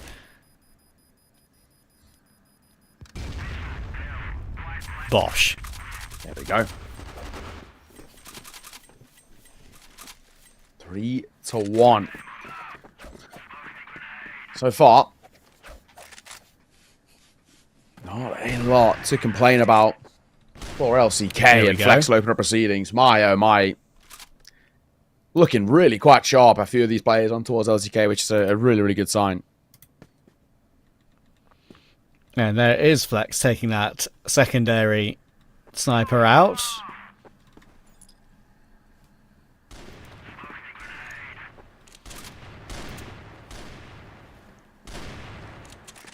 Dipsy going down as well is a big deal.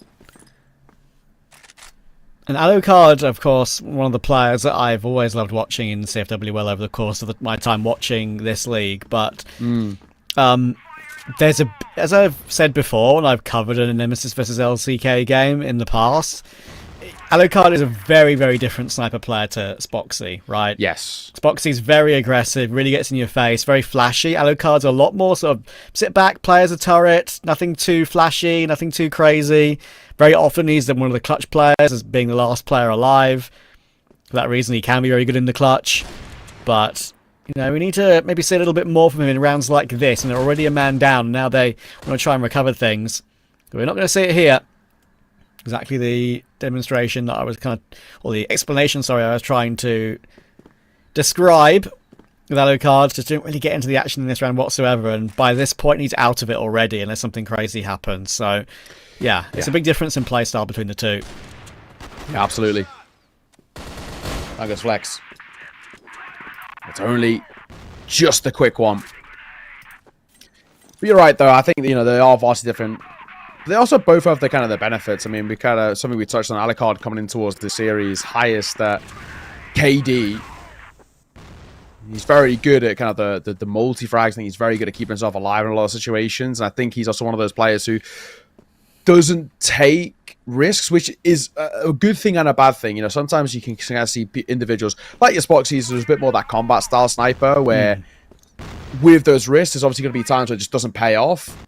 Alucard never really gets himself into as many situations like that, so you don't, you know, at times kind of like can cost your team. The thing is, you got two different sides to it. It's like you got that consistent output from somebody like an Alucard, but Spoxy, you know, at times can maybe kind of die for nothing and not really gain a lot. But also the thing that makes Spoxy so valuable is he can very easily single-handedly win you multiple rounds, if not at maps. Exactly.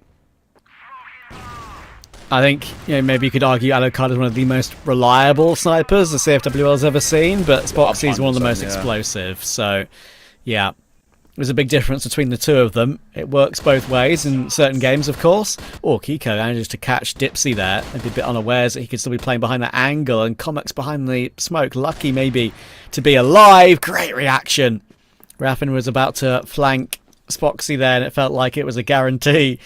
But good flick round. It keeps it in a 3v3. Still all three players for Nemesis on this B bomb site. Kiko's keeping them occupied.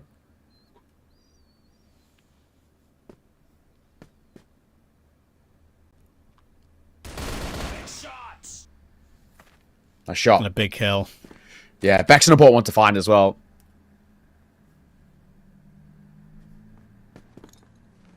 Two versus three.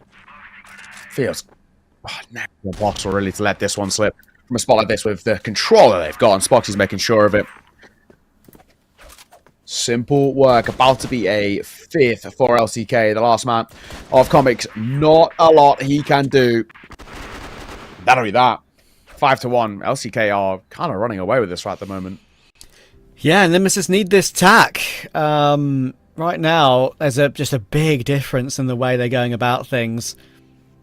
Very, very nice play in that previous round from LCK, leaving Kiko in that B box room position just to dance around and continue to make noise, continue to be a presence, and even the fact staying alive there did all that. The fact that he gets a kill as well on the way out is very, very important. It just makes that round so much more relaxing, and then leaves Spoxy able to get set up to find Alucard on the opposite side of the map, and then the round is done. So just a very good play there from Kiko.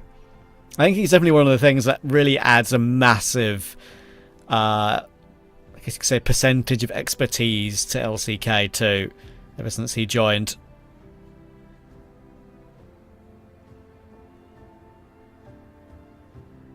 Yeah, definitely a worthwhile time to take a timeout. I mean, realistically as well. I mean, already getting kind of 5 out of the first 6 rounds played here. I mean, LCK are actually kind of farming this. And again, we come back to that kind of point where we talk about the veto process a little bit. Where, because you've got that Eagle Eye coming up next, it just has been LCK's map that they punish everybody with, including teams like Vitality. They've continuously had issues, as of every team in kind of the West League, because of how good it is, the real pocket map for them. If they dominate this one, Team Nemesis' pick, then move into their strength, that is a really concerning position to be in. Yeah, so you start to look at this saying like 2-0 is very much on the table. Exactly, and you mentioned it to me earlier, right? I mean, we've seen it so many times. Eagle Eye is an LCK specialty, so they love it a lot. So if Nemesis are to lose here, it'd be a big problem. LCK are already halfway forward, and a bit of a change up, a bit more aggression toward long, actually from both teams. They both tried to go for something a bit more crazy there at the beginning of the round after that tack pause. And for Raffin, he'll be delighted to get both those two. Lime, Claw and Kiko out of the round, and that has changed things pretty quickly. How many can they get now after their attack in this first half?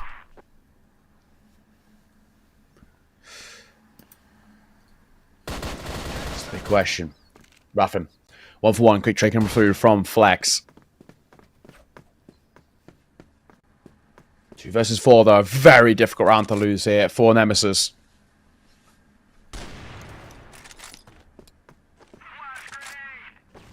And again, Spoxy and Flex can always have moments here and there. I've seen some pretty wild ones from them. It just feels so unlikely because they're playing together and they make sure that they utilize that. Timeout called. Immediate success. That's as good as it gets. That's all we really want. When you call attack timeout, you immediately change things up, and that's what Nemesis do. That's brilliant.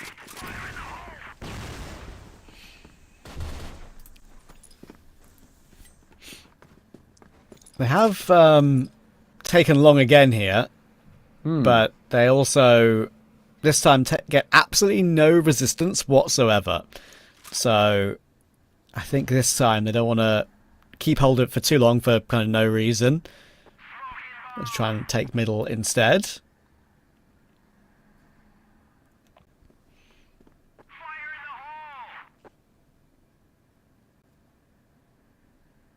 Well, Comic's not fully committed just yet, and he makes a smart call of trying to dip down, which he does very, very well. He's looking for a second, which he'll get because all attention was sort of focused there on Alucard. Down to 2, Kiko's low, and now dead. It's all on the shoulders of Spoxy. 1 versus 4, no chance in hell for him, especially that C4 spilled onto the floor. He's pulled out the pistol, but I don't know it's going to make too big of a difference. Let's get 1.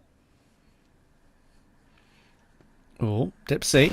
It's creeping up. Spoxy knows, and again, it's a Spoxy clutch opportunity, but Dipsy just gives him no chance. He makes sure to bound in there at the end. I've seen so many of those rounds go Spoxy's way that I don't really want to, count my laurels on anything when he's last alive. You just can't count him out. You never can. Yeah. You'd be silly to do that because of just how good he is. But Nemesis have to completely again turn this game around. It makes you wonder, doesn't it? Like in these sort of games when it's these sort of teams who are very tightly matched, what actually can be said and what has been said in that tack pause for Nemesis. We usually ask players right during the game and after the game what actually they think is was the instigator or what they think they changed up to make it work, but obviously they don't want to give up all the information and say the full truth, otherwise then teams will be able to read them a bit easier. So yeah, this round is not a Nemesis round entirely though. It's a chance that LCK can still win the half 6-3 rather than 5-4, and I think they will, because Raffin's gone down, Dipsy's now last alive, they now know where he is, and it'll be a nice tap from Dezane to complete it. So Nemesis had something there, and a little bit of a mini comeback, but LCK are still in very much good control. Yeah, in commanding position right now, and a really, honestly quite scary position, if anything, for Nemesis. Like, this is, it kind of feels like a must-win map for this veto. And, yeah, a lot to talk about kind of this break now, but no shocker to say I'm slightly concerned about where things are at the moment. And I also feel like on the kind of flip side for LCK, they don't need to really talk about too much. It's just instilling back into themselves that we're actually in a really good spot. We're actually looking really sharp as well. We're hitting our shots. Like, there's nothing for us to worry about.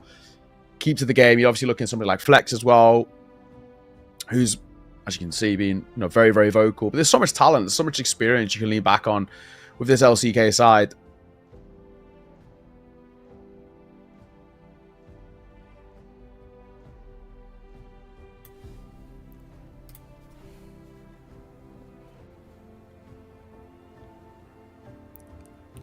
Yeah, let's see if they can put the hammer down in the second half a bit more, because don't forget Nemesis already have used up that tack pause. So it's true. If they can start well, then there's not going to be much time for Nemesis to respond. And as you were talking about, even though we know that this is a map that they do enjoy, Nemesis, Black Widow, still 6-3 is not the easiest one to recover from in the world. And map 2 is going to be rough for them, we think. So let's see. They lose this first round, Nemesis. Like, that level of recovery feels horrible to pull yourself back into. Can't completely count them out, but like, it's an awful spot where you really do feel like you're in a rut of form, and you started this series so slow, which you just can't afford to do because it's your map pick.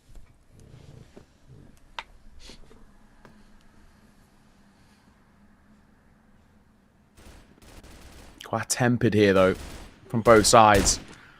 Not over fighting too much, just a bit of spam to try and find something hopeful.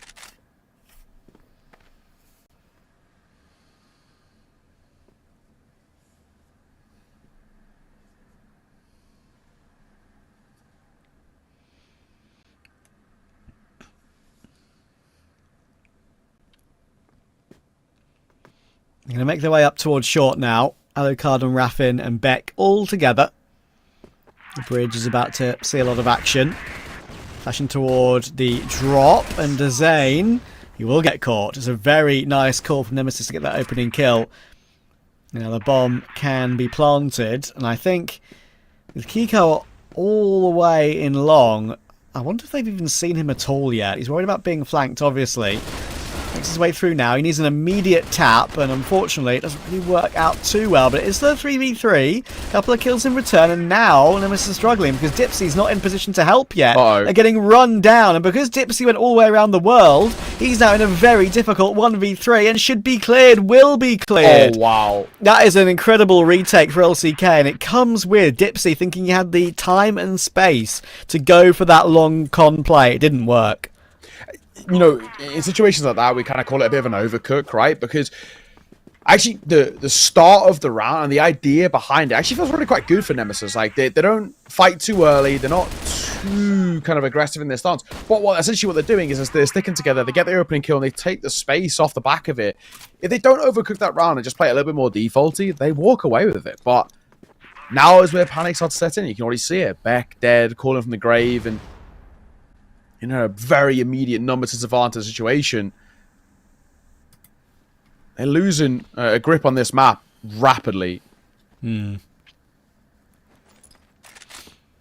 6-3, and you win the first one of the half. Feels pretty good. Yeah, exactly. It's not the end of the 7-3 world. now feels a bit tougher. So let's see. Oh my goodness. Actually crazy the push up there for Dipsy. That completely changes the round. Spoxy will also get jumped on by Comics, and Flex only gets 1. So honestly, a beautiful recovery from Nemesis and what was a must-win round for them. Yeah. They looked really dicey off the initial kind of death of Beck, but they do quite well there. That being said, it's still quite the recovery required of 3 rounds, but it's going to make you feel a little bit more at ease. Not quite reaching distance just yet, but I think basically just a bit of proof to yourself that we've still got something in this. We've still got a bit of a stake.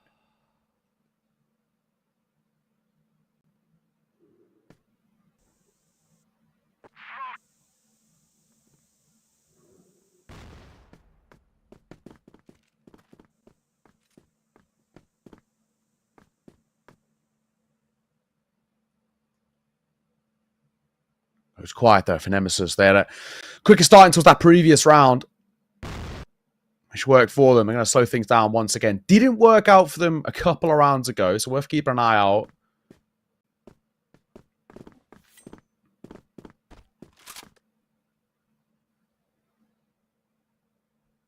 A lot of control taken here in the early portion of this round by LCK. Just having all of long to work with is pretty good, and you know you're more than happy to retake the A site if you need it from long, but an opener by Nemesis again. Yeah. And maybe LCK now are going to start to feel the squeeze a little bit. Dezane does well to respond there, but of course now they know where he's pushed up to get that. That creates space. Look at Comics creeping through. Only gets 1. Good trade from Lionclaw. There'll be a drop down to his right that he's not expecting though. And now Dipsy's trying to work his way through to try and find Dezane dancing with the windows. Tough one to fight with. DV3 and Beck will get that bomb planted. Lionclaw will now push up. Oh, they have no idea that he's so close. And Alucard is stuck behind the pillar. Easy kill, helped out by Kiko. And all of a sudden, Dipsy stuck in no man's land again. Oh. Does well to find Lionclaw, but can that bomb be defused? Trying to put a few pre-fired bullets around that corner. Nade available. Now, I think I like this from Kiko. He's waiting for Dezane to get into position so they can peek it together. And it's great teamwork. You could see how long he waited there. Didn't peek it alone. Waited for Dezane and a successful retake 8-4. I was thinking for a second though for Dezane, I was like, oh, he's taking his sweet time to get over here, but no, well played. And with that being said, 8-4. Double the rounds of your opponent 2 away as well from stealing away their map pick. LCK are loving life. Pressure really building on Nemesis. It's always kind of quite hotly contested between these two sides in terms of this sort of best of the rest battle, we kind of say, if we consider, of course, Vitality a good step above. But I say at the moment, LCK are making quite the statement for where they stand on it.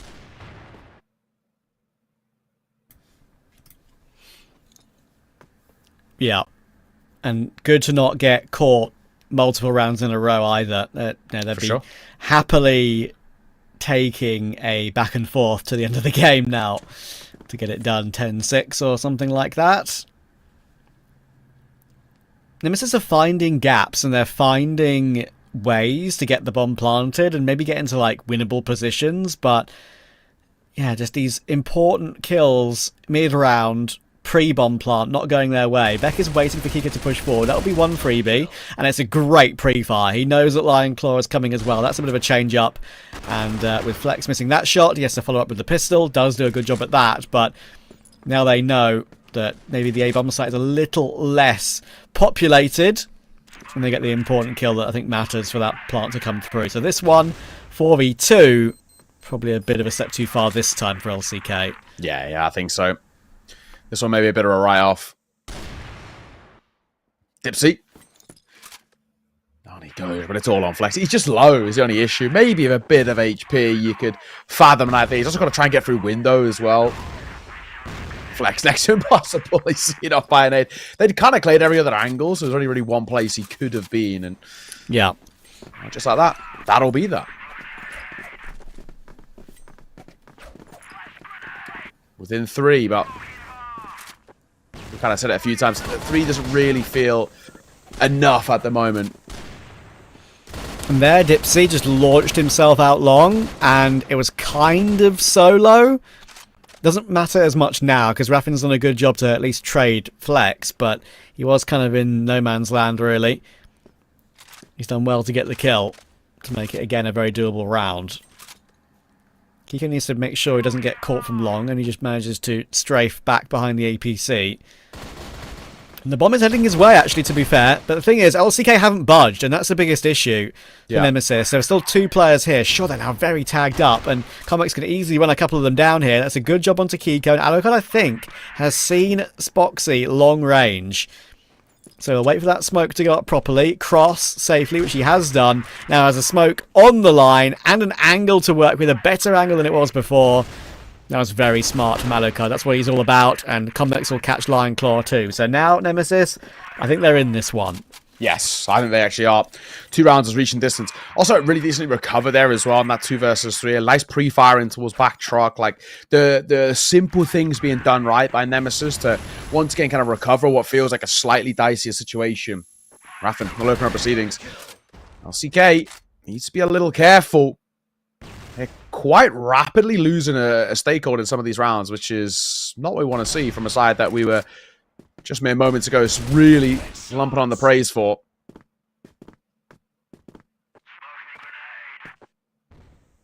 Actually, the right idea. This is a fully clear window, but he does have that right idea. And definitely time. If this round does go right for LCK, I think they have their paws left, right? It was Nemesis who used theirs earlier. Yeah, they do.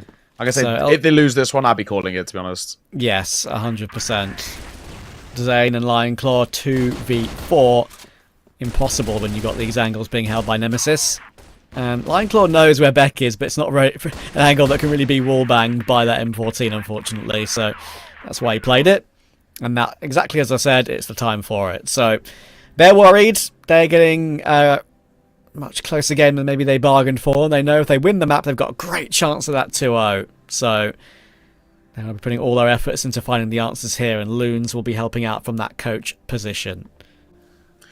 Yeah, I mean, it's absolutely like the right call to be making here. It really is proper pressure on. And I think it's the right decision. You've got to try and ice them out a little bit. They're snowballing at quite the rate now.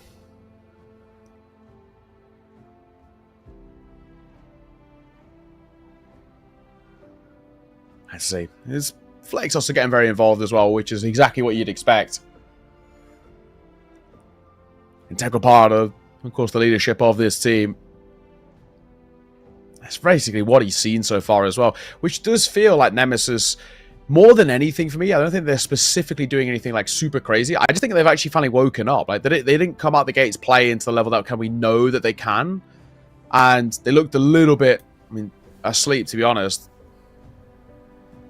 And now this is a lot more like it. This is sort of how we also expected this series to be. This is the best of the rest, as we put it. It's two of the top teams here in the West League, and now actually starting to look like we've got both of them actually in the server.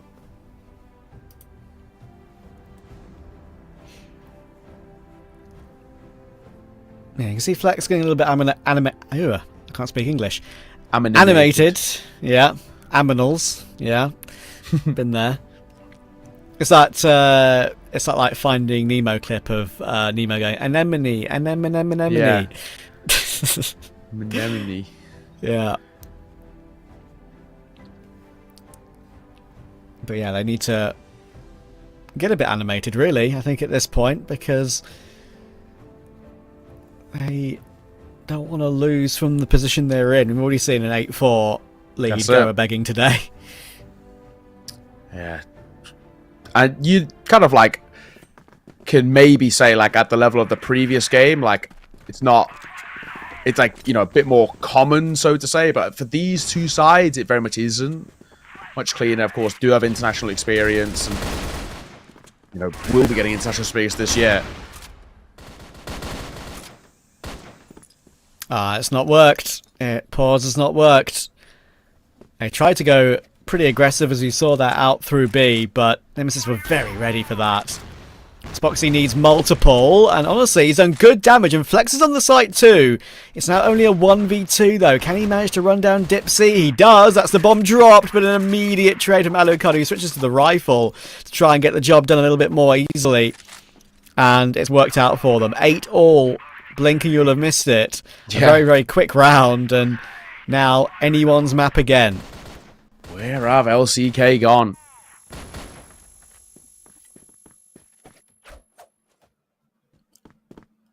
Absolutely non-existent.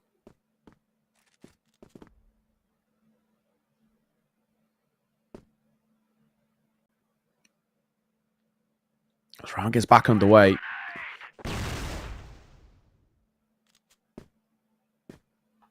An LCK side who does feel, for the most part, just really have felt a little bit more scared by some of the fights that they are taking and want to be taking.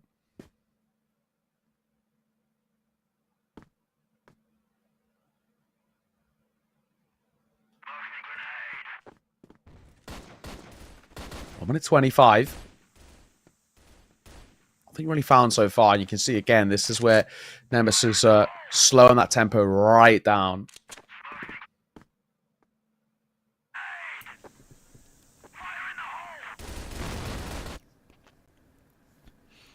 Massive round. Who gets map point first? Raffin, look at him. He's creeping up, head down to not be spotted, going through the windows, and it works to perfection. Beautiful play, and he notices a very common angle on that close left as well.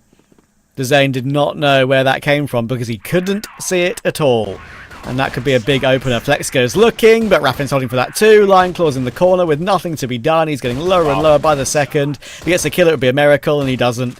Kiko finds comics, and Nemesis have really turned on the afterburners. Yeah.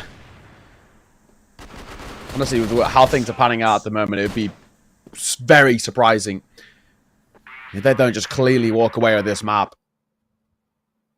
You'd have to make the argument just so deservedly as well. They've just looked excellent.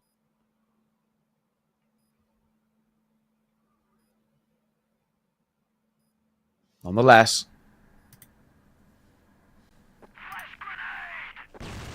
I'm still not, I guess, completely done. Can't completely count it out at the moment, but feels unlikely with how poor LCK have looked in this second half to really fathom that idea. Yeah, I'm just surprised. I mean, I know that these maps, can be more global risk sided and more blacklist sided than the other, and I get it, and that can skew results in halves. But look at this. I mean, Flex is going to get run down here, surely traded by comics, and there we go. They just had shown nothing at all. Yeah. I mean, Lion Claw, he's done well here, but look where Beck's got to. He's got all the way through already, and surely having that control it's great, but there's a big problem. There's a big problem for Nemesis, and that is the loss of the C4. They managed to bound their way through and get that maybe big flank that can come through from Beck. He's literally gone round the world. He had all the time in the world to do it because of the loss of the C4, obviously, and LCK surrounded it. But there's a whole 1 minute 40 now, and that's the most difficult thing for LCK. Yeah, that's it. And they have to make a decision as well. Do we actually want to get aggressive here? Do we want to try and look at Beck. Go searching for a bit of information. Rafa, that's a great find. Really good find. And with Beck finding his as well, it's all crumbling and it's all done as well. What a recovery. I mean, that is the storyline of that map. There was a Nemesis side that looked absolutely checked out, absolutely dead in the water there. And somehow, some way, they've recovered that with an incredible streak. And once again, it all comes off the back of one thing. They call a fantastic timeout, and they just streak from there on out. And you have to look at, on the flip side for LCK, whatever happened in their timeout, nothing happened. Yeah, and I got to point out that one little moment there at the end of the game. They lost the bomb, but Beck, I mentioned the round the world play. We didn't see it on camera, but he played trigger discipline to guarantee that one kill, that the player that he was behind top middle. That was really quite expertly done, especially in a high pressure situation. And from 8-4 behind, they win 10-8. Incredible work. Laz and Sekio, talk to us about it. It's just about the perfect timeout that they took, and that's what happened. You see, the first half, like after the timeout, they were 5-1, I believe, in the scoreboard. After this, it just went the other way. Team Nemesis, they found their way to get like a couple of rounds. I believe it was 5-1. After that, they got 3 rounds, and yeah, that's how their ship like it felt like the ship been sailed. Yeah, and again, I really love that, Trav and Neo, they both really capture the whole point about timeouts. Again, we talked about that in the very beginning in the first series where it can make a big difference, but in this one it absolutely did, right? Because LCK came out hot out the gate, looked really good. They were putting up a big, amount of work in terms of the rounds, and then all of a sudden Nemesis, all they have to do is have a conversation. Beck, starts to kind of cool things down and like look at how much better they already played. And for them to bringing it back the way they did, it felt like LCK, again, kind of losing a grip of the game. And this has kind of been my criticism for the guys, just because they are still this top team, but this is where they can either slow start and then make a comeback, or they either come in hot and heavy, and then it just seems like it's too heavy where they become an anchor and they can't seem to win games.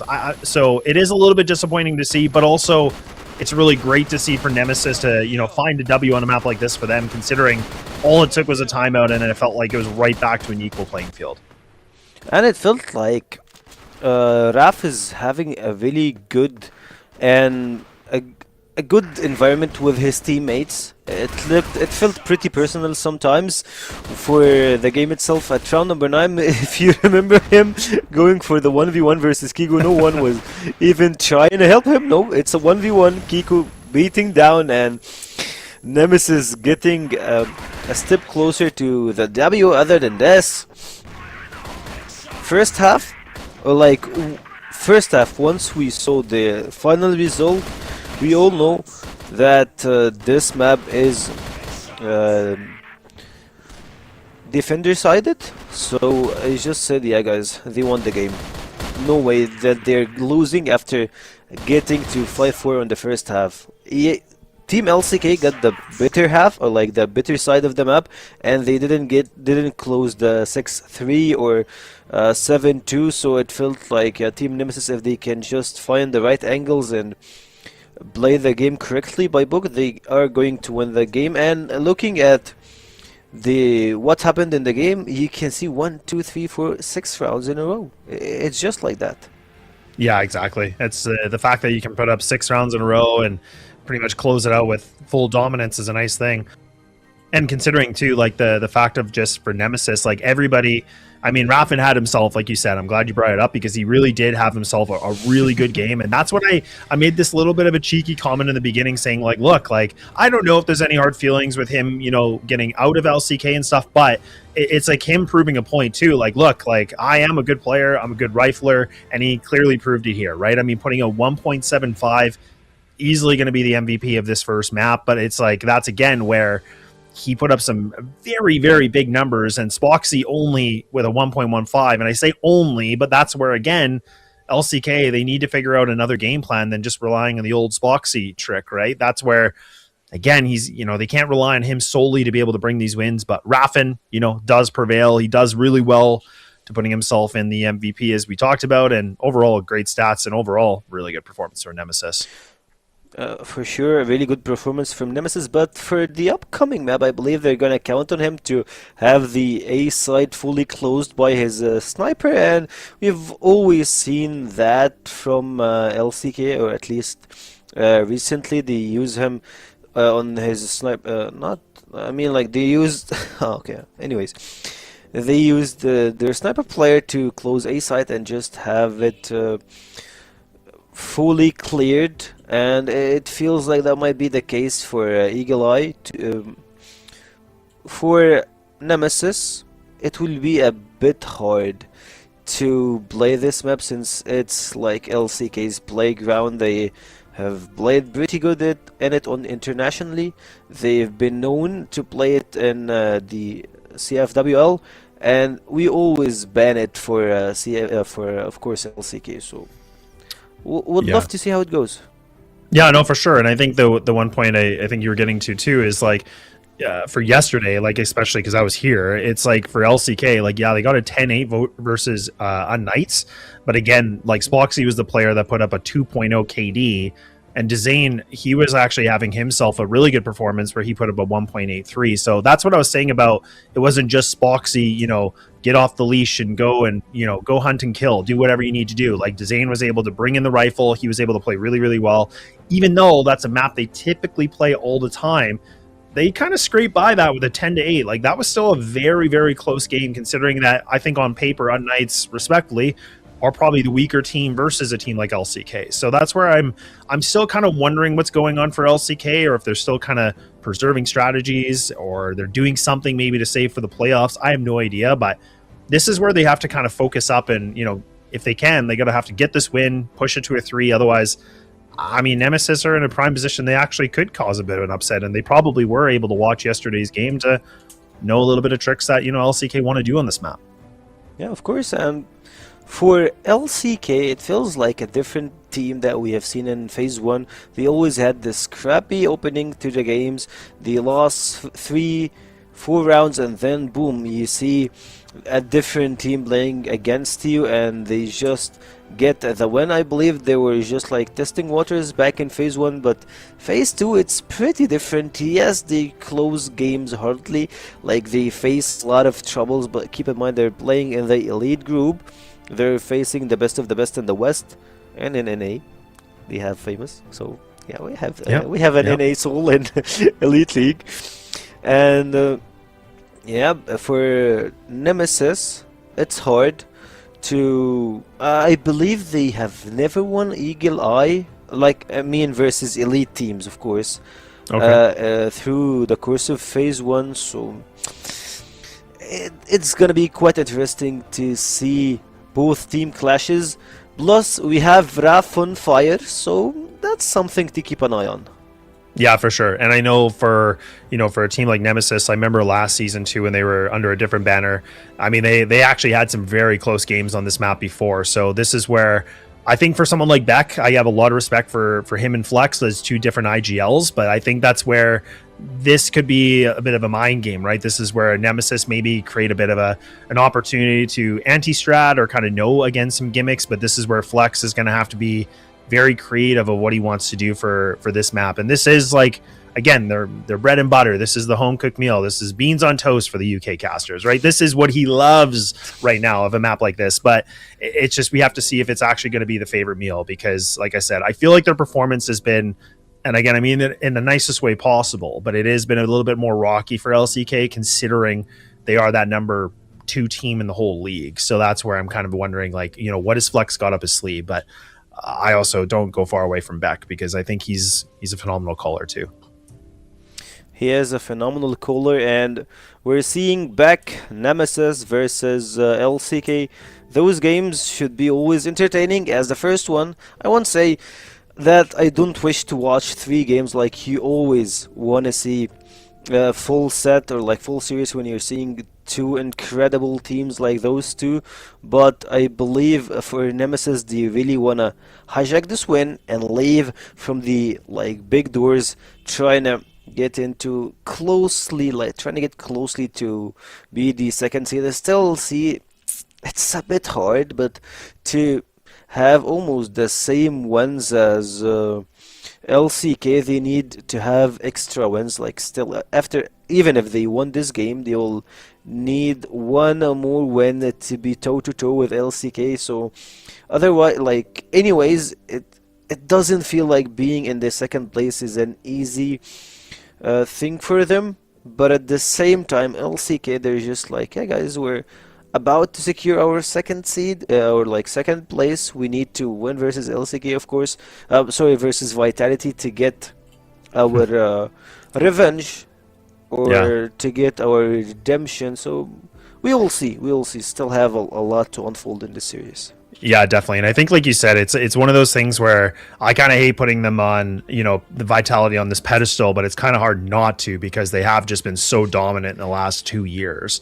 So anyways, I mean, I think we're going to take a little bit of a break because we could talk about Vitality all day. We could talk about the second place matchups, but we are just going to get a little bit of a break as we get ready for the second map here, which will be on Eagle Eye.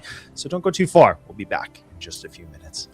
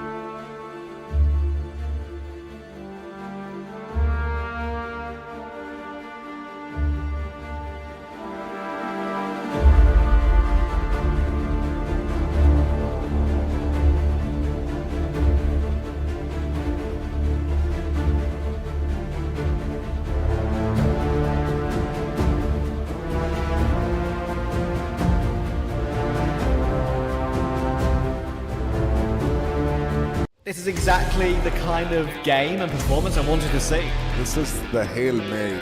Every individual player is bringing their A game right now. That's what I'm talking about. I've had enough of being quiet. I want to get things moving. The Madison not able to get Free! Oh my word, straight out through that smoke just makes Zane has what about risk here? Yes, Trevor very scared going for that tweak.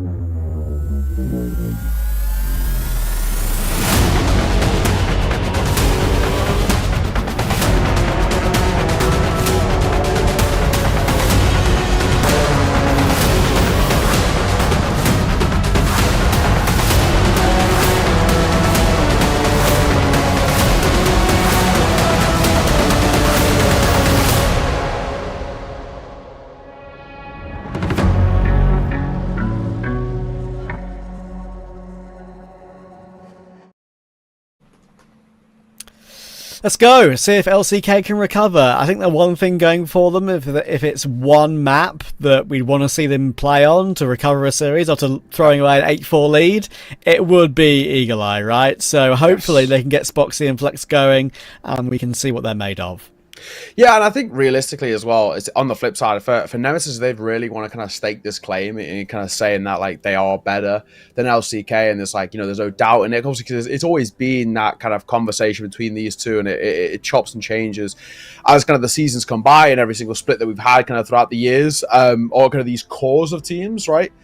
Fundamentally, you look towards whether they can beat them on this map. If Nemesis can take them down and 2-0 this, then it starts to kind of really throw a span in the works of actually who is number 2 in the region. And, you know, you can obviously kind of chalk part of it down to, you know, an off day or whatnot, but it was a really, really good resurgence coming through. I thought it was called excellently, played excellently too, and there's the real worry that could be kind of more of that same here in towards map number 2. So let's see. It's Alucard to open up proceedings with a very quick round. And look at the pace here by Nemesis as they're flying in. They are holding back nothing. Yeah, that's one of the things that I've actually seen quite often from teams on Eagle Eye, right? They do love a good old A-rush at the opening rounds of the game. Let's kind of catch off your opponent sometimes, and the Nemesis feel like maybe on a map like this they're thinking to themselves, maybe we need to be a little bit more gimmicky, a little bit more unpredictable to find a way to beat LCK here and actually take the series 2-0. I'd say they'd be right as well. I feel like you can't kind of fully sit back and play defaults against a side as solid as they are if you want any sort of chance.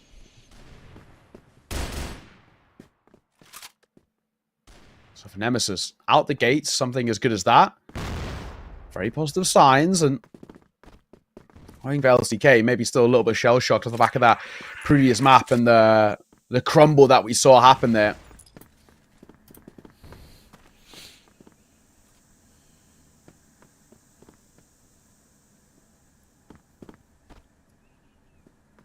Bit of a slower one, and chip damage dealt with the HEs to start off the second round, which feels a little bit more regular in terms of its pacing. Yeah.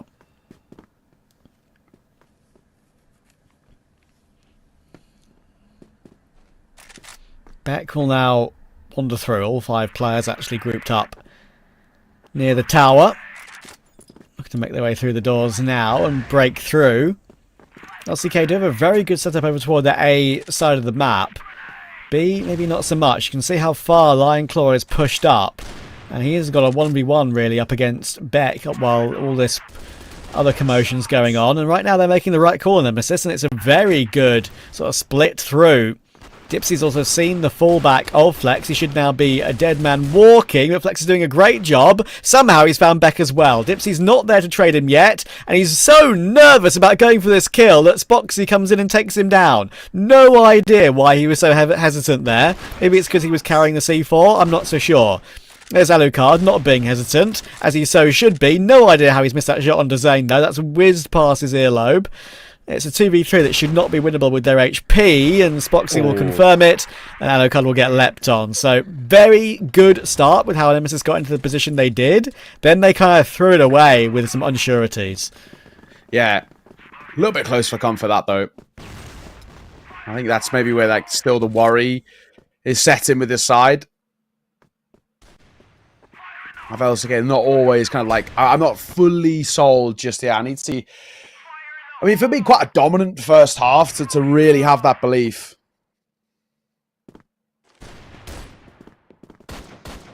Beck. Gonna send his way in here. So generally should lose out on this fight kind of coming through. It's a really difficult angle to clear on towards Lion Claw. He's gonna try and flash through this, and they fly in. He does well to get his, actually, in all fairness, and with Alucard doing the same, this is actually a nice spot. Nice, calm kill from Dipsy on Spoxy, and Raffin has found Flex 2, and just like that, it all falls apart. That's an awkward one for LCK. They would have felt like they're in somewhat control of that round for small portions of it, but a very quick recovery from Nemesis again, and they're continuing to really pile the pressure on, and they're going for a fast move toward A again here. The nades are coming flying in. Kiko's going to be caught immediately. What an opening kill from Raffin, and Spox is going to get so run down, so hard to even get one kill, and you're being danced with from corner to corner around that window, and Comics deletes Lion Claw. So Nemesis pace right now is really working brilliantly. It is. They're just making life kind of quite horrible, which is sort of exactly what you want as well. You know, you keep life really difficult, but you don't give them really any time to breathe. Once you kind of initiate the execute. Flex. A couple of hopeful pop shots is what he's aiming for here, but these pace changes that are really quite good from Nemesis. They slow it down. They're trying to gain some information off the back of it too, and see really what the reaction's like for LCK.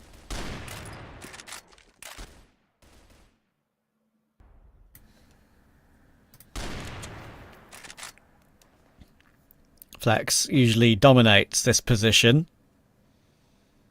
He's an okay start to the game, but as you can see on the Nemesis side, the combination of kills from Alucard and Raffin is doing a lot of the work early.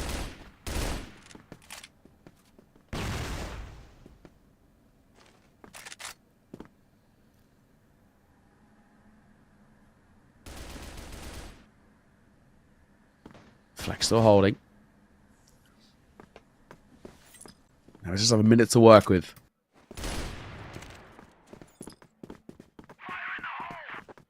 Heading towards the A site, difficult at the best of times, but especially when you know that that's generally where Spoxy resides as well, and this is obviously the map where he does his best work. The Zane, though, he's going to fall. Spoxy's so low, and of course comes through another bot. Spoxy, Flex combining really well, putting all on the shoulders of Alucard and Spoxy. And there it is. That site is difficult at the best of times. It doesn't help when Spoxy's there. Yeah, he might die at the end of the round to full damage, I think. But who cares? Who cares? He doesn't care about his KD. He cares about getting the kills when it matters. Look at Dipsy spotting Dezane on that jump spot there early round as well. That was a really nice little check. But, yeah, that is what Spoxy can do and what we need to see from him to get LCK back into winning ways and to take them to port. If they do go to port, you would expect LCK to maybe follow it up. But this is not going to be a walk in the park at all, and Nemesis have played pretty well so far. It's only one round with that great Spoxy play. If they run it back toward A again, there are 3 players on site, but surely way too much for Nemesis to break down. Yeah, surely, right. The issue is it feels like probably want to consistently try and look towards B because you just avoid Spoxy, but then of course you condition your opponent to shoring up that site more than anything.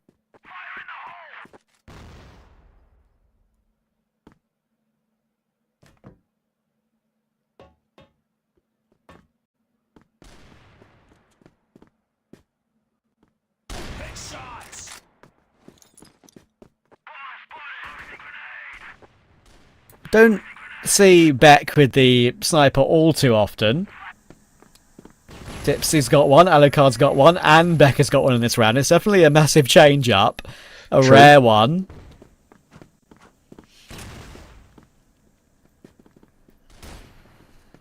Oh, and Raffin's found Flex as well, so maybe it will only be one round. Oh, great spray from Lion Claw though. M14 gets two, and it's a big missed quick scope coming through. Dipsy finally finds the Zane, and then eventually we'll find Lion Claw too.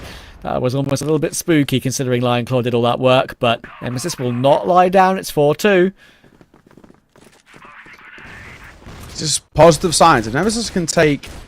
I mean, honestly, if they get that 6-4 again... 6-3 may I say at the half. Like, that is a huge thing to... give yourself that breathing room. On your opponent's map. Early bit of damage, but again, they're going to head back towards A. Seems to be the play.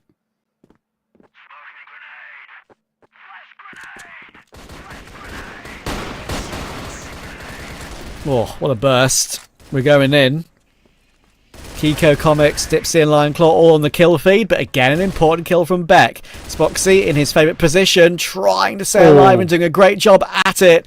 Still standing directly above Beck right now, and they're waiting to see where Flex is. In the end, they take so much time that Flex is going to get caught, you would think, now in a 1v3. Spoxy had to jump off, really, and try and make some impact happen when he knew there were so many players around him. Didn't work. And now, Flex... all three players are tagged up, but when you're the sniper player, it doesn't really mean a whole lot unless you can get that sidearm into the action. No one on Nemesis is peeking. It's an incredible check on Beck, and even a bit of BM mid-retake. Wow. He's feeling it right now. He's looking to find Dipsy as well. He sees Alucard. Oh, Alucard has even traded him. Surely not Flex. Going for a tap on the bomb to try and lure Alucard into the open, but eventually he runs him down. Imagine if Flex won that clutch mid-BM. Yeah, that would have actually been ridiculous. Not a bad effort. Credit where it's due, but still not enough. So, no real shocker here that we're getting that LCK timeout, right? I think this is obviously a side who have been really kind of underperforming once again, and there's real worry coming through here, and it feels like they haven't properly recovered off the back of that crumble in the previous map. A lot to talk about here as well. You can see Loon's getting very, very vocal. And too right, you know, has to kind of bail them out. And Flex is quite animated himself. Yeah. He just knows that, you know, every win matters now. Sure, Nemesis are a couple of wins away from LCK. Excuse me, in this elite group. But yeah, if this one goes awry, then definitely a chance they can work their way up. Nemesis currently are third in the elite group, of course, with a 5-3 record.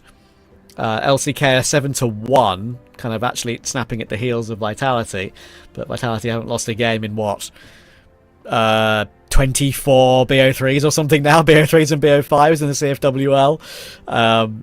They did lose a BO5 and I think in a qualifier to 3BL, which is definitely a bit of a shock. But yeah, at least in the CFWL, they've been unbeaten for a very long time. So yeah, it's impressive for LCK to be where they are. So if they were to lose a game to Nemesis like this, it would be a surprising second loss of the Season 1 in 2026 so far. Yeah, no, you are right.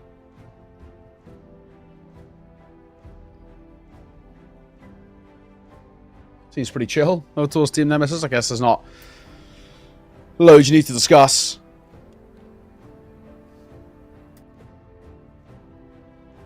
Why would you? With that nice bit of win rate that you've had to work with. I'm pretty happy with how things are at the moment. 5-3, you've guaranteed that lead. Like I said, if you can kind of have that 6-3 half again, like the breathing room you get, then moving on to the defense is huge. Exactly. Let's see if that pause will do anything. More often than not, the tack pauses seem to change a lot.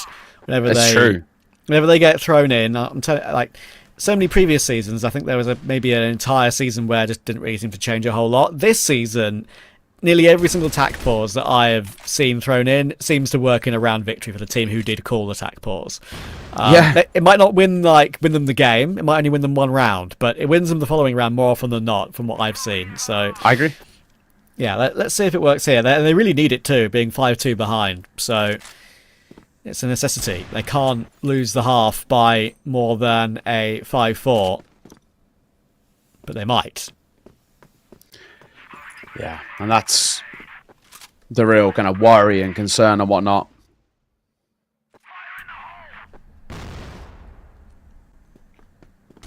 Comics.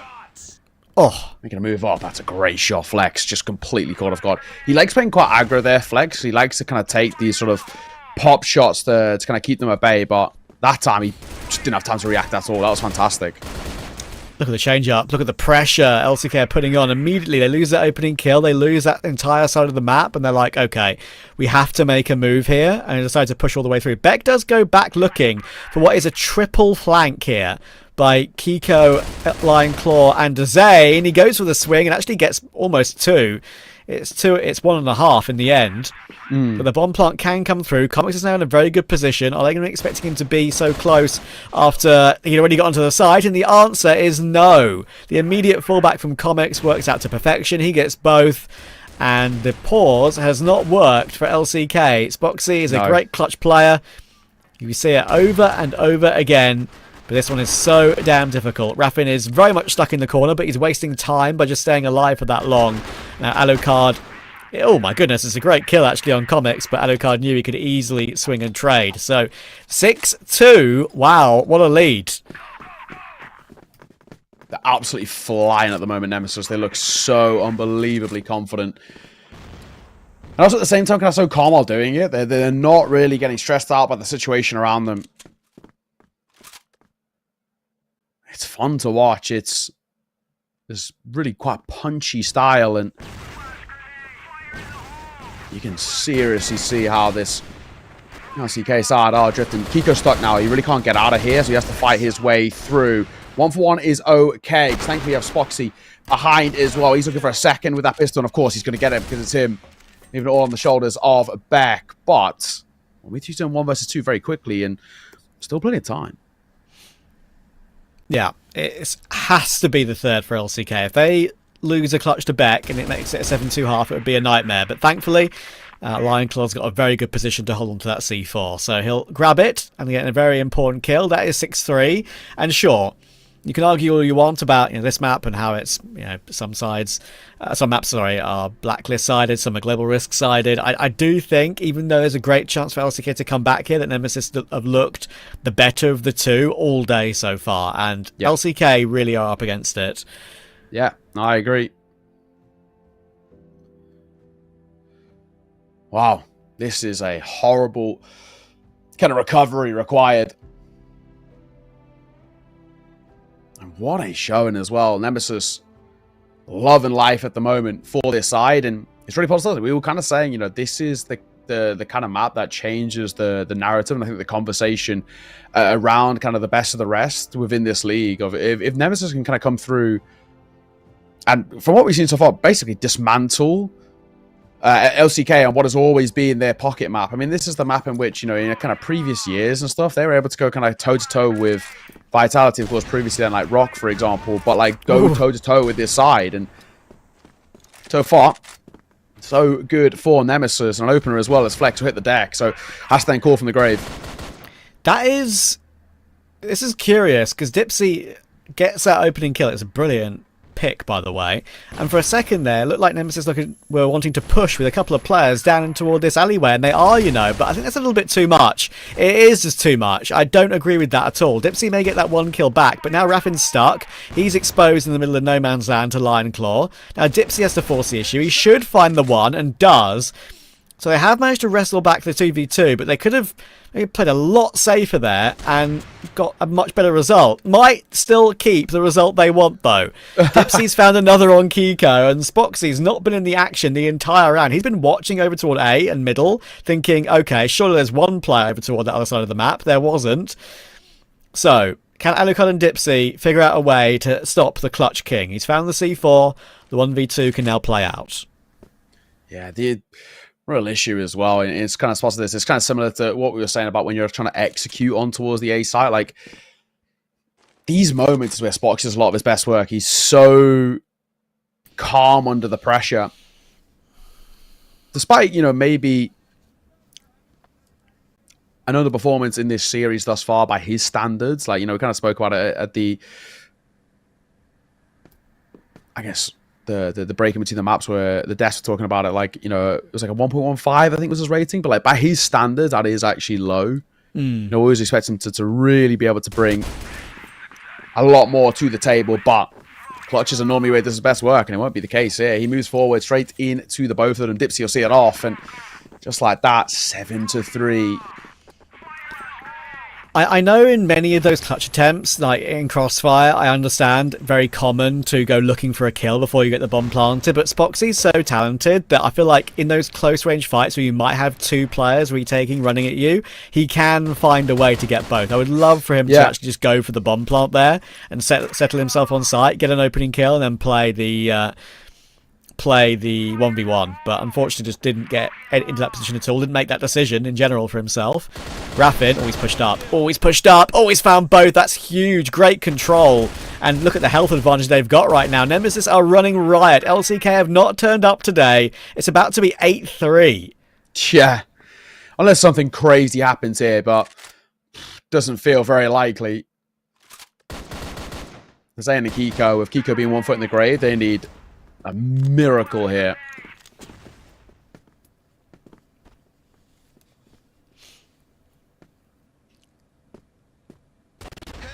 Kiko. Oh. First of all on to say now as well. Man alive, another one that kind of quite simply falls through the cracks for LCK. I don't know about you, Chad, but for me, it just feels like this side are quite checked out. A little bit, yeah. I mean, there's a couple of plays where they could have made better decisions in general too, which is the main thing that is always concerning when you think that the decision making is off. If you miss shots, it's whatever. It can happen to anyone. But Raffin will go a little bit too far there, though. And Nemesis need to be wary of just going a little bit too hard and trying to close this map too quickly, and they are getting punished for it. We know these comebacks can happen. Just play your time. You've got that 5v4. You didn't need to go as aggressive as you did, and they're getting caught for it. There was no reason to push that hard. So Beck's got a good position, but he needs to multi-frag to get Nemesis to map point from a 2v3. Yeah, I think you're right. I mean, I think realistically, you kind of have these kind of moments where I think because they've been so dominant, they kind of put themselves into a spot because they're just so overconfident away. It's a nice shot from Kiko. It really is. Last one to back. I mean, surely should be no chance, but they are running into him. This could still be really precarious. Oh, hang on a second. Oh my god, that is so damn close. Kiko is so unbelievably low. I don't think Beck realized they were all going to run towards him, but very nearly bails them out. Oh, Beck, I mean, he'll be thinking he should have won that. I mean, he had one bullet left to hit, and it would have got them 9. That's crazy. Now LCK are going to try and put the pressure on with a quick round after what was a very, very high pressure end of the previous round. They're going to try and completely catch Nemesis off guard, and often this sort of thing can work. Beck only gets 1. And I'm afraid Alucard is missing as well. He will jump down for 1, but he needs to put that sniper and get another. That's the Alucard I know. He's able to find a third as Kiko jumps on his head. That is an incredible hold from Alucard. And once again, Spox is in a clutch, and that could be the round that wins Nemesis the game, because if LCK run over them there, comebacks on. We've seen it so many times. Yeah, and I kind of feel like there's two sides to a round like that. Like, it simultaneously sort of like reeks of desperation a little bit, but also on kind of the flip side, it's such a showing of like, with this side are just throwing whatever they can and hoping that it sticks, right? Comics, Dipsy kills a piece for them off the back of Kiko finding that opener. Numbers advantage. Dipsy, I love the move. Dipsy got at least 1 dead to right here. There's the first. Ooh. Can't pull out the pistol in time for the second, but that's job done because he spotted the C4 and he knows where they're going. They're going to go towards B, and this is where you now see the remaining 3 of Nemesis group up together, but also what I initially thought like they were going to commit to this flanking towards Hotel. They're actually now a little bit indecisive. They're kind of lost. They're not confirmed, and I guess part of it comes down to the fact that LCK haven't planted. So are they cooking up something? Oh, that's the no, they're not. They're not. They've burnt it already. In fact, actually, no, it's just undercooked in this case. It's completely undercooked. There's no way they're winning a 1v3 with Lion Claw, I don't think. In LCK, they do have this tendency, right, to disappear a little bit on occasion. Like, that they have a level, their ceiling is good enough to beat Vitality on their day. Their floor loses these games, and it's been very evident here. It's a brilliant performance from Nemesis. They get it done in 2-0 fashion. They'll be delighted with that, and that does now close the gap to LCK in that elite group. It's genuinely doable now for them to make that comeback, especially if LCK slip up elsewhere. And judging by the performance we've just seen from LCK, like, slip-ups actually seem very possible now. Like, that is a real kind of gross underperformance from them. Definitely not the level that we expect at all from a side that are normally as strong as that, and really kind of left scratching our heads about what happened to them. But I think the main talking point to take away from that is Nemesis. That is a fantastic game and a statement that they are the second best there, at least in their eyes they believe it, and they just played like it. Indeed. We'll see what the panel have to say. Thanks, boys. Yeah, and yeah, it's fine, but yeah, we saw Nemesis just destroying LCK in a 2-0 fashion and in their own home. That looked illegal versus LCK. Yeah, this is okay. Look, I mean, I guess I know a few things here, because I was saying, like, I mean, this is where I feel like Nemesis were in a position that they could have anti-stratted. I felt like yesterday was a really off day for them. Like, it did not look like the same team at all.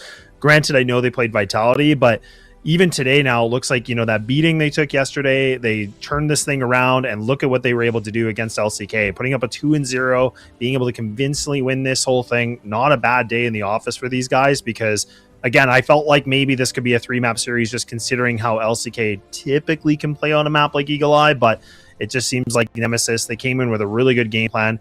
People like Alucard actually putting up some really big numbers and, you know, locking it down with the sniper. Absolutely, you know, just makes it even easier right now for Nemesis. So that's a huge W for sure. And I mean, this is, again, that whole debate about who's the second best team, but I think Nemesis have definitely proven, like, look, you cannot count these guys out at all. You just can't, and they're proving that, yeah, we're a team that we had like a little bit of a changes when it comes to the roster. Like, the roster itself just formed before the starting of this competition. But like, yeah, when you have players that played internationally, they have all what it takes. Like, it feels like you have 5 players that know how to play. You add them together, and they just voila, make you a perfect cake. That's it. Just like add all the compounds together, and you see how it goes. And I believe the highlights will even show us how can they just do that. And at the same time, you saw one player stepping up so hard, of course, Raf at the first set, and in the second one we have seen multiple guys do the same thing. Yeah, and I mean, again, it's just like, you know, we talk a lot about for Nemesis, this is where this roster in the very beginning of the whole season, it did actually kind of excite me in some way, because we talk about Dipsy joining this group, we talk about like Alucard. I think Neo brought up a good point about there's a clear difference between like Spoxy style of sniping versus Alucard's, and I think Alucard definitely showed that, you know, maybe this like less, you know, aggressive and more passive way can definitely, you know, be able to still prevail. It definitely has a way to make an impact into the game, and I feel like he was actually going for duels that were, I mean, you can argue were relatively aggressive at times, and he seems like he's a bit more calculated. So again, I feel like everybody just came to play, and they took a huge wake-up call from yesterday, realizing, look, like, they're still in a great position being in top 3, but you want to be right behind Vitality. You want to be able to be that second best team. You want to be able to put yourself in better point contention, you know, moving into the international competitions, the whole thing. So I'm impressed to see what Nemesis were able to do, because like, if you're looking at these highlights again, you're talking like an 8-3 at one point, which is kind of insane. Like, I definitely didn't think it was going to be this big of a lead off. I thought it was going to be a little bit more of a close encounter, but Nemesis, just like I said, played the perfect game plan. When your sniper's making clips like that, boy oh boy, that's the cherry on top. Yeah, they're just making some TikTok highlights. Dipsy and Alucard. Alucard being a way too flexible player. He plays AR, he plays a sniper. Whenever the weapon you need him to play on, he will absolutely deliver. And yeah, Dipsy and Alucard, their pose Look at their KDs, 2.4 and 2.25. That's how you would love to see your snipers in Eagle Eye. That's how would you love to see your carry potential, like your carry players in a map like this. Sometimes Alucard dropping multi-kills, and we have seen Depsy do the same thing. They do it in parallel. That helps the team to collect multiple rounds, and that's how it shows us. Like, look at the scoreboard. Like, yeah, you get round, you lose one, and then you drop to 1 round, 3-1, and you take the entire game. It's just like going, I can't say back and forth, but it goes one side and then it goes towards you. And by far, I believe Depsy, okay, Depsy's taking the MVP. I can't be mad at this.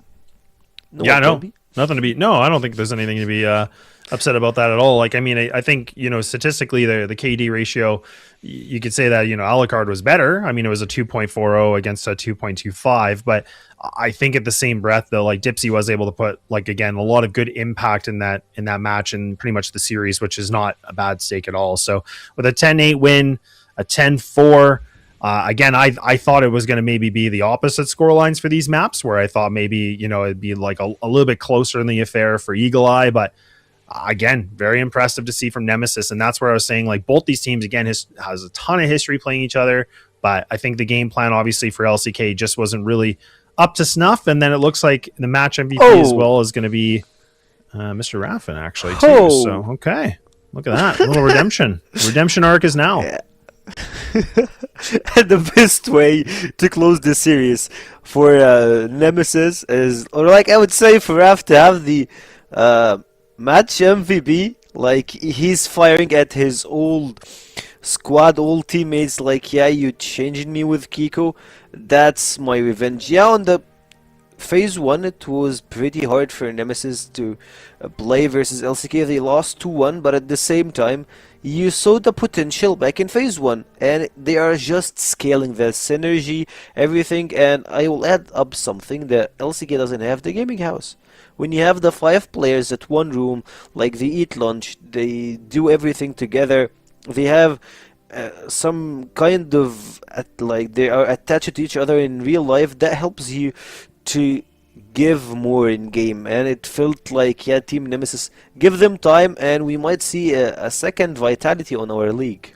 Yeah, possibly. And I mean, when you talk about Vitality, I mean, that is going to be the upcoming match for the last series of the day, but we are just going to take that little bit of a break here as we get ready for the third and final, with Vitality going against unKnights. So don't go too far. We'll get ready for that third and final series in just a bit. See ya.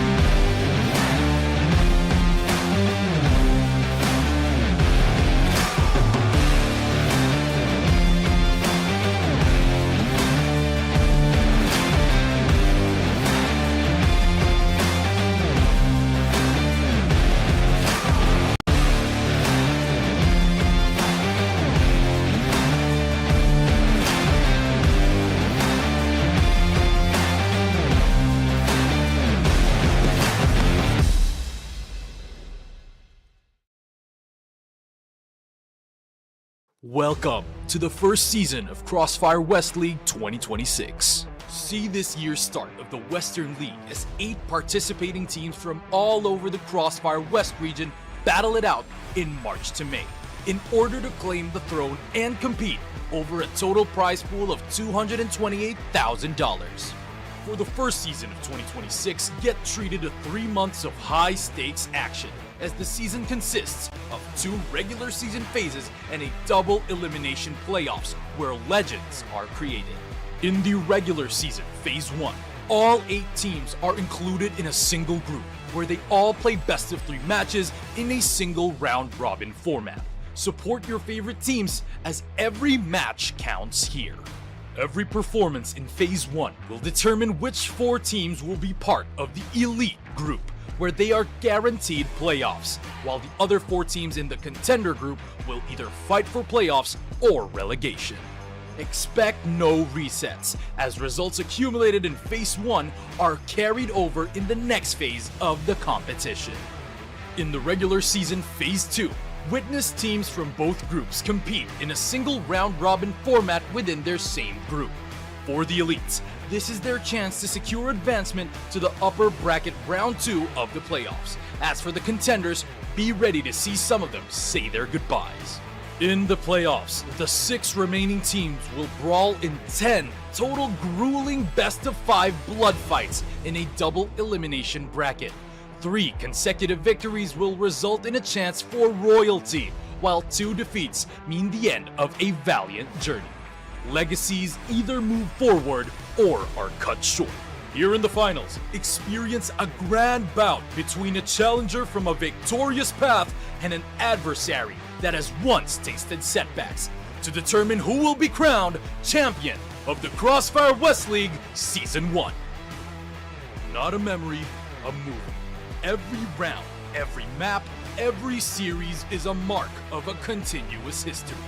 This is the road of recovery for the old glory. CrossFire West League, reclaim the throne.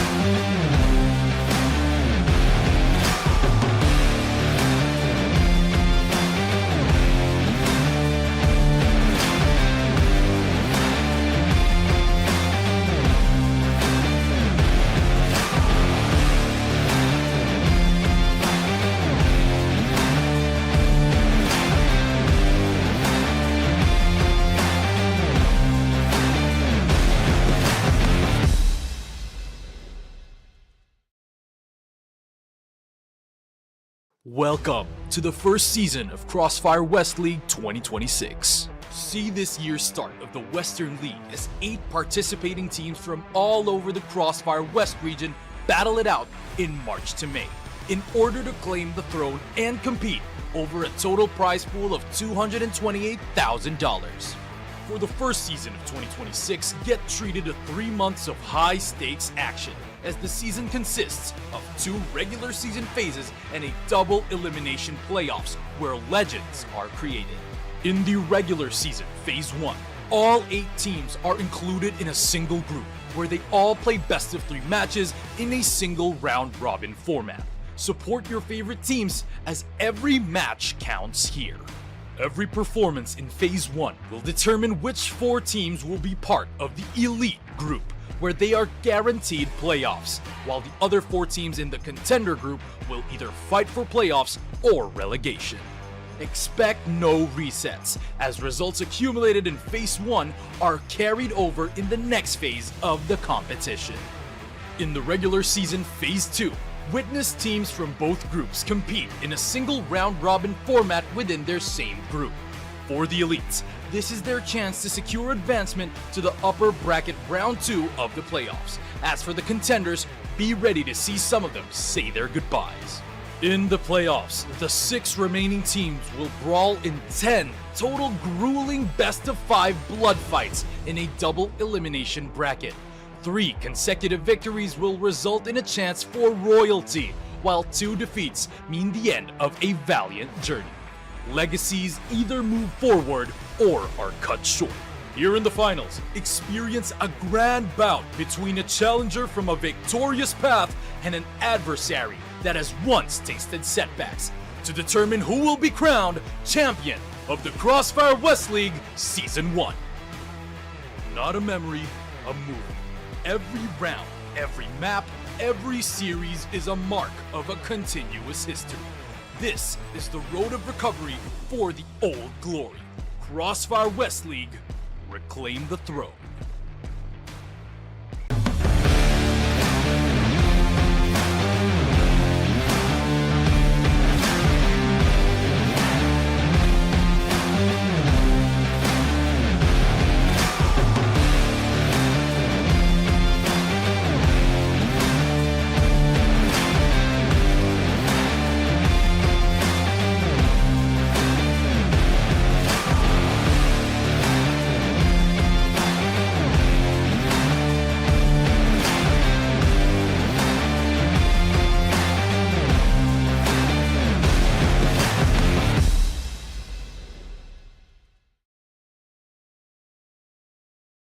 Welcome to the first season of CrossFire West League 2026. See this year's start of the Western League as 8 participating teams from all over the CrossFire West region battle it out in March to May in order to claim the throne and compete over a total prize pool of $228,000.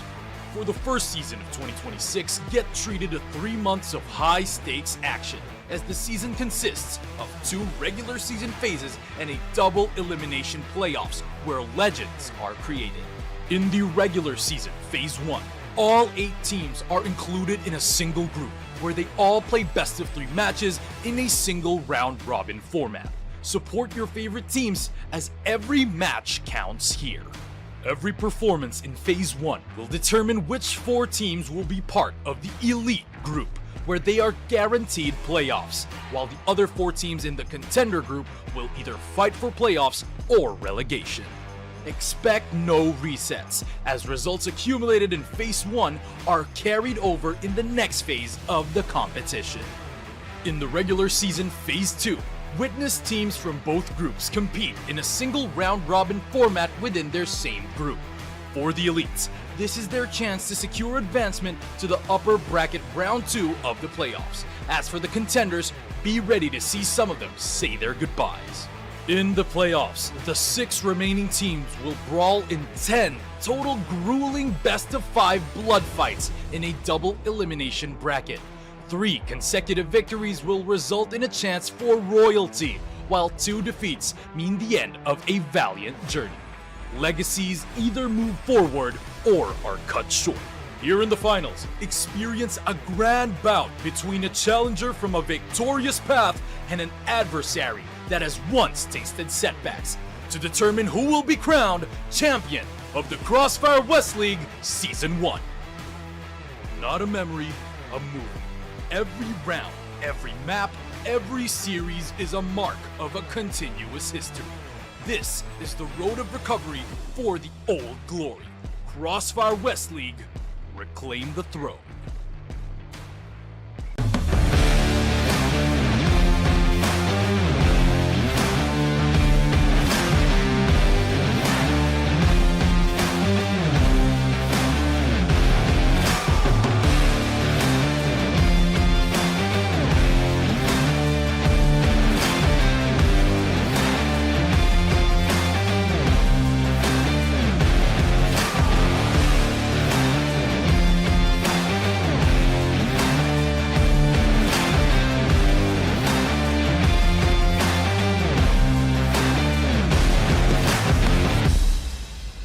This is exactly the kind of game and performance I wanted to see. This is the Hail Mary.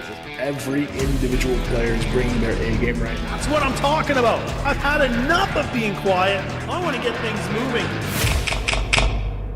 The Menacin not able to get Free! Oh my word, straight out through that smoke just recently. Zane has spotting out Frisk here. Yes, Trevor very scared going for that quick.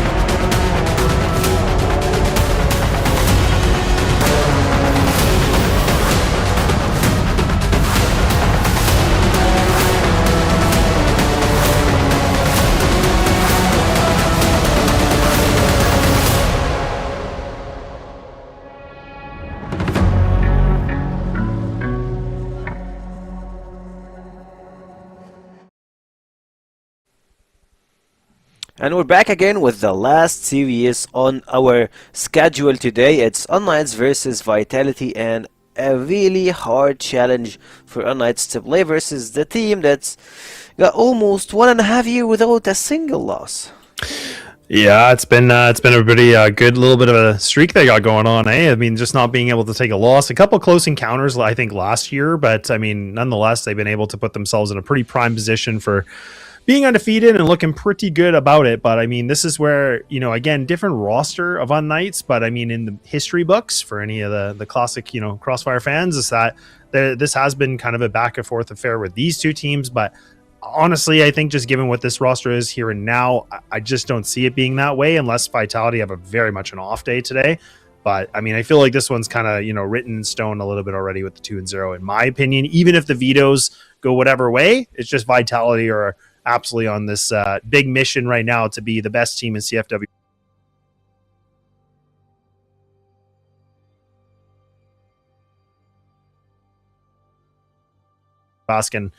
It's asking a lot here for them to be able to cause a bit of an upset. Yeah, and for me it feels like, of course, as you have said, it's pretty hard for unKnights to play versus this roster.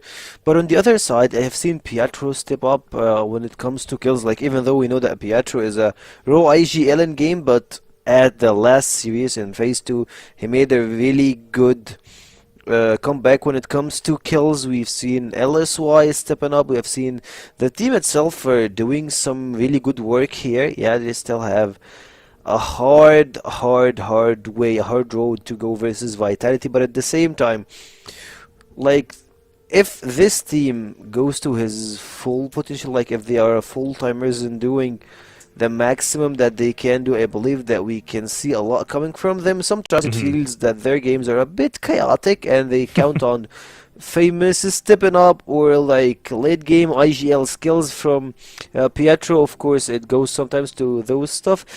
But versus Vitality, the last time, it wasn't anywhere closer to this, since Vitality leave no margin for error, and they just go with what their comfort with. The Snare, Slayer, Snake, Horus, and Todzin. Those 5 demons are proven to be the best in the West, at least for now. Yeah, no, definitely they have. And I mean, that's the thing too is, and the reason I'm kind, you know, I hate kind of like making that hard prediction of just saying like, look, like it feels like a Vitality win really, but it kind of just quickly going back to unKnights, like when you're looking at their win records, it's talking about, you know, they were struggling against Anubis. They only took 1 map away from LCK.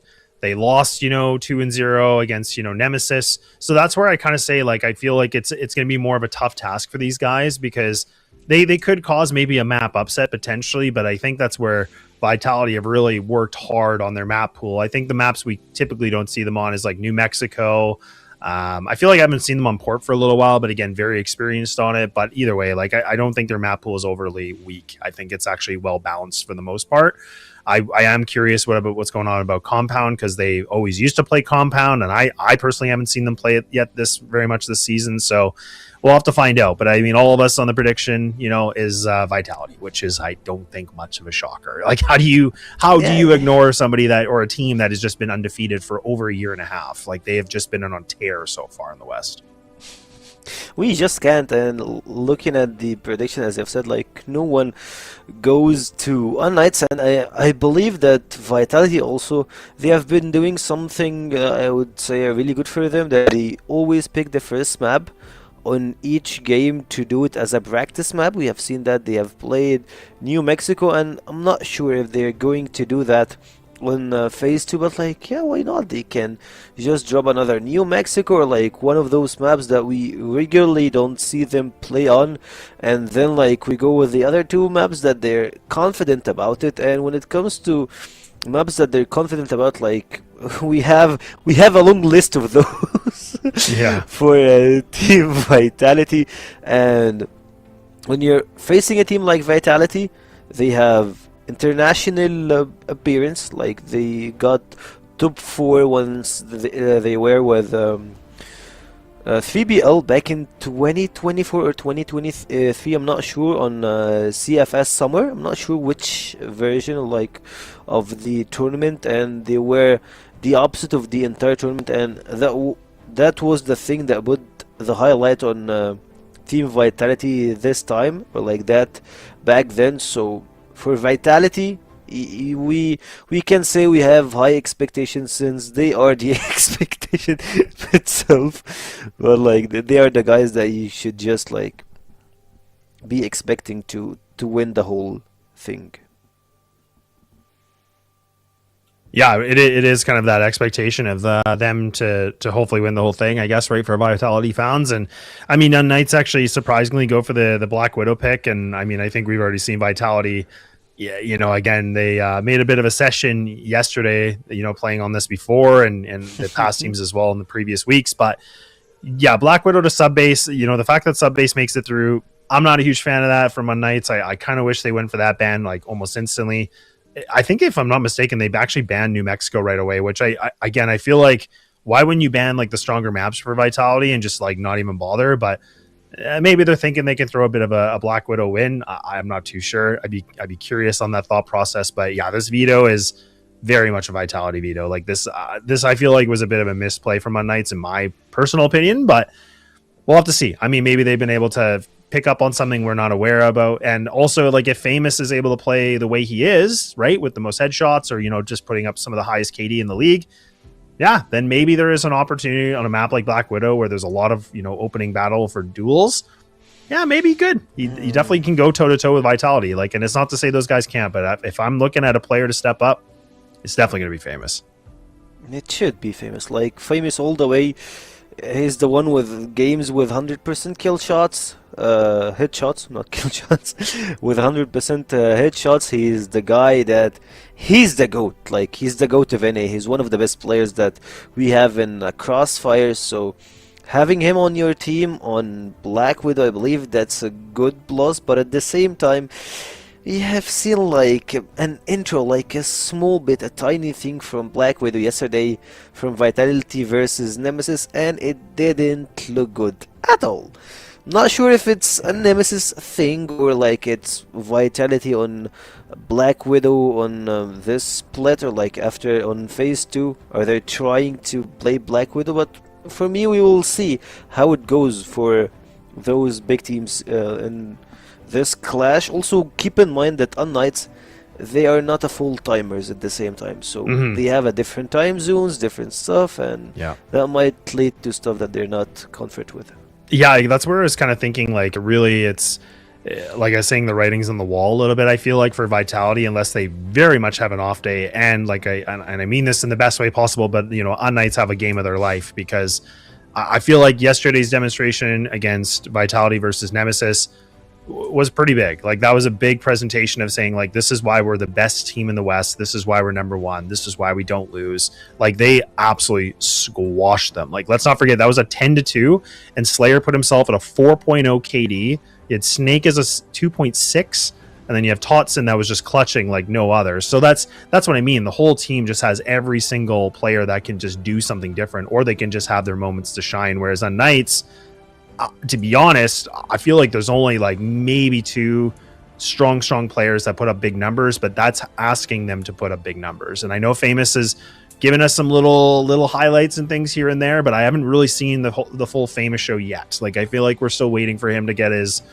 big game to shine. This could be it. Maybe he's going to be motivated. He really wants to like demonstrate what he can bring, but he's going to have to bring it here on Black Widow. Otherwise, I think Vitality easily have this thing done with 2-0. I believe too, and for me also, I would love to see Famous play on 20 ping in CFWL. It feels like that might be a huge buff for him if we can like get him to EU somehow, like to be closer to one of his teammates and play just like the playoffs. I'm not asking for phase 2, like I'm not gonna be selfish, I'm just asking for the playoffs to see Famous play on 20 ping on CFWL. It feels like this might be the way to get unKnights to top 2, like to play in the final, at least to play in the final. If they have Famous on 20 ping, I believe that might be like the shocking truth of CFWL. He's playing with 100 ping, and I believe like I got the confirmation that he still got some problems on his right arm. So yeah, he's just enjoying the game, making some TikTok clips, YouTube videos on CFWL. We have seen a lot of them, to be honest. We've seen a lot of Famous rounds. We definitely have, and Famous has definitely been a content creator, and he's definitely been all over the media, right? And yeah, he's a very popular personality. So it's the thing too, is that he can back it up, and like you said, it's the fact that he's playing on a massive disadvantage with like over 100 ping and everything's against him, but it seems that he's very much prepared for it. But look, it looks like we're getting ready to go. We're gonna let Trav and Nao run it through one more time in the last series of the day here with the Ultimate of Vitality taking on the Knights. We'll find out who's gonna be able to find that W. So take it away, boys. Yeah. All right, cheers, guys. Last time I casted... I was one of the last casters to cast Vitality losing, and it was a long, long time ago. And being realistic, I very much doubt it'll change today. This is a side that are just unstoppable in the West. And I think, if anything, now with such a titan organization like Vitality, kind of, and under this banner, like, it's going to inspire them more to continue this flawless record. They've got such good support elements behind them. And of course, being frank, their aspirations have nothing to do with CFWL. This tournament for them is a walk in the park. What they're really looking towards is get reps for the internationals, right? For the things like UEWCs, for the grand finals at the end of the year, because this is a side that actually do have the potential to really kind of put pressure on some of these more kind of international sides, like the sides from China and the sides from Brazil as well. And they need to do that over the span of this West League to prove what they're all about. And of course, qualify for it, but that's kind of a guarantee anyway. This sort of a game, there's bits to like for unKnights, but unfortunately, if you pick every single role head-to-heads, Vitality are just better. Yeah, I mean, that is the unfortunate fact of the matter for unKnights, right? I mean, Vitality, as I said earlier, I think it's the 14 games and 0 losses streak from 2025 Season 2. Then you add the 2 games from the playoffs, which I believe is like 1 BO5 and 1 BO3. Yeah. That is 16 games unbeaten. Then you add this season, which is 8 games, which is 24 total games unbeaten. So, as you say, talking about walk in the park, it's not just a walk in any park, it's a walk in the most prettiest park in all of the land, right? So, and also as well, to add to that, most of those series are like pretty swift 2-0s as well. Like, they don't really drop maps. That's kind of like the even more damning thing, is they not only do they win all 24 games in a row, but they're doing it by, for the most part, what we say, like probably at least 20 of those are 2-0s. Exactly, right? I mean, funnily enough, one of the Vitality games I covered earlier on in the season, they did lose a map to Swamp of all teams, but yeah, that is only one of the very few blips they've had. So they want to get through tonight as cleanly and easily as possible. And be very, very surprising if they don't. But we're live. And I guess the blessing is we start on unKnights map pick, but I don't know how much of a blessing that'll be, because it's a pretty decent one, all things considered, for Vitality. It's one they've played a fair decent amount over the span of the West League, but also even internationally as well.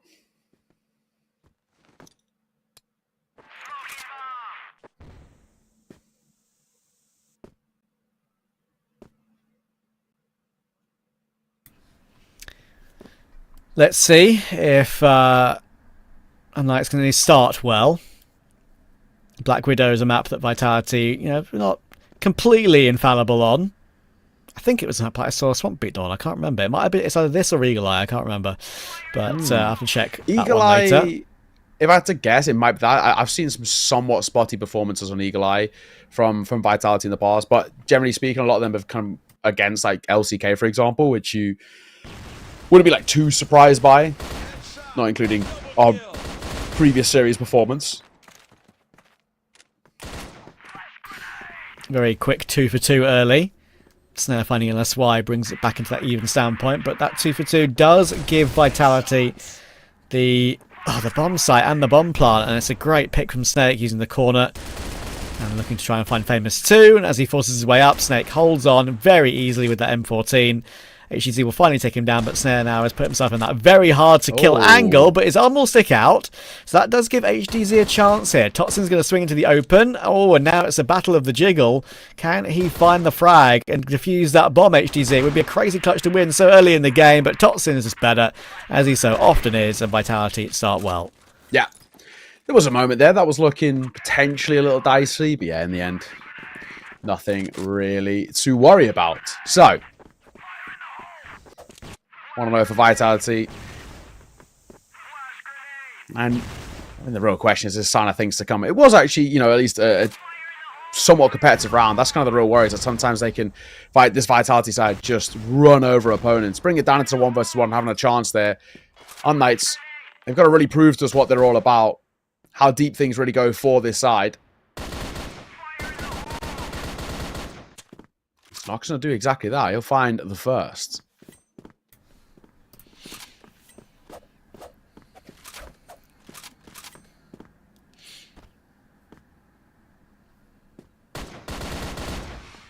Oh, Nemesis goes looking. Don't blame him. But Totson is there to spin around and take the kill very quickly. And just like that, the advantage that unKnights managed to glean early is removed. Horus has already got quite deep presence in through middle. He's holding for one of those rotations and maybe push through those mid doors. Totson will now try and clear box room. He has got an enemy in there in LSY.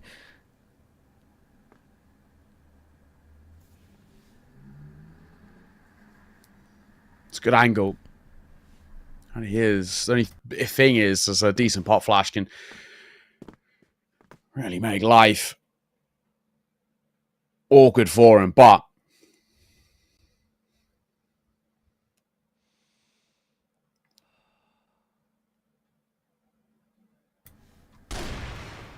okay, HDZ, it's time to multi-frag. What can you do?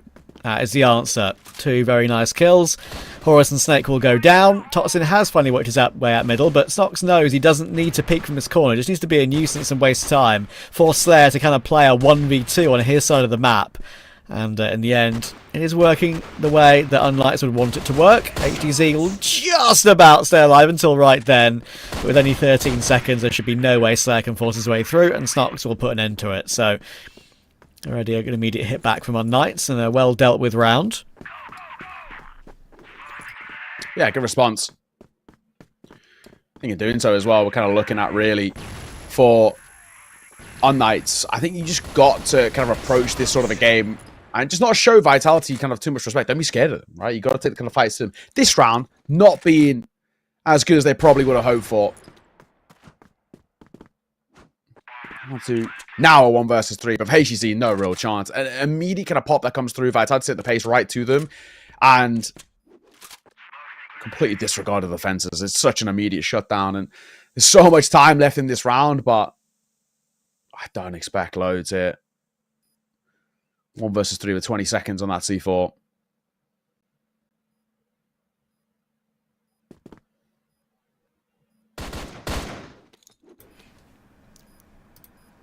Yeah, there's no way in for HDZ. He's very stuck, and Snake will secure it. Vitality up 2-1. unKnights, always been a team that has we've kept an eye on for all these seasons in CFWL. When I think they had one season where they weren't in it, right, because the team went to a different name, different organisation, and they came back. So that's why they're going to try and put some unKnights names on that kill feed, and they'll do well with that. Snake will answer back, but now Snake is stuck in middle, and Pietro might be able to wallbang him, and there we go. It's a good clear. So 4v2 quickly. I'm going to second though. There might still be, I mean, there still technically is 1 versus 2. You can never really discount Snare individually so sharp. C4 now picked up as well, but it's just this angle here around the box. He's been spammed down. He'll get his shot, but the immediate trade. LSY, smart move from him just to play up there with Pietro. Like, they know they've got that C4 down. All they need to do in a spot like that is just play together. Play for the trades. Snare's so scary, you can't give him 1 versus 1s. Can't give anybody on Vitality 1 versus 1s. Yeah.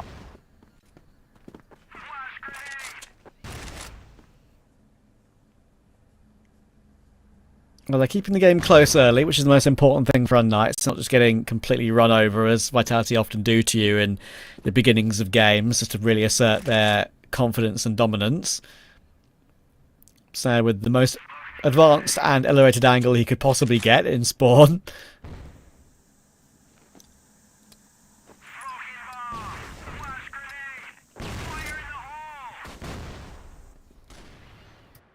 holding at range. You got Horus waiting to pop in towards box room, and seems like a smoke and a flash being set up for exactly this.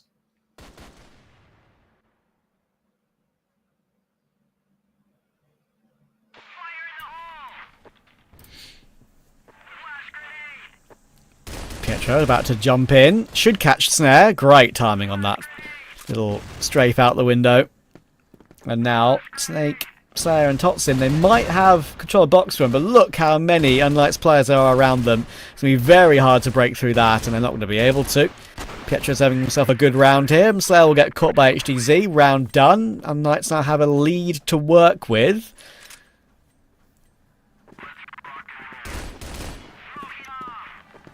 Nice little spot to be in. And the fact that pretty immediately showing that they can go toe-to-toe. Vitality haven't at least proven to us just yet about how strong they can be, or how strong we expect them to be.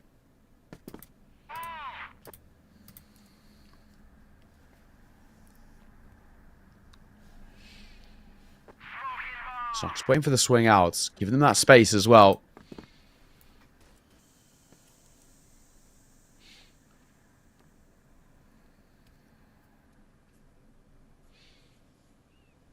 Yeah, they've completely cleared out this side of the map for now.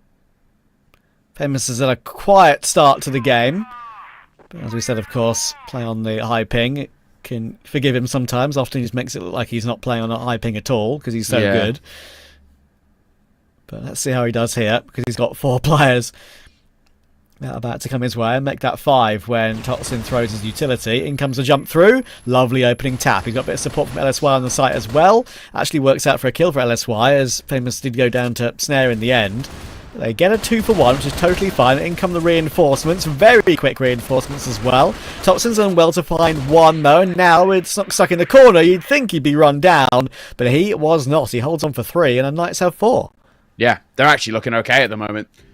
Really not too bad at all. So they're going to call for a timeout. I don't think this is a bad idea at all. You can see Strake pretty immediately getting on the mic. It's not exactly been the start to be expected. Like, the initial couple of rounds are looking okay, but now this is in a somewhat problematic spot. I think this is the right decision.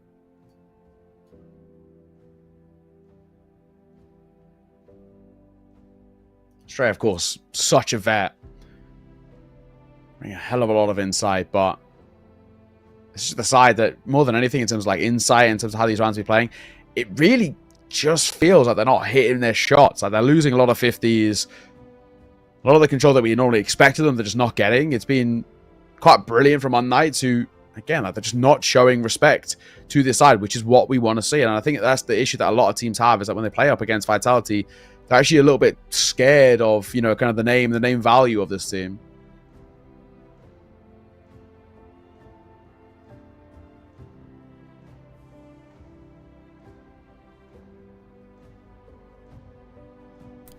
Yeah, and as you saw in the player cams here, right, I mean, Snare's got his head in his hands a little bit at the moment.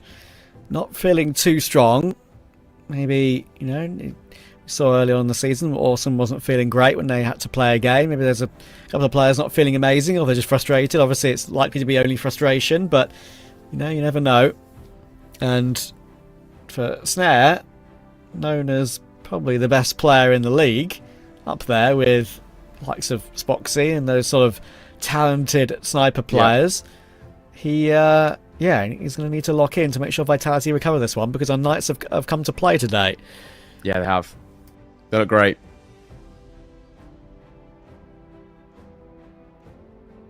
So yeah, quite a lot to talk about. That was damn sure.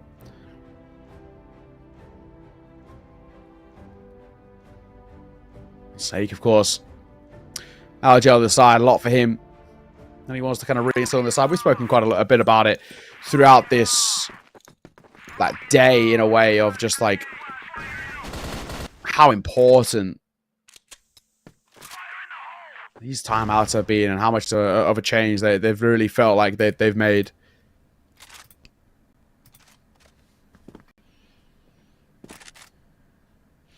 Yeah, this needs to be the round they recover on pretty quickly. So, no, I don't expect the world from unKnights in this series, but if they're able to take a map, it is going to be one of the few teams that have been able to do so against Vitality this season. Vitality occasionally just start a little bit off because they, it's very hard to not be complacent when you're so far ahead in the league. Yeah. But I guess in the same vein, they know they have this unbeaten record that they really desperately want to keep, right? So it keeps them on their toes. It's one of those things like other teams in different esports, like for years, they will have been trying to keep unbeaten records up purely for the record books. Famous has done really well there to find 2. And just like that, the quick push from Vitality has all been deleted. Pietro is in the face of Totsin, and just like that, it's 5-2. Yeah, so that time I did absolutely nothing. Didn't change things at all. And that's a very, very clean round that they take. And kind of concerning in a real kind of frank way that that's how quickly things can kind of fall apart for them. 5 already, and, well, maybe now the 6 starts to open up as well as Slayer. Down he goes very quickly. Vitality looking a little bit off their game at the moment.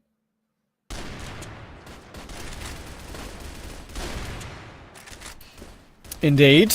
And look at these frags coming through for... Oh my goodness. That could not be better. When have you seen Vitality fall in a round as easy as that? I mean, right now, unKnights are loving life. They've used their tack towards Vitality. They're now 2-6 behind. We could be looking at a 7-2 half here. Sure. Yeah, it's definitely... When it's Vitality on the server, it's never a done deal until you actually hit 10. But... Wow. Pretty ridiculous stuff we're getting here. unKnights are absolutely owning them. Really isn't too much of a competition in a lot of these rounds. Like, well, you've seen a couple of them be completely flawless, which is such a rarity. I'm going to snare, but Snocks also fall too. But Slayer's a deck. Totson will get one back into that 3v3. They've also got the sight now as well to work with.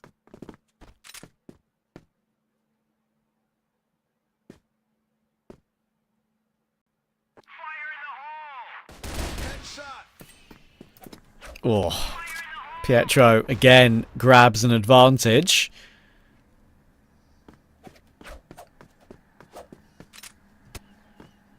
And there's a big flank round from Pietro seen, I think, by Horus. So finally Vitality have a plant to grab. They'll get it down now, but it isn't a disadvantage.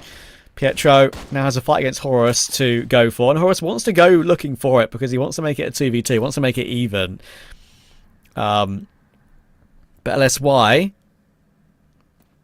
he's now with Pietro, so they can maybe overwhelm Horus and Snake here. Horus is going to have to spin around very quickly to get this kill if Snake doesn't deliver, but thankfully Snake is so damn reliable. Now it's Snake versus Famous, tries to duck and dive away, and he's done that. And now defusing the bomb is very difficult for Famous. He knows he has to try and chase him down, and because of that, Snake jumps away. Very smart here. Snake is playing for the round win and nothing else. Even if he dies here, it's all good. Yeah. He dances with Famous, and it's a dance that goes in Vitality's favour for a 3-round half. Yeah, I mean, smart to kind of see it off like that and just guarantee it, but really quite the underperformance, so we have to be quite honest, just not what we expect at all from Vitality. But on the flip side, like, real credit to unKnights. Like, this is a side plays a really good crossfire at the moment, and you know, we keep saying it, they're just not pulling any punches. Like, it's very easy, and you see it happen a lot where teams will play up against Vitality, and it just looks like they're scared a little bit. They show them way too much respect. They kind of come in towards these games and allow them to completely kind of dictate the tempo, control the pace of the game, and that's just not been the case here. unKnights are more than happy to take a lot of fights to them, and it's obviously working really, really well. So I'm very much impressed, and kind of the hope is that unKnights can continue this, that they're playing to a really solid level at the moment, which a lot of teams really struggle to do against this side. Yeah, I think it really tells you where Vitality are at in this game, that, you know, Snake had to play that clutch like he played it, right? Like, literally, skin of his teeth, dragging it, grinding it out. It wasn't a clean one in any stretch of the imagination. They'd done really well to grab it in the 2v3. It was unKnights who were winning all the comfortable rounds, even with a couple with, you know, 4 and 5 players alive. Yeah. So, second half, we know that Vitality can battle back from these sort of score lines very, very easily. Blink your eye and they'll be 6-all in a moment. It's happened so many times. But unKnights are playing well. Yeah, you're spot on. I'll have to say, off the back of this halftime break, what changes for Vitality. Obviously, quite a stark conversation that has to be had for this side. Back underway, 6-3. It's very rare that we get to see a kind of a side of this caliber look so lifeless in a game. So, let's see if that'll continue. Slayer's got other ideas. He'll get a double to open up proceedings. Yeah, they're going to need a lot more of that. Oh, good nade. Onto HTZ, now tagged down to 31. It's going to force all three of the remaining unKnights players away from B for now. They just went back looking for a split second, but they've got plenty of time to make a decision. 3 Vitality players surrounding the box room. We might look to push for info to see if they've fallen back all the way.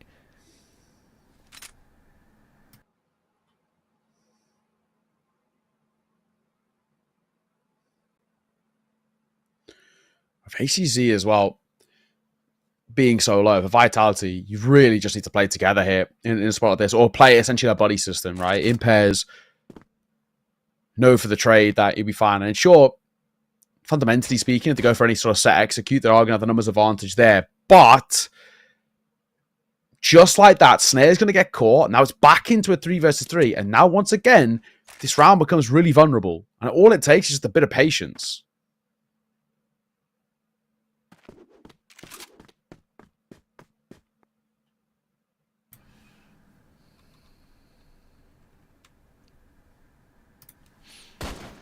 Totsin sees both HGZ and Famous go through middle, and look at that. How beautiful was that? Wow. That could not have been calmer. Just little counter strafe taps. Now Pietro has a very difficult clutch in his hands with the bomb dropped in middle. Long range angle for Totsin, looking to try and get one more, and he's going to add to it. And now the Vitality comeback train will leave its station here, you would think, but there's still a long way to go. Yeah, absolutely. I think you don't really start to sort of invite those conversations really in until it's like a one-round game. And the kind of question is, are we going to get to a one-round game? For unKnights, from what we've seen thus far, can't count these guys out of this game by any means. Snake going to make a little bit of a move as he goes aggro through box rooms for some information. And the fact that he gets no information is information in itself, right? They're not setting up for an early take, which is why a lot of teams have the default out of spawn. Take box rooms control, then maneuver around the map off the back of kind of poking and prodding over there, looking over towards bridge as well, towards doors, and kind of seeing where the gaps open up. They've spotted there's no one in that direction, so they can focus kind of resources elsewhere.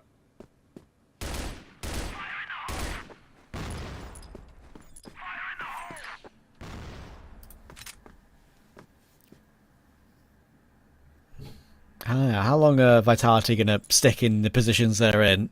Probably not that long. There you go. You can see that sort of internal timer coming through. They decide to disperse once they get nothing from that hold. But unKnights have actually set themselves up here pretty well.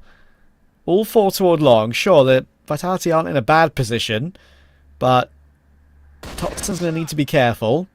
Thankfully, Horus will take Famous. That's a great tap from range. Now the pressure will come through. Snares on the angle, will hit his shot nicely. Now with 2 players in that lower position, that should be more than enough, and it will be more than enough. HTZ last alive. They now know he's stuck on long. The bomb is not in his possession either, and they're going to put the pressure on and take him down already. Vitality on that global risk side, the favoured side, looking strong. Yeah, looking a lot better, which is, I mean, exactly what we want to be seeing, but they're just looking a lot more like themselves.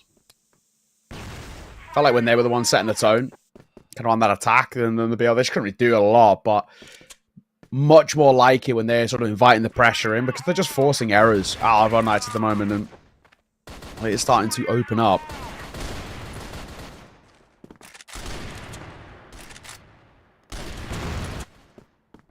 Oh, couple of shots going back and forth.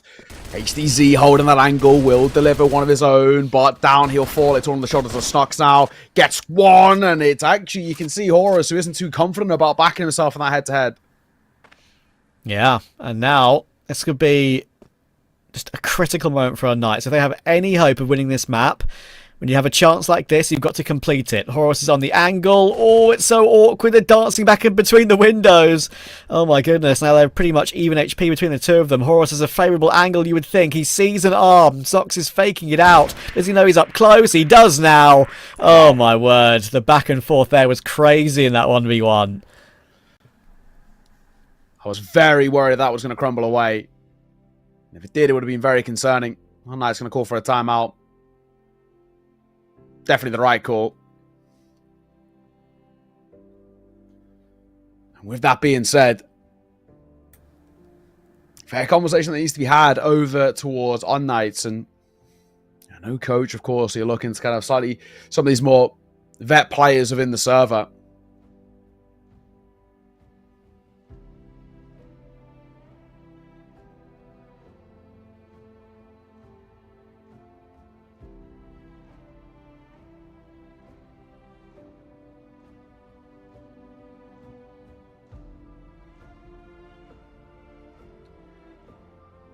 This lead has crumbled for them. With that being said, Vitality really once again massively in control of the tempo at the moment. That's the worry. They're one of those sides that when they do get momentum and do snowball, they're really difficult to stop. Yeah, of course, right. So they haven't got this massive win streak for nothing. They just have the utmost confidence in their ability that they know they're the best in the league and they know they're the best from this region as a whole when they play internationally too. So, yeah, they're going to be pretty confident, I think. Yeah.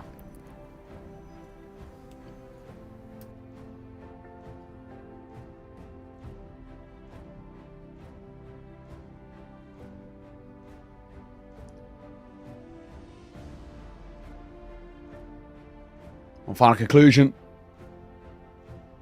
of this attack timeout and about to get back underway, but if you can't instantly find a round off the back of it unKnights, you might start to crumble under this pressure of Vitality, who are going down and taking away your map pick.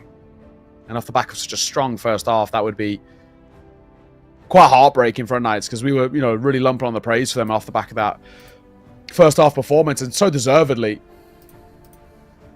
But they struggled a lot more here in this second.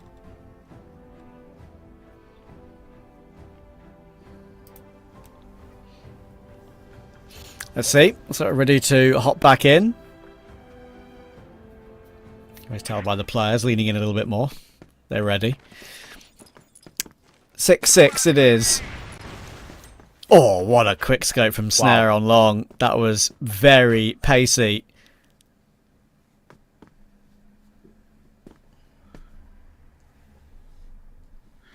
This is the thing as well. When he needs to, is what he's so good at, just locking in a bit of Snare. You probably make the argument, like, mechanically, he's top 3 in the region, and most likely, kind of, obviously, generally speaking, statistically, is number 1. I think, obviously, there's fair arguments to be made that, like, and I think it's kind of coming back to kind of something that Seki was bringing up on the desk, but you put Famous in a position of where he's on similar ping. Like, I think mechanically, he obviously can happily keep up with some of these Vitality guys. And we've seen it on LAN, right? Whenever he's gone international. I mean, I know at the grand finals, he had the highest ADR and highest KD and highest headshot percentage of anybody. How in the many group maps stage. did he play? The same as all the other people in the groups, or? Yeah, he did. But they got grouped. They lost. Yeah, I think basically all of them. But he still had, like, highest ADR, highest KD, and highest headshot percentage of everybody, which is just crazy, like, right? Ridiculous. So he's definitely up there in that conversation. Yeah, Vitality holding on pretty well here as well. That big flank from Horus completely catching HTZ off guard. Famous is going to get a plant down on the B bomb site. He's got Snox in support, but it's a 2v4 to have to try and hold. And for Vitality, they expect them to play this round with excellent team play to continue this comeback streak they're on. Snake will sacrifice himself and jump in. Now it's Famous' time to deliver, and Snox actually holds on brilliantly. They're all going to get their kills, and in the end it leaves Snare last alive with nothing to do. And that 2v4, we know how difficult it is to retake that side of the map, and, well, unKnights have proved it. Wow. Little lead now to work with. You can see as well Vitality kind of realizing a little bit themselves, like, as much as the comeback was complete, like, this map is far from complete.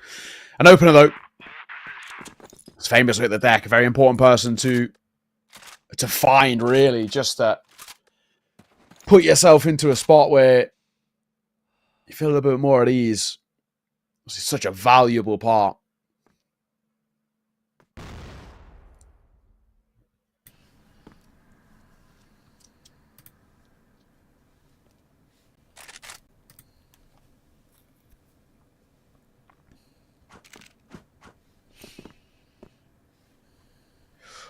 One minute 35, though.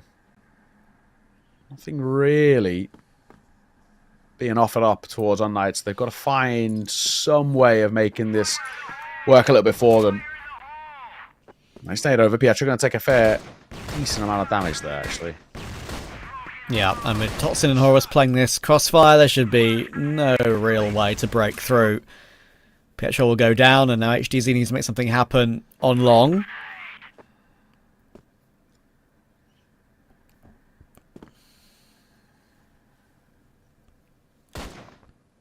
He's got LSY with him. I think they now know where Snake is, obviously, so he'll wait for them to peek, and there is the kill. On a 2v4 previously, this would be a 3v5, and again, they're in a state where they've almost lost the bomb site. And that would be concerning for Vitality after what's gone before. Rotation here is decent. They do have plenty of players looking to try and push up as a duo, and they have again got the possibility of a flank. It's Snare going looking for it. HDZ is very aware, just not hearing anything on the site itself, that Snare could be on that flank. Bomb plot will now come through, and now he falls away, I think knowing that Snare is there. Great quick scope at long range, and there's Snox again. Incredible flick round. Wow. And now Snare, all of a sudden, he would have felt like he would be the main guy to come in on the flank and just finish off the round. Now he has to save it, and he cannot. What a round from Snox. Yeah, that's pretty insane. And things are starting to get really interesting. 2 rounds ahead, 2 rounds away.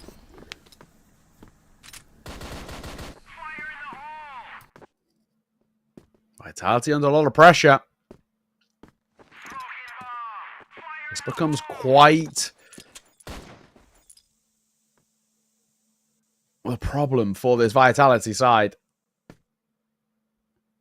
Which again feels like a shock. When they brought it back to 6-all, it felt like fundamentally, they from a spot like that, there shouldn't be too many issues, but it's been anything but.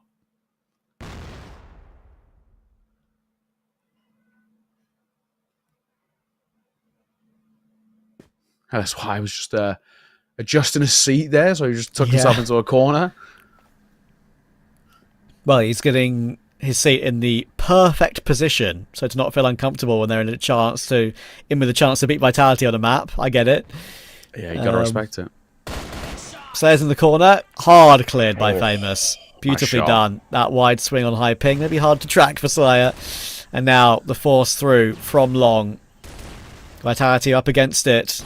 And that's why he's flanking up from short, coming through that smoke. Will Snake going to get caught in the open from that? He doesn't somehow. He flicks around and takes the kill. Finds Famous too. Oh, a third is unbelievable. Wow. Lots of damage on Pietro. How is he still standing? I'm not quite sure. Pistol now drawn, and Horus is there to help. That is the X factor from Vitality. unKnights against any other team in the league would have won that round. Against Vitality, you don't. Yeah, that is actually monstrous. The fact that they kind of recover that again, the initial kind of like clear from Famous, it's just immediate map control. And they scale so well on Knights, but Vitality, that is a huge round to scalp away. Again, it's all well and good. Get one, but it's kind of far from guarantee anything.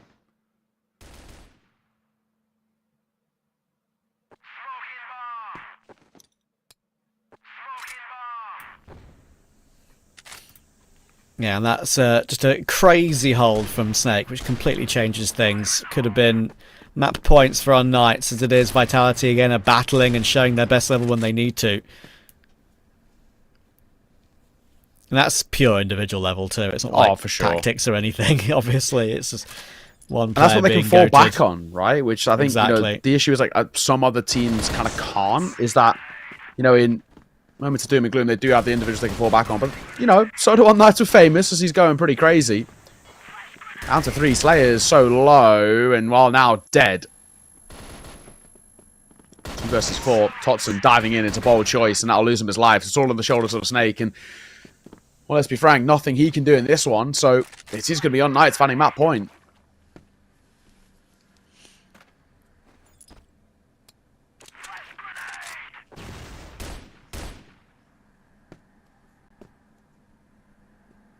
Yeah, Snake has nothing to do here.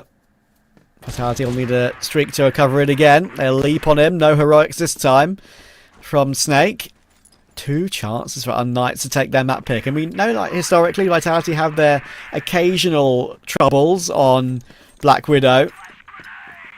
But still didn't think this was going to happen here. They've taken advantage of their map pick well. Sure, Vitality should be winning the series 2-1. We know that, but if unKnights can close it out, they'll be delighted. It's be a great map to win. Of course, could count for them in those tiebreakers. You never know at the end of the season.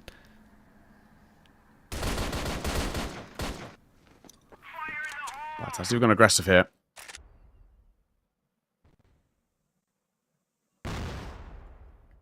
Trying themselves to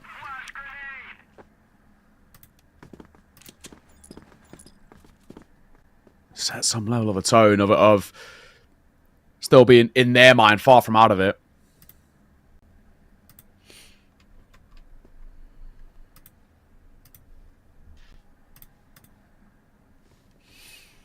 Long pop going to come through. Totson will be the first, and he's dead immediately. Caught. They're going to try and tap them away on the cross. Pietro will go for the fight, and that'll cost him his life. But Slayer, Snake combining. Horus will get in there and snare lad one. So while the long control initially felt good, that's an immediate shutdown. But it's still possible. Famous. Oh, we know how mechanically sharp he can be. It's just whether he can find that headshot, dipping and diving. He'll lose it out. That is ridiculous from Famous as unKnights take map number 1.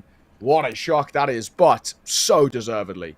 Oh, yeah, absolutely. I mean, Vitality, firstly, just weren't as clean as we know. We've seen from them, you know, historically. Yeah. And the tough rounds, the really close rounds that could have gone either way, unKnights won a couple of them. I mean, there was a 2v4 they had on B, which Vitality weren't able to retake. That's one that should have gone Vitality's way. That would have changed the course of the map, obviously. And a couple of great clutches as well. I mean, Snake tried his best to just wrestle Vitality over the line, but unKnights did it, and Famous hits a really nice headshot to confirm it. We know that's what he's good at, isn't he? So let's see what the panel have to say about unKnights on map 1.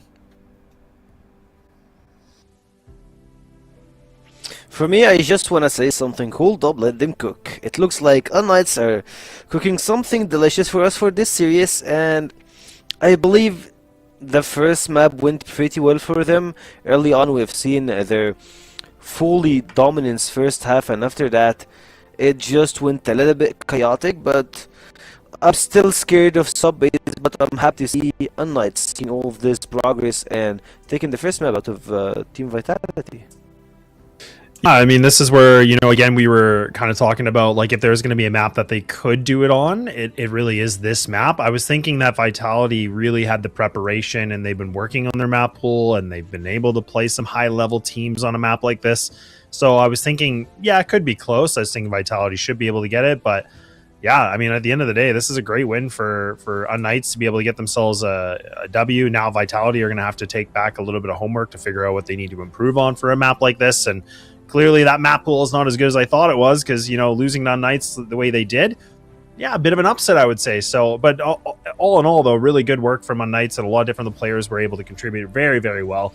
I'll actually be curious to see the overall stats once we get it ready to go, but this is where, again, there's some good highlights that came through. It felt like unKnights, like you said, they had a really good start to the first half. Things got a little bit more messy and chaotic as time went on, but I mean, at the end, like, again, a win is a win, so that's the biggest thing right now for unKnights, and that's going to feel really good. And I think for unKnights, or for Vitality, my apologies, that's going to be more the frustrating piece, is that now they have to lock in, right? Now they have to reverse sweep this, you know, which should again be something they've been through before, but that is a frustrating piece that they have to work through now. Of course, and for me, it looks like the Nemesis are the one are pretty falling when it comes to Black Widow. Remember their game versus Vitality, they just closed in a blink of an eye, so that's something you gotta keep an eye on for the playoffs, since we're gonna have best of 5, so they should find a way to get Black Widow in a better suit for them. But for Vitality, still, it's just the first map. We know, like, we have seen them whiff or like miss a lot of first maps, so whenever they play versus certain teams or like really good teams, and at the other behalf, I believe that's a good practice for them. And as always, first map is a practice one, and then the second two, well, famous, well, unKnights, like, break the streak for Vitality, or will they keep it? Like, for me, it looks like it's kinda close. Like, it's I don't know. You give them a 40% chance into breaking the streak. Yeah, I mean, there is a world where they could. I mean, it's I think, I was kind of saying before, like, the writing's on the wall where Vitality really at the end of the day should be able to get this done, but there's absolutely the conversation that, again, Vitality maybe not quite up to snuff on their performance, maybe underestimating unKnights. A lot of big things that are in conversation, but I don't want to get too far ahead of myself considering it is only the first map. But really good performance, right? Like Snox, 1.45, HTZ, putting up a 1.58. So again, like when everybody's pretty much over a 1.0 KD ratio except for Pietro, that's what I was kind of saying. If unKnights can show up to play and they can actually play as a full unit and not just rely on like, two players, your two highlighted players, that's where it could actually make a bit of an upset, and it fully did on a map like Black Widow. And HDZ puts himself as the MVP for that first map, so not too much of a surprise, really. Again, like his sniper can be quite good. Again, I think he's always been in the conversation about the top 4, top 5 in CFWL. Just kind of feels like that consistency is kind of always a little bit of a wave where we don't know if it's going to be up or down, but seems like right now it's up. Yeah, as you have said, like, consistency is the key for the teams to get into better spots, and for unKnights, that's something you really want to watch this team doing, like playing versus Vitality this way and doing some hard work versus LCK last day. So you see, like, even though that Vitality won versus LCK multiple times, of course, this season, and actually no, it was just one time, and it's just like it goes like this: Vitality won versus LCK, and LCK win versus unKnights. unKnights is winning versus Vitality. It's just like a cycle that you can't find a way to close it. But we will see if that cycle continues for unKnights and we go into a roller coaster of events, of course, or will Vitality turn it around and just like, yeah guys, that's our practice map, you have seen it, we always do that, and we're just like trying to figure out how can we play versus teams that know or love to play Black Widow. But speaking of Black Widow, it's over now, it's sub base, and to break sub base, we'll head to our casters. Cheers, guys. Let's yeah, go. don't know what to expect coming in towards this one, just because it's such an underperformance from Vitality, and I guess kind of part of the question now resides, like, is this going to be set for the series or not? Realistically speaking, it still seems more likely, just judging by how their side generally are, that they should reverse sweep this Vitality. But credit to unKnights, to the side, like, they played it really, really well in towards that first map, and so deservedly of a map up now. And I mean, in for a penny, in for a pound, like, if they can actually pull off an upset of a 2-0 here, that would be massive. Oh yeah, I mean, look, they know they've got a chance now.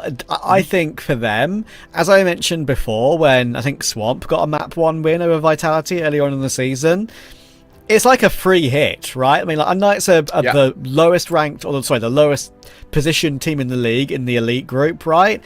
They've got nothing to lose here. Like, play map 2 and 3 with absolute freedom and give it a good old college try, as they say. I mean, why not? I mean, like, Vitality should be winning this game 2-1 every day of the week, so might as well put everything you've got into finding a W here, because it would be a stunning win. It would be a massive combo breaker to break Vitality's streak of what would be 24 games in a row in the CFWL. Yeah, I couldn't agree more. So let's find out whether that'll be the case. Was very, very pleasantly surprised with this unKnights side, and I don't know, it would be such a good story. Pretty sure. I think I was looking it up before the season started, but I think I casted their last loss, and it was a while ago. Yeah, it would have been... I remember it was 2025 Split 1, Season 1 from 2025. I'm pretty sure they only lost one game in that season. That probably would have been the one you've done. Yeah. So, obviously, being a while, and with that, kind of funny to see it happen again, just because it's so unlikely for a side of their caliber. Tots in for one, but Snox with an immediate response. Fairly decent space here by unKnights. They've got good map control.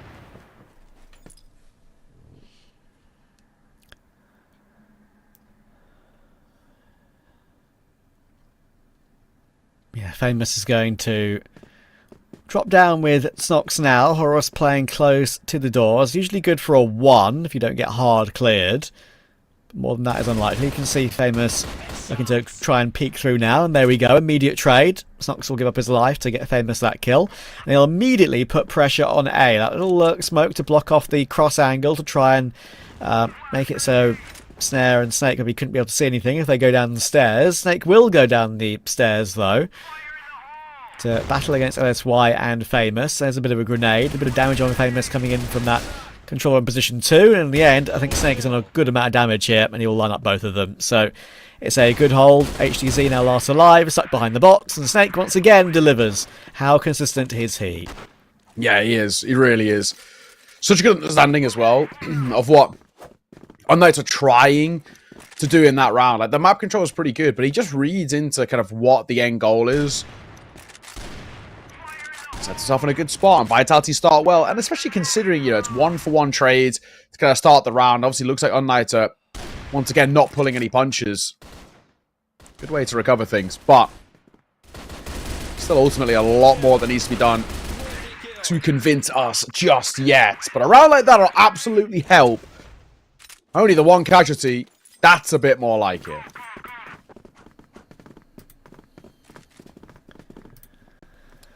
Yeah, more of that, Vitality will be saying. So if they can get a speed run to the finish line. Go straight to Ankara as quickly as possible.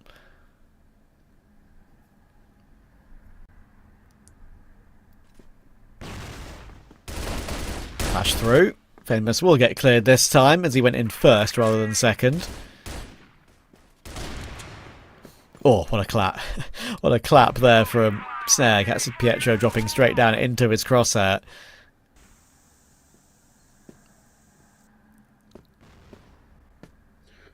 Horus playing up towards the box. He's now going to take some stairs control. I don't hate the idea because you've already got Snare who's taking doors control, so you can kind of go join him. And for Vitality, more than anything, they really want to find some information here. When it's gone into 3 versus 3, it's gone quiet. And they want to see sort of what they're planning. But they can kind of figure out that this isn't an A finish. They know really that they want to go towards B as they start diving in through lockers. And that's where they can rotate in through jail. But Snare tots and kills a piece. But Ace, he's going to find a double MVP of that previous map. But he's caught in behind. And that's where the flank that came from the A site ends up being so valuable. Yeah, it's an insurance policy kill.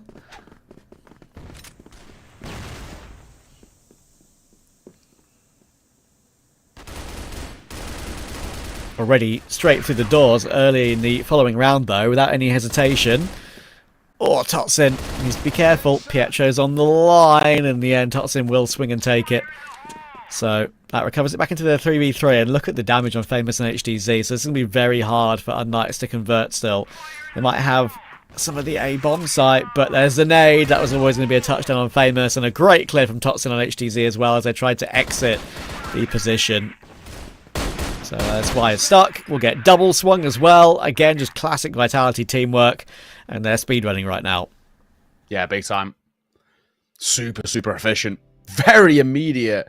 Very early timeout from unKnights, actually.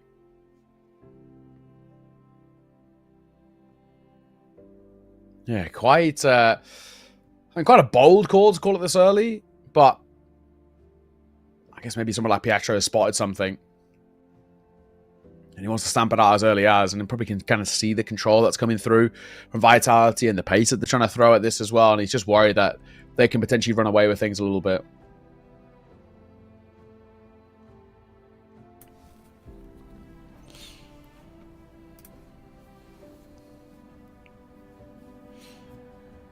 Yeah, we shall see. unKnights doing the right thing by their team and just themselves by calling a attack, even if maybe it's a little bit of a lost cause already. They just know that Vitality are going to turn up the wick and make sure they win a game. But you never know. You always have to try your best and see what you can do.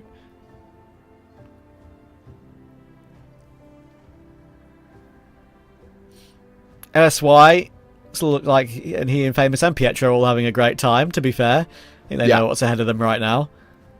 LSY subbed to my Twitch channel the other day. There you go. There you go. He's a fan, apparently. Bless him. Oh, big up. That is cool. What were you streaming? Games that can't be mentioned on a CrossFire broadcast. Ah. They can't be mentioned?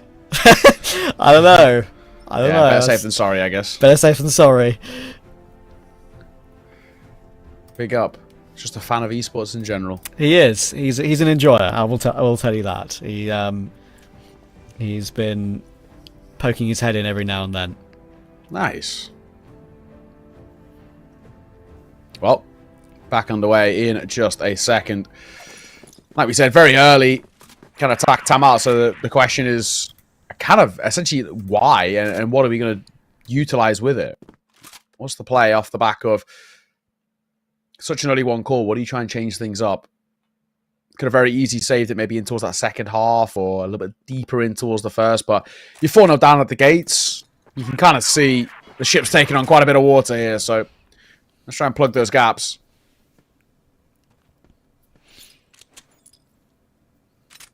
Yeah, let's see.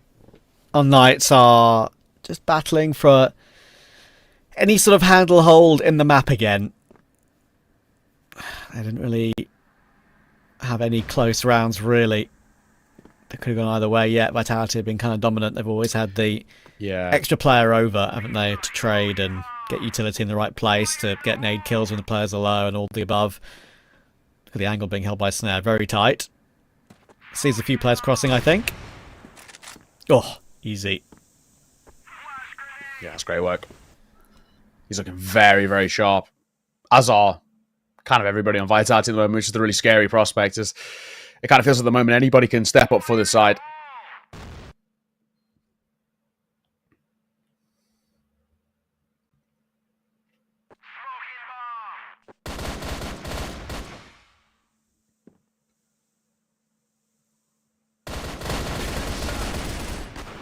Big fight. Horus for 2. Snox one of his own as well. It's Snox and HDZ with the Bell of the Mount at 2 versus 4. It feels very unlikely. Some sharp shots needed. C4 now dropped as well. Snake wants to see this off. He's got a pretty good idea of where the last is too.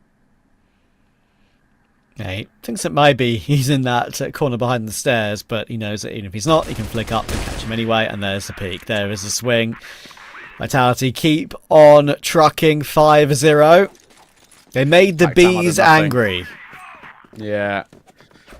It's the real issue. You know, we speak about it a lot. We feel like there's real kind of efficacy in these attack timeouts, and they have a lot of impact, but that one really didn't do a lot. It was quite a simple round, all things considered, and that's even more of a concern. You've had a moment to, you know, really discuss things, break down what's going right, what's going wrong, and still nothing changes. It's never a good position to be in, really.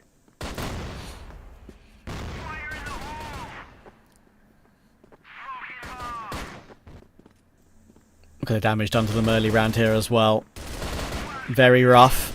Horus will manage to grab one. Snake will also get another. And again, just the extra players, extra presence they pushed forward. Look at the complete control they had there in the outskirts of B. Just all going in, holding an angle, all knowing what their job was. 6-0. What an absolute speed run this has been so far. At this rate, we're very quickly heading in towards this map number 3. It kind of feels like things might not even change depending on the side, but Pietro has got other ideas. He'll open up proceedings.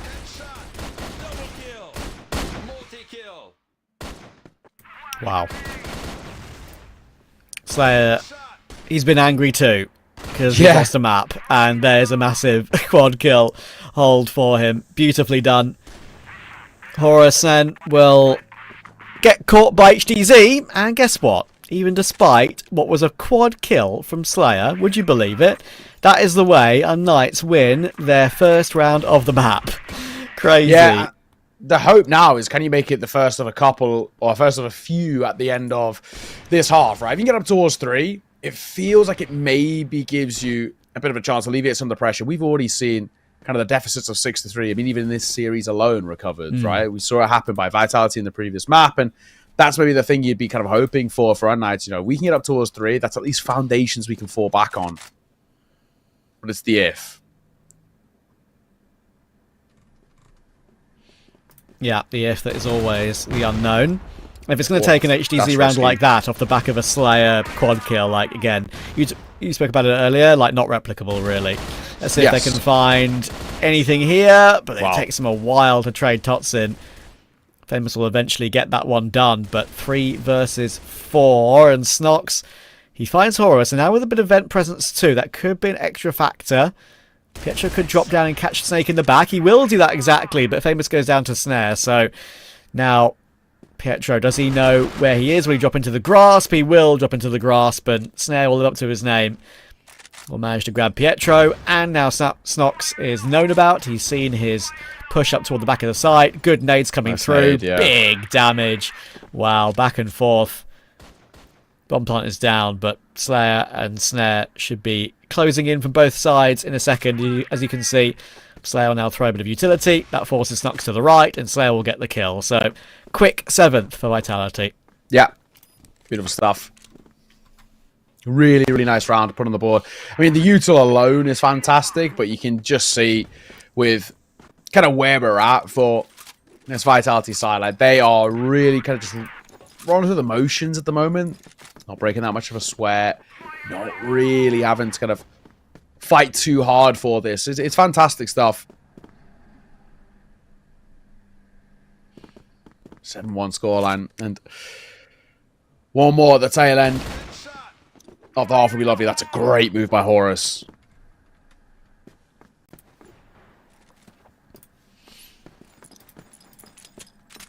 It is indeed. And now 8-1 would be incredible. Vitality would be, as I said, a little bit angry after not winning the previous map, just having to play a bit more Crossfire tonight, and they've already tried to speedrun this as quickly as they can. Don't make the bees angry. They'll try and force the issue here as well. Doesn't work this time, though. That was not really needed. They already had a man advantage. Don't see any reason why they had to go for that, but the practice and going for a play like that, I suppose, when you're this far in front. Oh, well. 4 versus 3. Sure, it's about Famous, but still a really good spot that you currently reside in. Oh, Snare's in trouble. Is in trouble and is now dead. Couldn't really get out of there. Nothing he could do.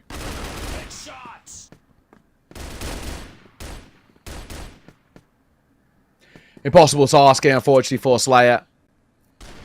Basically, a complete write-off, to be perfectly honest. But of course, you'll give it a look in. There's one. Now a chance to push down the stairs with LSY low, hoping the grenade will at least catch one, if he's lucky to. Could find LSY, it does. Okay, Slayer, we know what you're capable of. Now trying to play around that smoke. Eventually, though, he'll get caught when there are 2 players in the same position. That is impossible to avoid. So, Vitality still well in control, 7-2. But unKnights are showing a little bit of life. We're expecting to go to map 3 pretty quickly, though. Yeah, it is exactly the case. Like, this feels now, kind of for the most part, just like a bit of a checkbox thing until we kind of get ourselves in towards that 3rd map with where we're at. I mean, Vitality to squander a chance like this feels, I mean, realistically sort of next to impossible. Like, they have just been so comfortable all the way throughout. as I kind of put it earlier, it kind of just feels like rolling through the motions, and I just can't see there being that much heroics from unKnights on a map in which ultimately is showing that it's definitely not kind of the strongest in the pool, and it has been a very good map on the flip side for the likes of Vitality, which they've used it internationally plenty of times. And they're obviously showing so much of that experience right now.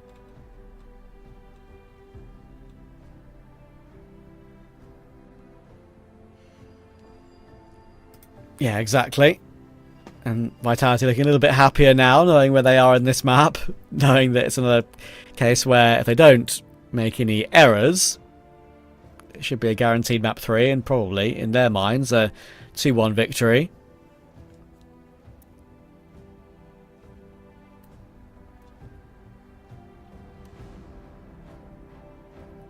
Doesn't seem like loads of conversation over towards unKnights, to be fair, but I think when you're this deep into it, again, sort of maybe rolling through the motions a little bit and just hoping that things might change feels inherently very unlikely. We're heading back underway in just a second. And at 7-2. Such a strong performance. You need a pretty emphatic start here, to be completely frank, for us to get any sort of belief. Like, first, probably 3 rounds out of this half for unKnights before we, maybe start entertaining the conversation, and that's why he goes for an info play in the vents, gets caught, lovely opener, but Totson will get caught.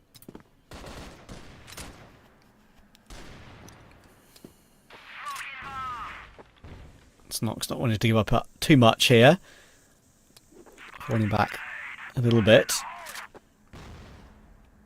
Double nades come through the doors. Horus has got some presence there, and Slayer, they know he wants to drop down, they know he wants to push through after he got that kill earlier. They're aware of that.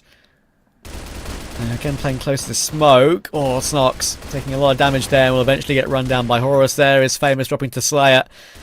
And HDZ and Pietro need what would be a pretty crazy recovery. Bomb plant is coming through, and they're confident playing these advanced angles, knowing that unKnights have no way to break back in. And Vitality are going to hit 8 pretty quickly. There we go. Yeah. 2 away from the map.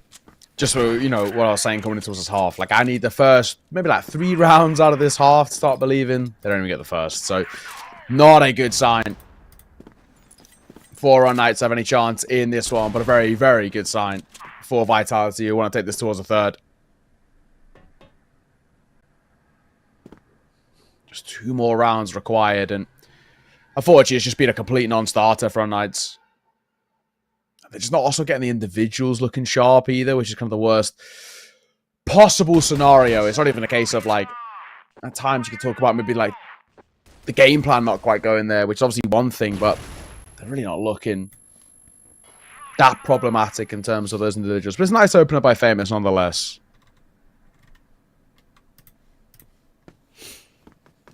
Let's see if we can add any more to that. Don't forget, it was his 1v1 victory that secured map 1 for unKnights, which definitely didn't look like it was a guarantee. Slayer got caught in that on that occasion. It was a great clutch from Famous. Not often necessarily a player you see in the clutch too often. That's how aggressive he can be, for good reason, because he's that good.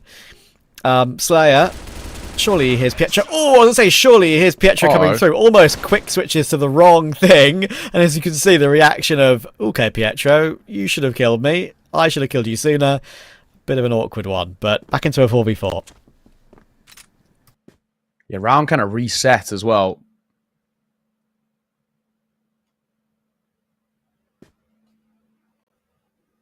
Snox. Checking towards Vent would be good, but he actually catches on the drop. But a quick trader will come forward. Slayer downhill fall. You got Totten, who's pretty low, but it's a 2 versus 2. There's still life in this, but 35 seconds. Not loads of time to work with him. There's still a decision to be made. C4 on the back of Totson. And you generally would think, obviously we know with the benefit of hindsight that you actually want to be going towards B here. But now it's precarious to cross because of somebody holding doors. They're going to push down. And the bomb plant needs to come through. There's only 13 seconds left. Snake's job is to hold against LSY and Famous coming his way, but thankfully the plant comes through quickly, and now Totsin can help, and he trades Famous immediately. Great work from Totsin. Reliable as ever, and Vitality have many map points to confirm Ankara. Something tells me it's a matter of when, not if, they close this map out. And it's felt that way for a long, long time, if we're being completely honest.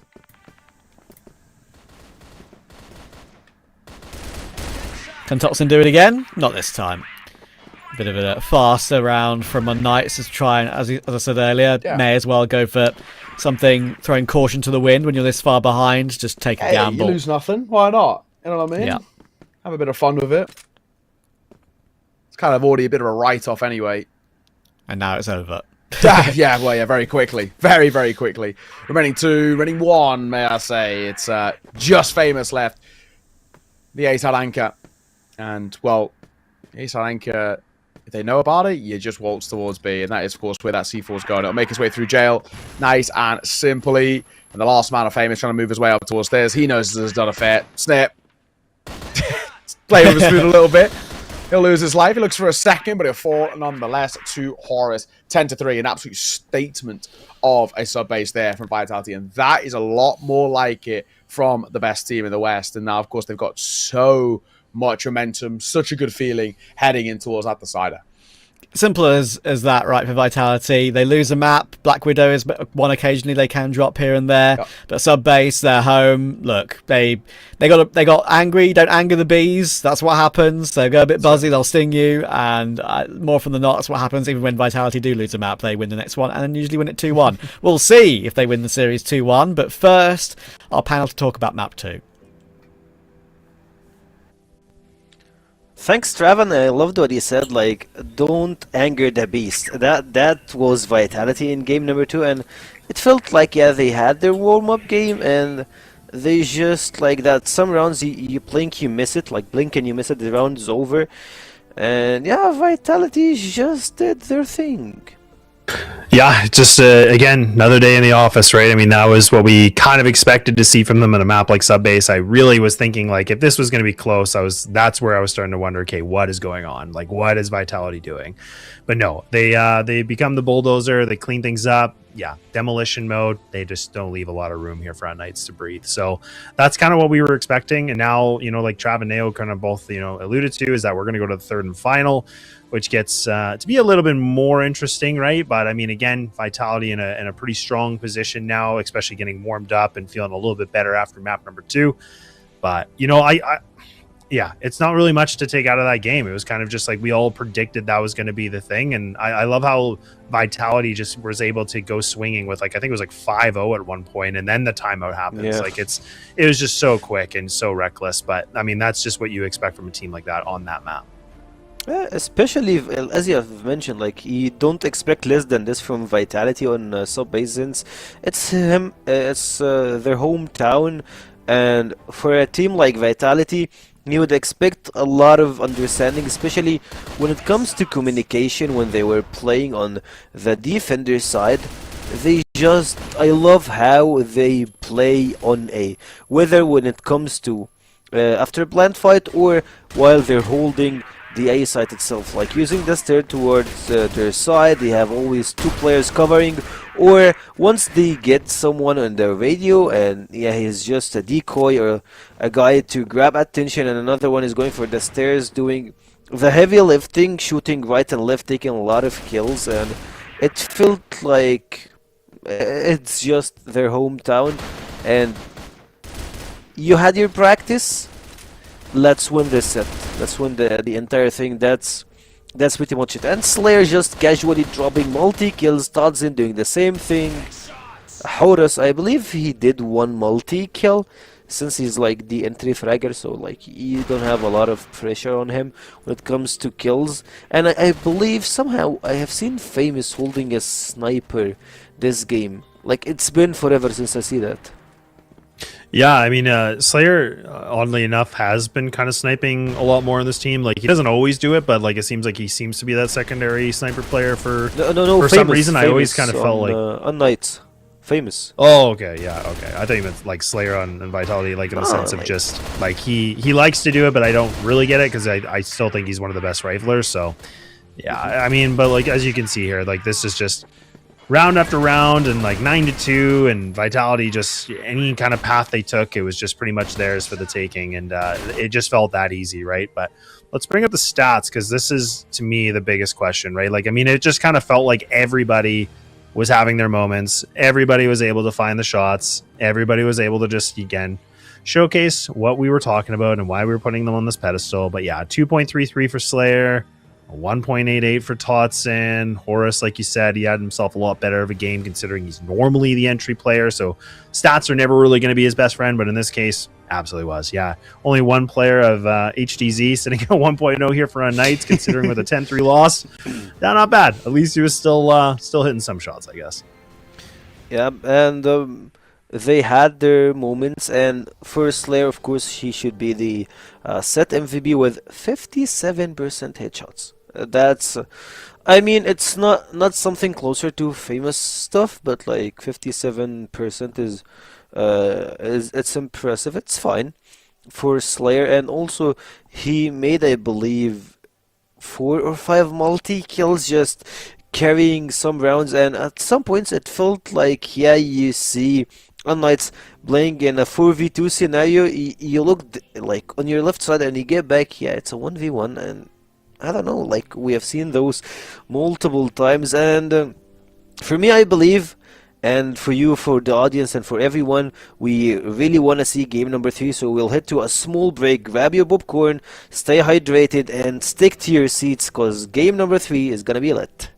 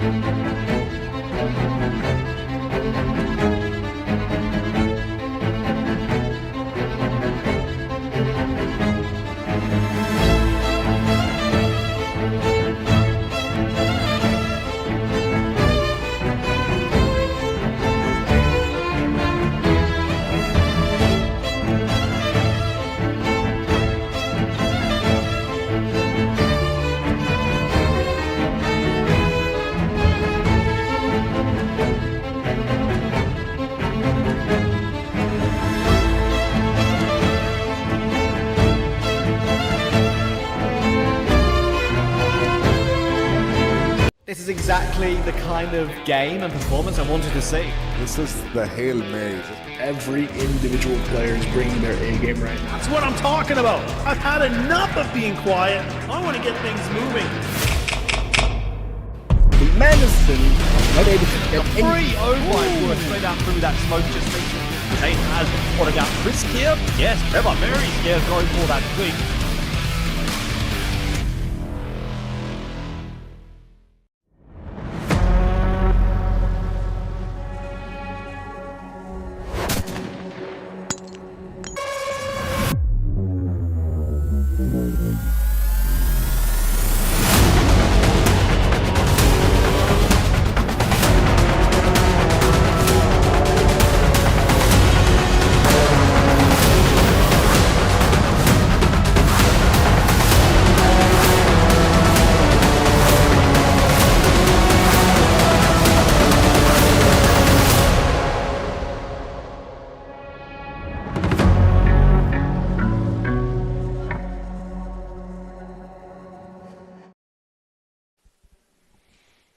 And we're back with the final game of the night. We've seen two best of threes, and this one is gonna close the entire day. And what a better way to close a day but unKnight versus Vitality. Yeah, what a way to enclose it indeed. Yeah, it's been a very, very, very long day for everybody, but like a lot of good matches. And like you said, Ankara is going to be the final determination to figure out where we go with this. And again, I think it's more about unKnights just kind of brushing off sub base, looking like, you know, they probably knew again, like that was a really low chance of them really making a big W on it. But this could be a slight opportunity, right? Again, we haven't been able to fully see all of Vitality's map pool. We'll see what kind of strategies they want to showcase on a map like this. They've obviously played it many, many, many times as a group, but this is, you know, a map where again maybe unKnights have something up their sleeves, and maybe HDZ is going to be able to get himself into beast mode and power up. But we'll have to wait and see. We'll let Trav and Nao to be able to get us through this one last map here for the day. So boys, one last time, let's go. Cheers, guys. Yeah, Ankara, generally, for me, this is a map in which Vitality can really show what they're all about. And kind of one of the reasons why is because I've seen Vitality and kind of iterations of this side and this roster actually struggle on this map internationally because of how well a lot of the Chinese teams play it. Like, you look at the teams like Eurogamers, your Baishas, for example. This is kind of one of those maps that they really like to punish a lot of international teams with. And it feels like in the past, Vitality have taken a lot of strengths away kind of from those losses and from those teams and what they bring and how kind of, you know, puggy and how aggressive and how kind of pacey they like to play these rounds. And I'm sort of expecting more of the same here. And Trav, let's be frank, we've just seen an absolutely dominant display on sub base. Like, if you Vitality, you just do more of the same, surely. Yeah, you'd think that, right? I mean, they've been in this position before where they've lost a map when maybe you weren't expecting them to, and they've just won the Series 2 under the counter, really, right? Without ever really being troubled in any way. So, yeah, we're not surprised me at all if this is exactly the same situation here. And I mean, to be fair, we've had multiple instances of it happen in the past, and teams just don't know a way to stop them. As simple as that. It's just Vitality are too strong in the CFWL. So let's see if that stays as a fact or not. Ankara, the final map of the day. Very, very long day, of course, as well. We were around to do our tech check at like 1:30 our time. It's now 9:30. So let's end it off with a bang. Yeah, I'm excited to see how this one pans out. Could be some really, really spicy crossfire throughout another day, but at least to start, a bit slower in terms of the initial approach.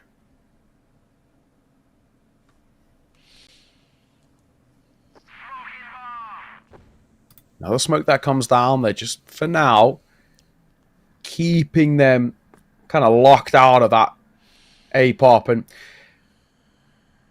initially feels like a good read, actually, by Vitality. But they got 3 here, so generally you would kind of consider this maybe a slight overcommitment towards this side, but it's where a lot of teams like to start.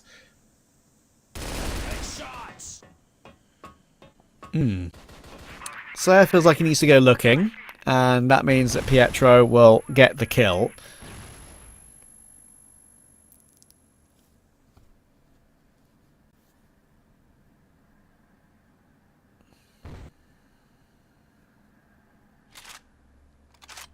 Now they can fall back with it. They are going to wait to see if Vitality make any moves to recover from here.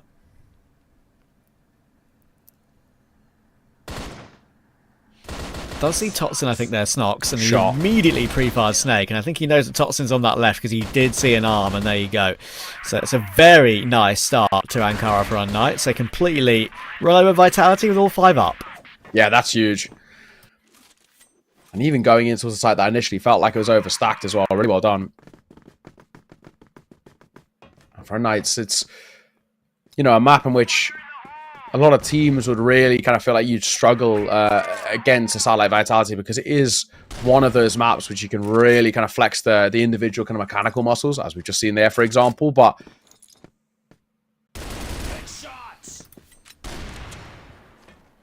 no, Snare, nice find back in response to keep the numbers in favor of Vitality.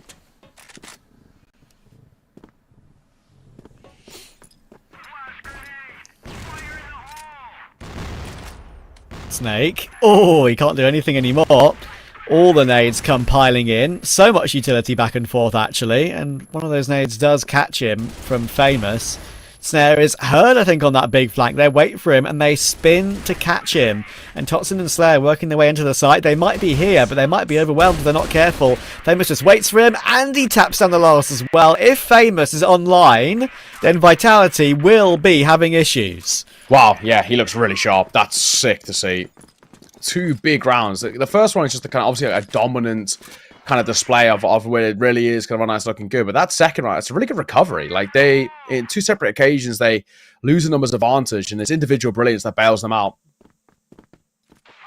Impressive stuff, that is for sure.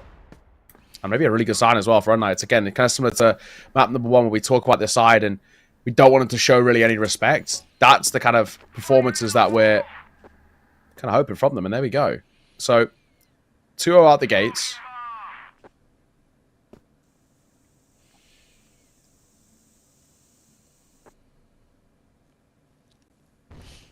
Let's see if they can really put Vitality under pressure and make them think. Yeah, also Vitality do their best work on the BL side as well, so... Yes, yeah.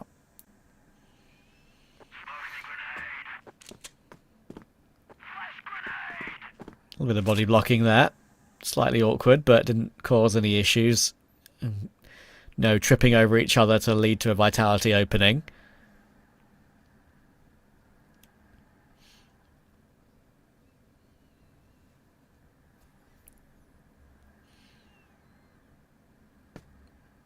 Now Pietro will work his way through. Extra prong to the attack on the B-bomb site.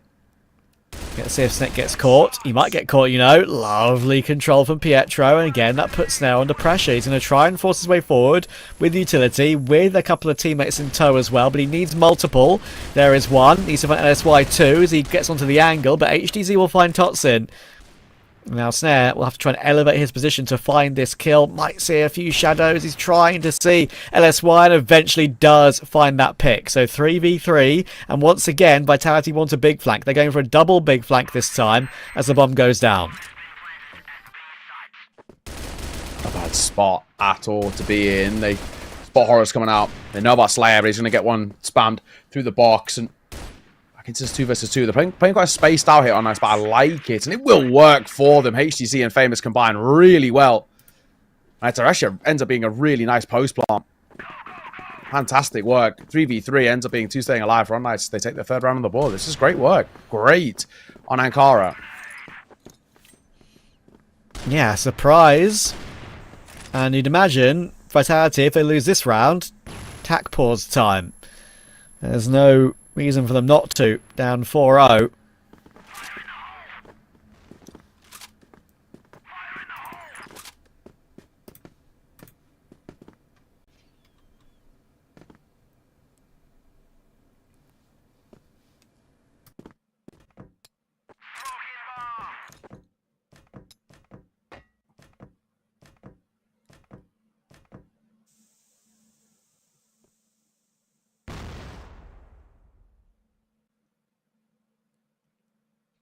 Petra holding hotel, waiting.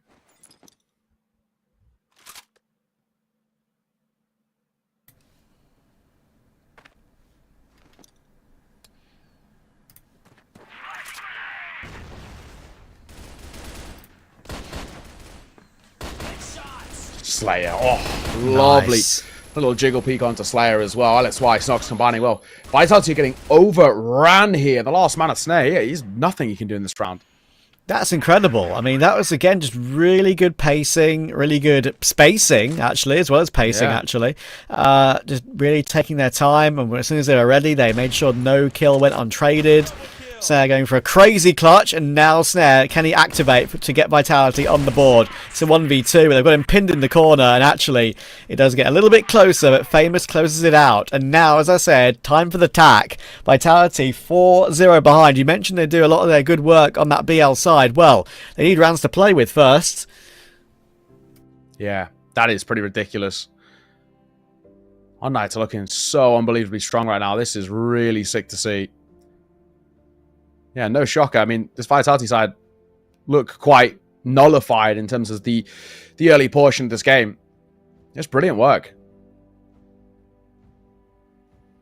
So a pretty important conversation that Stray has to have with the team, because they're looking really off their game. They need the foundations in this first half. Like we said, the second half is kind of where we're going to expect them to do a lot of their best work, but at the moment, this is nothing to the level that we kind of want out from Vitality. Bit of stress, it seems.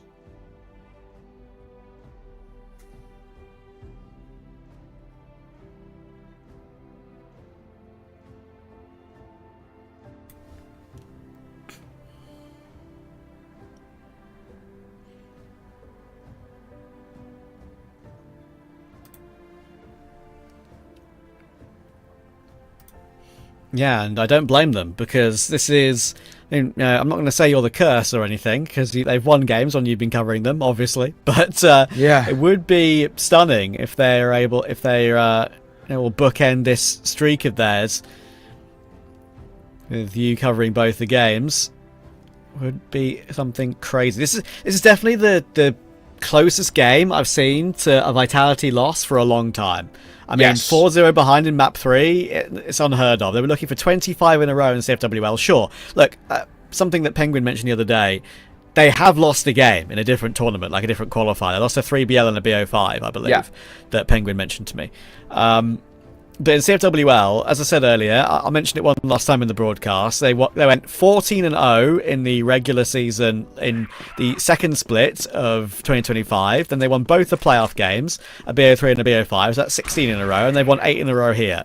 So, yeah, 24 games unbeaten could be coming to an end tonight.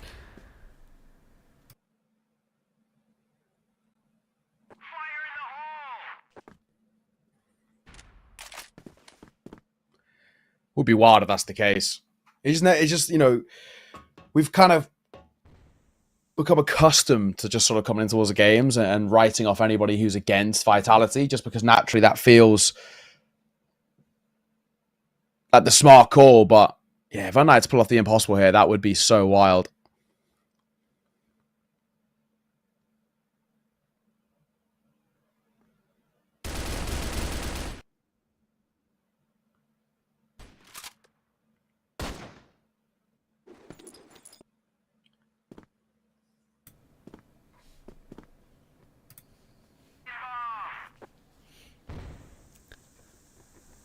Five v 4 to try and make it 5-0. Petro's going to work his way through. Horus doesn't commit to the fight immediately, because if he does, he knows he's going to get traded instantly. He wants to try and take 1v1s, and he's been able to reposition and find that kill nicely. Now Snox, he's tracking, he's tracing, he knows that Horus is fighting, and he does manage to trade LSY quickly. So still a 3v3. Famous long range, good control by Snake. That was one that could have gone either way. And Vitality have a chance for their first round on Ankara right now. Yeah, numbers advantage. And kind of got time on their side as well. Only 40 seconds. Our C4 will go down. unKnights have been pretty good in these post plants. 2 coming through Hotel can always be quite difficult to deal with, just because it's so easy to trade from this position. Flash over. Snock will swing, but he'll lose his head. He needed to get at least 1 for 1 there to have any sort of chance. HCT backside. He has no chance. He's going to be caught on the side. And finally, Vitality their first round. So the timeout successful.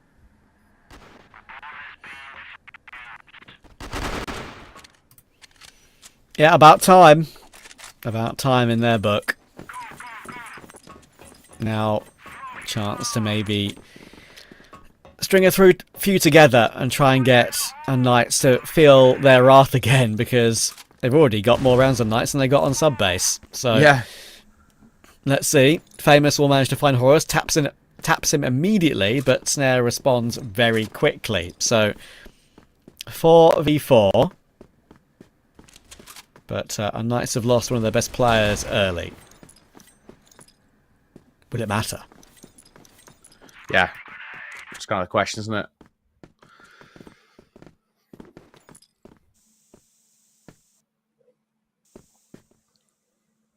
A famous falling. I mean, in terms of the rifling core, you're looking really at Snox to kind of pick up the slack without him. Snake and Totson go for looking towards mid. There's about nothing there apart from one really deep. They should know that this is angling towards an A hit, and here you've got Totson ready for exactly that. Slayer, this is a bold move as he was tempted to move through that smoke. He kind of restrains himself as he falls back, but HCZ in transition going to get caught, and Stock's nearly falling himself. Spamming the box is really good. Stock's is so unbelievably low.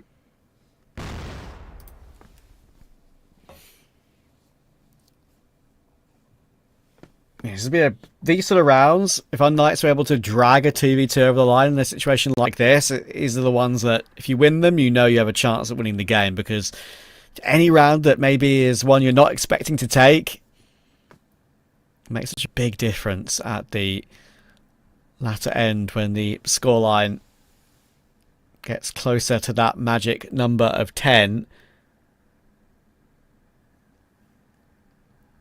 Oh, Snake's seen some information. That might not help unKnights. Or will it be fake info? They are creeping back toward middle. 20 seconds.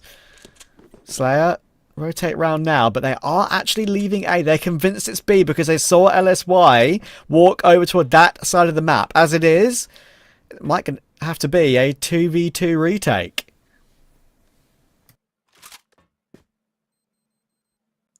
That's why I like the aggro position, to be honest. I think this is a really nice place to kind of play from.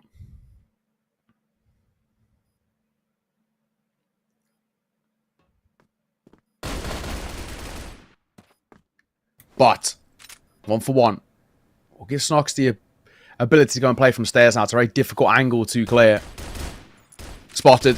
Gets one. He pulls a U-turn, and actually on the quick switch will get caught. So Snake ends up winning it out. Due to just a slight error there. It's just that quick switch that does it for him. Indeed. Indeed.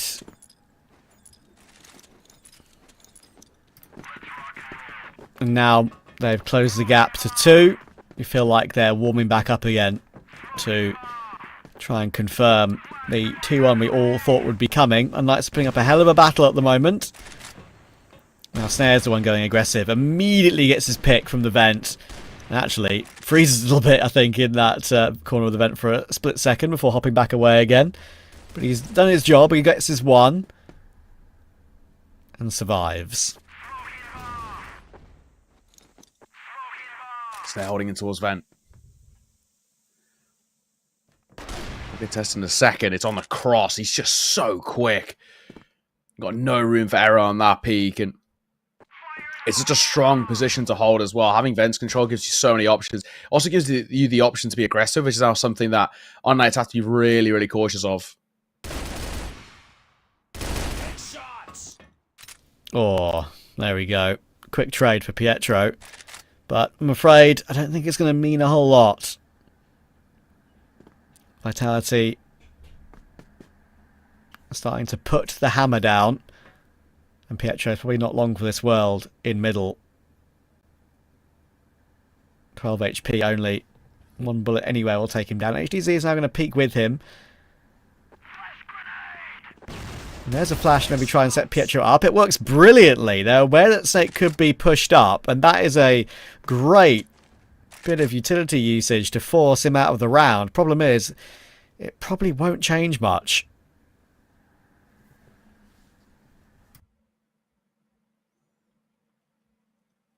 Yeah, unfortunately, I do think you're right.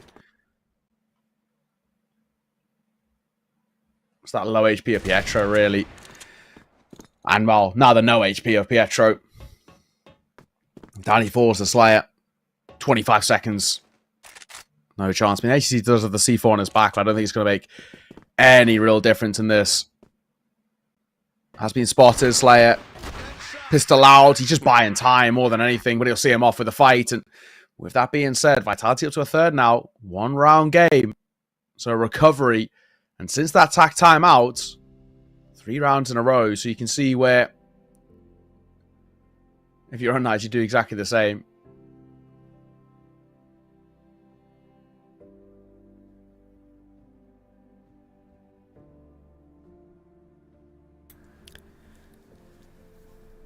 Yeah, they had to try and throw it in now and see if they can grab a lead at the end of the half at least. The issue is, you mentioned it earlier, I mean, you know, blacklist side for Vitality is going to be a big strength for them, it feels like, doesn't it? So, let's see.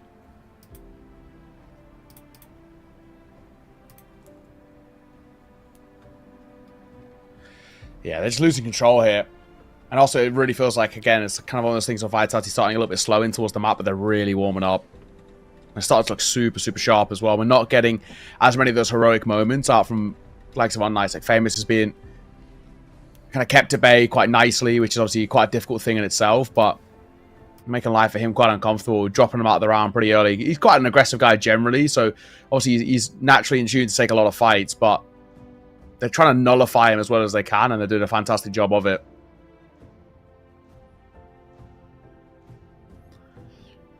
So yeah, Pietro getting pretty vocal on this side, as he should.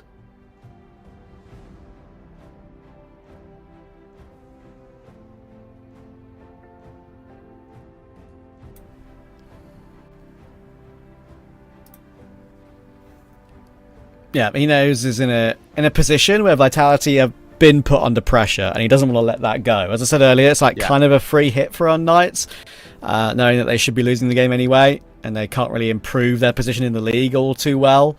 Yeah. But, yeah, Vitality do seem like they've managed to reset, and now half and a bit left to play. It's going to be very hard for unKnights to win the game from here, but it'll be something to talk about if they do. It'll be a massive break of a streak that's been in the works for nearly a year. Yeah. And it felt like it was always naturally going to be like maybe this new look Nemesis side or LCK, who have always been kind of such a force to be reckoned with in the West League that would have the highest chance. unKnights have always been kind of a decent contender, of course, within that top 4, but they've always been... It's kind of the way I've always explained it. It's like there's always felt like there's quite a natural gap of like obviously Vitality in that top spot, and then the natural gap being Vitality, bit of a gap. You got Nemesis and LCK who fight off quite well against each other and are pretty evenly matched, and then a bit of a gap, and then unKnights.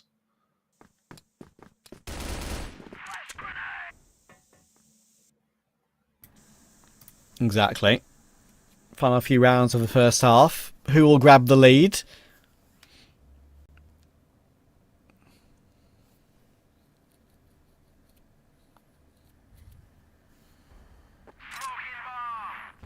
Slayer will re-smoke the entrance to A and then go looking in the vent.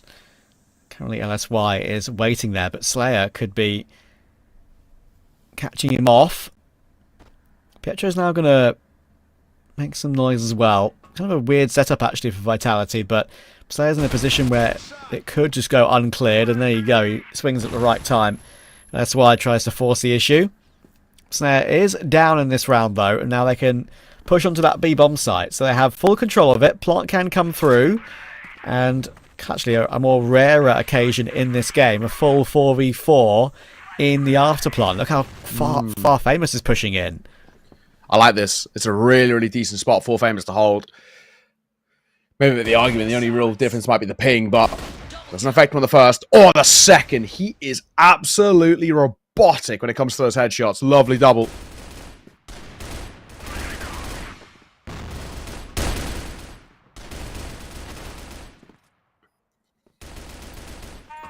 Ten seconds for it as well, and Snake, yeah, he's no chance.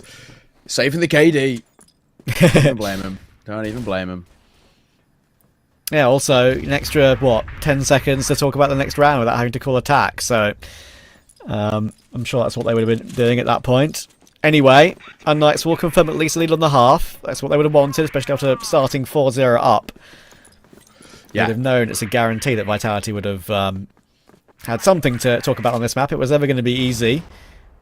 That is the case, but a lead is something. And they could even make it one round better. Snare pushes through. That's a little bit weird from Snare.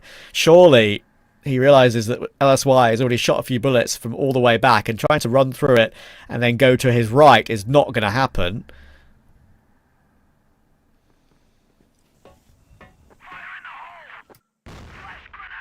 See, Famous going to go looking towards mid. He can start rapping. That's where you get a chance. He's doing exactly that. Famous makes a move, gets one. He'll tuck as well as he wants to play a bit of patience, but he'll get caught just through the ladder. Still 2 versus 4. Can't really see too much of a world in which this one's recovered. It would have to be something quite incredible, and considering now it's all just down to 1. This will be unKnights taking a 6-3. Well, there you go. I guess you could say, honestly, from this point in the game, that is the most they could have possibly hoped for. I think they would have not expected a 6-3 lead going into map 3. So they are in the best position they could be to beat Vitality today. I'm still not convinced until it actually happens that it will happen, because Vitality just have that effect, don't they, of just not losing even from any position. So I'm not, until I see it with my own eyes, I won't believe it. No, I get you, but credit to them. I think, you obviously get Vitality who realize something's up. They call for a pause, and when a couple of rounds in a row start coming forward, it's the same thing by unKnights. They call for a pause themselves, and, well, they win the final 2 rounds of the half, and yeah, they put themselves in a fantastic position. I think Pietro's calling a masterful game right now. He's really finding a lot of gaps to work with, and the question is, can he now do it in this second half when you're on the defense? It's a little bit harder against quite a scary Vitality side. They're very good at when they're the ones setting the tone and setting the pace and whatnot. But this is a really interesting game that's opening up. And I think for the first time in a real while where Vitality are actually feeling the pressure on a domestic stage.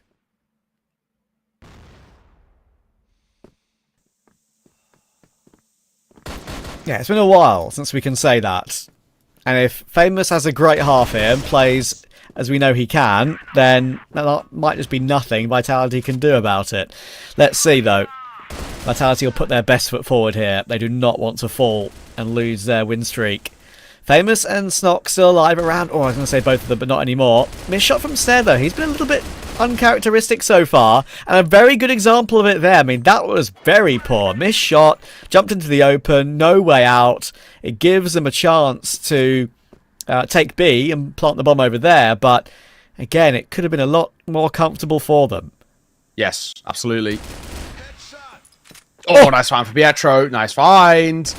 Something's brewing here. Snake that last man.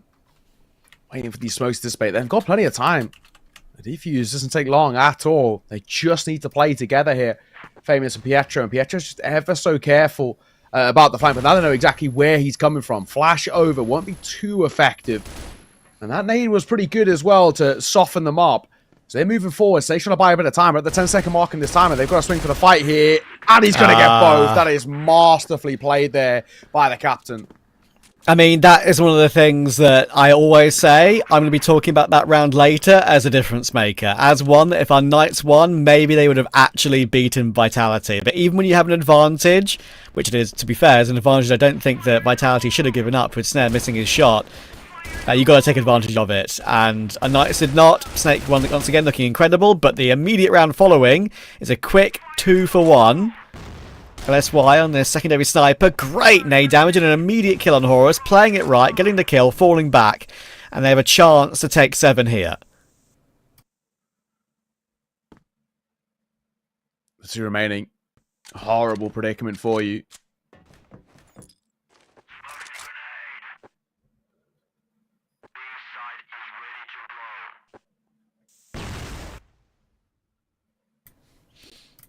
Slayer and Snap in a post plant. Nice shot. Really quick shot as well.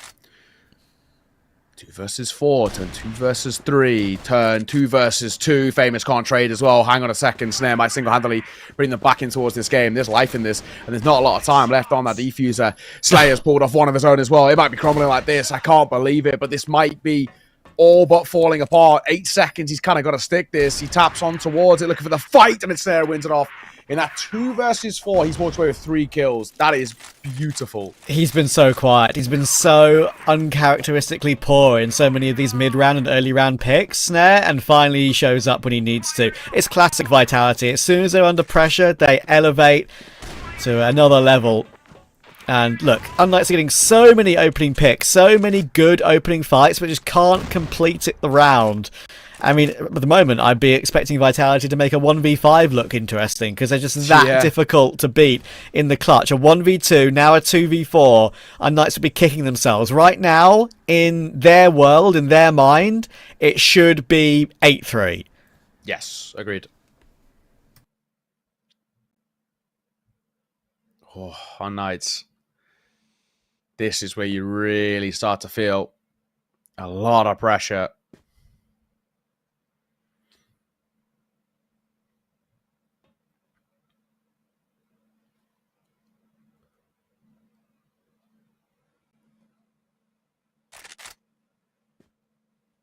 But far from over just yet. It's taking to find one.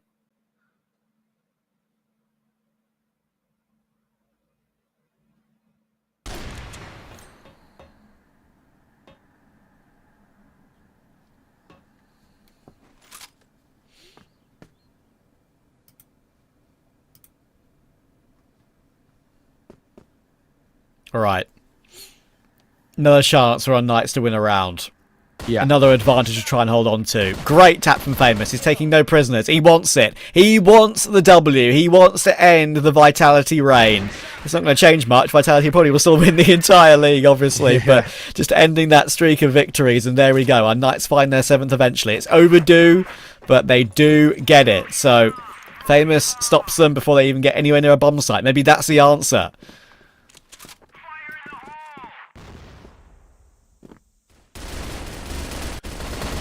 Swaying in towards mid. It's always so risky. LSY good for one, but Horus will get that trade back as well. Snox will dip his head back in. Same fate as his fallen teammate, and Totson going to deliver with a pistol. So very quickly into a 2 versus 4.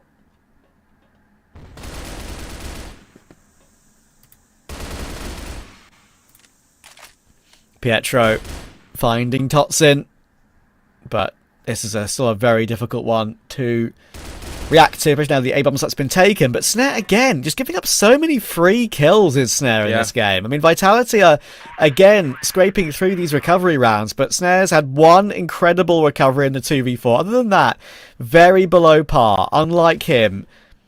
And it's going to have to be down to Slayer and Horus to close it out. Thankfully they will, and their riflers are bailing Snare out right now, but it's getting a little bit too close for comfort on all of these, and he's giving up kills he shouldn't. Either way, it is a 1-round gap again.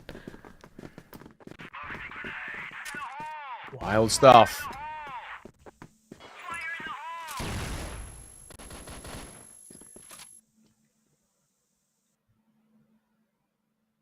And with that 1-round game, I mean, in the spot they're in,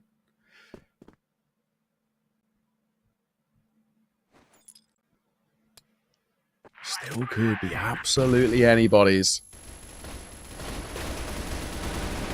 Famous. Good for one, but the trades generally are benefiting Vitality here, who are into a 3 versus 2. Okay. This one's a little bit more comfortable, I think. That's why it's looking for that one pick through the grate into the A-bomb site. Pietro on the big flank all the way around, but Totsin already considering it, obviously. Way too aware to get caught off by that.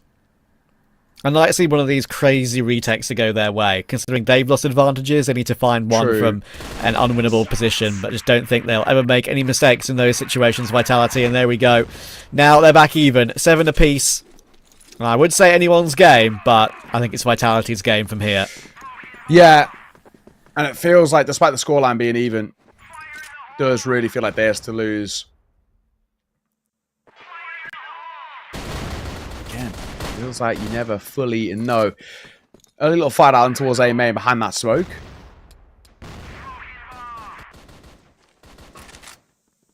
Nothing to initially come from it. Snare will hold for mid-aggression.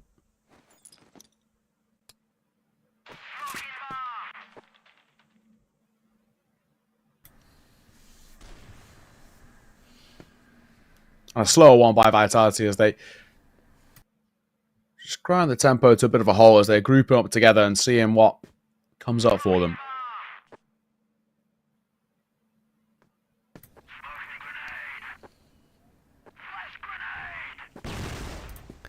Pushing through now. Big damage already on a couple of unKnights players, but Pietro and HTC hold on brilliantly. Thing is, I need to be wary of this split coming through, and I'm not sure what Snox will be. He does get caught by Totson, but HTC is doing a sterling job in that corner. If he can find one more, it would be a minor miracle.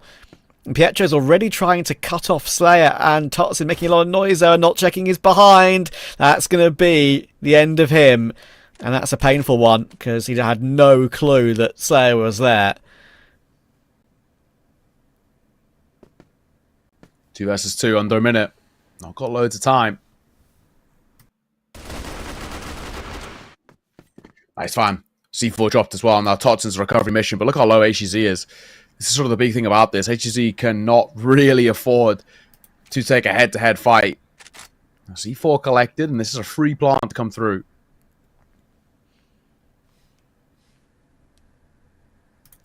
Is it going to be enough? Oh, we're actually changing the positioning of that a little bit, Totson. A little bit spooky. But yeah, HDZ having to go for the most unpredictable play possible, really, when you're this low. Totson has not been failing Vitality in any of these situations so far. And he's wary of that big flank coming through. 1 bullet needed. Oh, it's awkward now, though. He can't really just commit to a fight straight up because he knows that HTC could be holding that angle. But he has, I was going to say, faked him out well, but he didn't complete it. A rare Vitality fumble in the clutch. And that may be a lifeline for unKnights. They take the lead again. Yeah, that's a pretty crazy one to nab away in the way that it's taken. My, oh my. 7-8. And unKnights are 2 away from a huge upset. Instead, I felt like Vitality is to lose with the slight recovery that they were pulling off. Well, oh, it absolutely is. unKnights aren't backing down.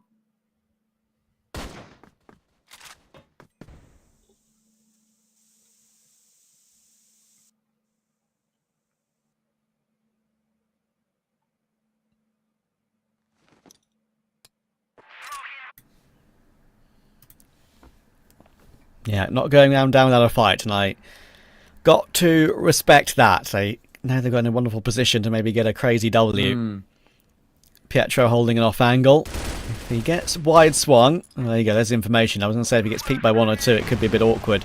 Tries to fall away, but gets pelted by a bit of utility. And now Slayer's coming his way, holds on well. Pietro's doing a really good job in this game. His fragging and leadership not falling off on either which way.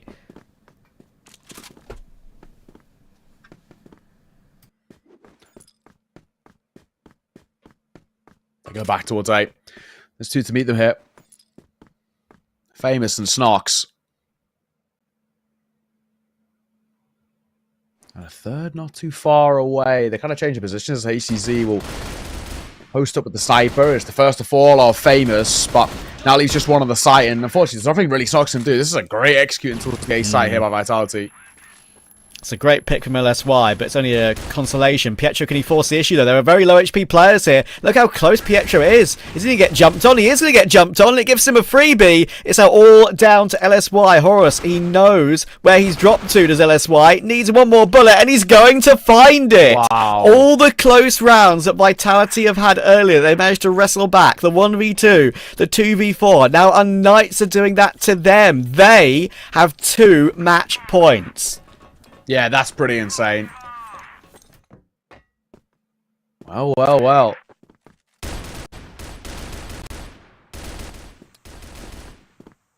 Vitality on the brink of this streak falling, which no one thought was going to be a possibility.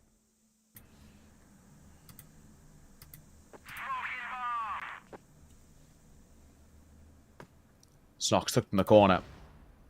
Essentially playing anti as well from where he's at.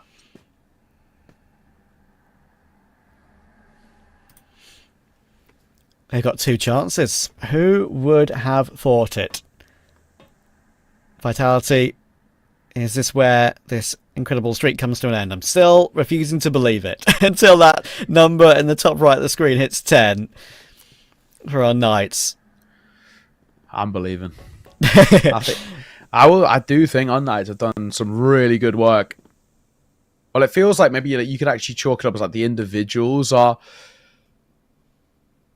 kind of like better in terms of slightly sharper for Vitality. Like the teamwork has been excellent by unKnights. That's a good move. They just play contact there, and Horus will catch LSY half asleep. Yeah, I mean, that was a perfect gap find there by Vitality when they got onto the site in a 5v5 pretty much. So this retake is going to be borderline impossible. Totsin will go peeking into HDZ, and retakes in CrossFire, they're not always impossible, but this one is going to be so damn difficult. Push comes in now, there's a bit more utility to use, but time is really running low and they can't get anywhere near that C4, I don't think. Look how they're being held at bay. Kills will start coming through now, but look at the clock on the screen, that's the main thing. They're actually getting the kills, but the clock is the issue. 3, 2, and 1. Defuse, surely not. A little bit too late. And I really appreciate the attempt because they got damn close, but now we go to 9-8. Half a second on that. Fine margins, but final round of regulation. The question is, well, this one is overtime going to be required, or Snake saying yes. He'll open up proceedings, catching Pietro. It's a big person to fight because Pietro's actually looked really decent, especially in the second half. And he's been critical to a lot of the clutches they've been pulling off. So, that being said, man advantage Vitality. Yeah, it's not going away.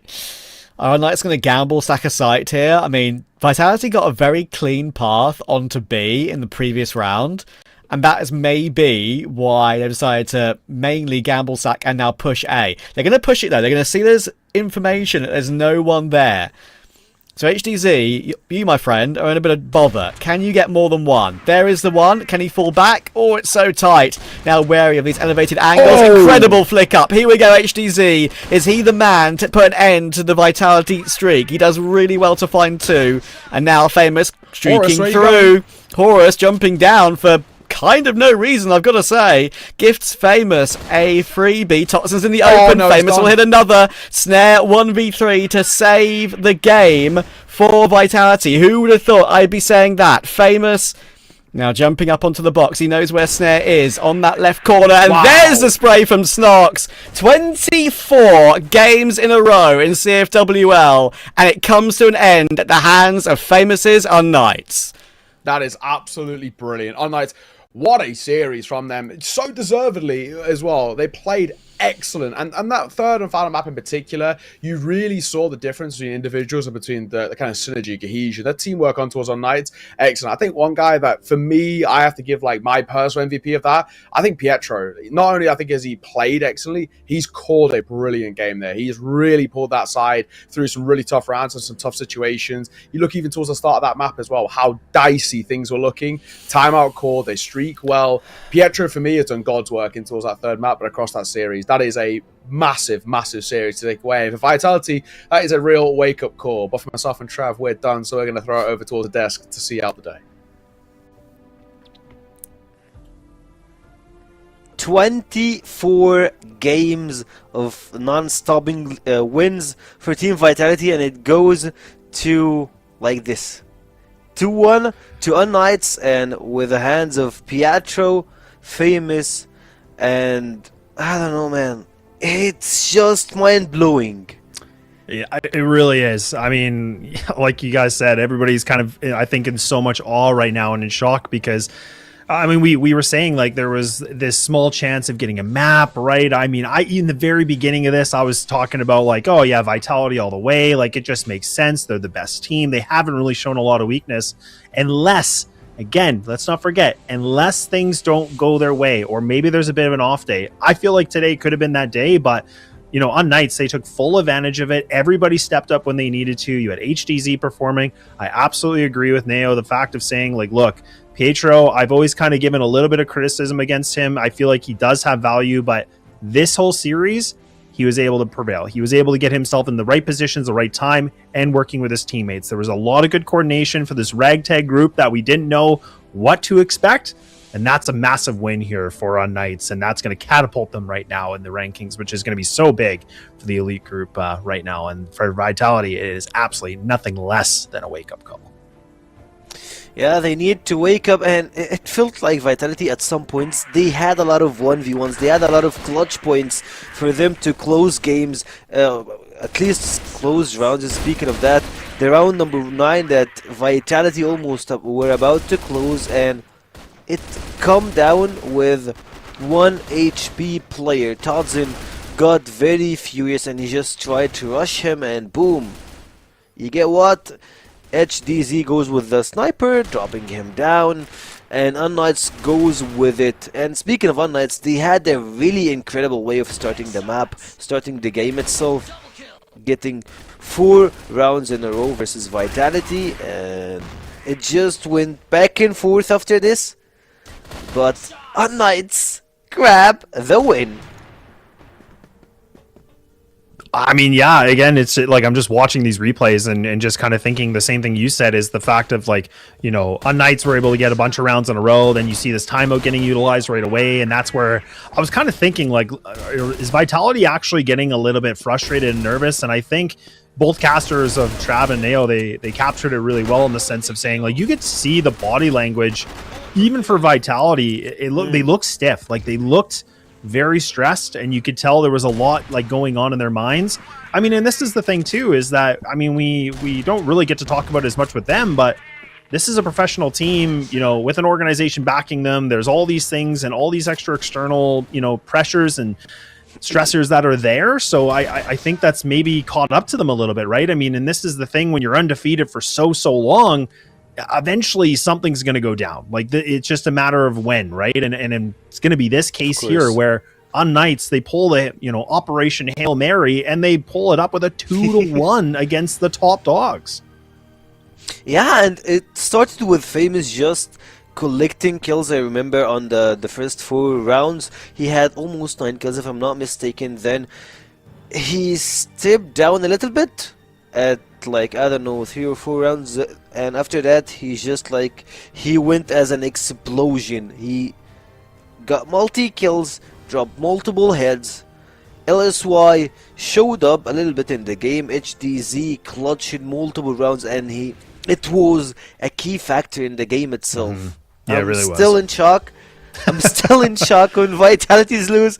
Like, 1 HP wonder, a 4v2 wonder, like I believe earlier on the rounds.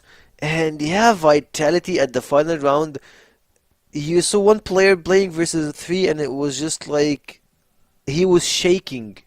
He didn't have a lot of belief into clutching the round. I felt so.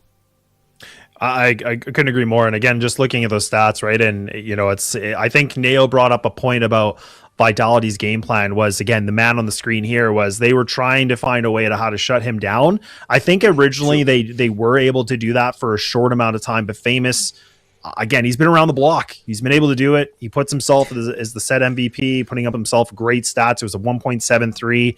You know, he was just popping off. And again, he puts him in his team in these clutch scenarios. He was able to win some 1v2s that I can recall, even back on Black Widow and stuff like that. So it's just, a massive W for unKnights. You know, this is the night where you pop the champagne a little bit, because as you can see with the match results, a 10-7, and then Vitality bounced back easily on sub base, and then another 10-8 victory for unKnights. Like, this is it was a bit of a grueling, 3-map series, but at the same breath, like, unKnights, they have proven that, these guys can bleed. And that is exactly what we see from Team Vitality, where they take their first loss in like over a year, and it's just crazy. And HDZ, rightfully so, in my opinion. Like, he really started to perform well. And this guy, again, has always been the conversation for me, where I was wondering, like, when do we get to see him reach this next level? And finally, we get to see it against one of the best teams. I remember you just touched down on something on HDZ, especially as him being one of the top 5 goodest snipers on the entire league, and he proves your point. And on the other thing, I really want to touch down on Famous. He changed his play style multiple times. Like, some of the players, or like, if you watched him closely through the second half of the game, sometimes you just take some random pauses, stopping on some unique places, and he just shifted the entire thing when it comes to his play style on a really good way. Like, if you speaking of that,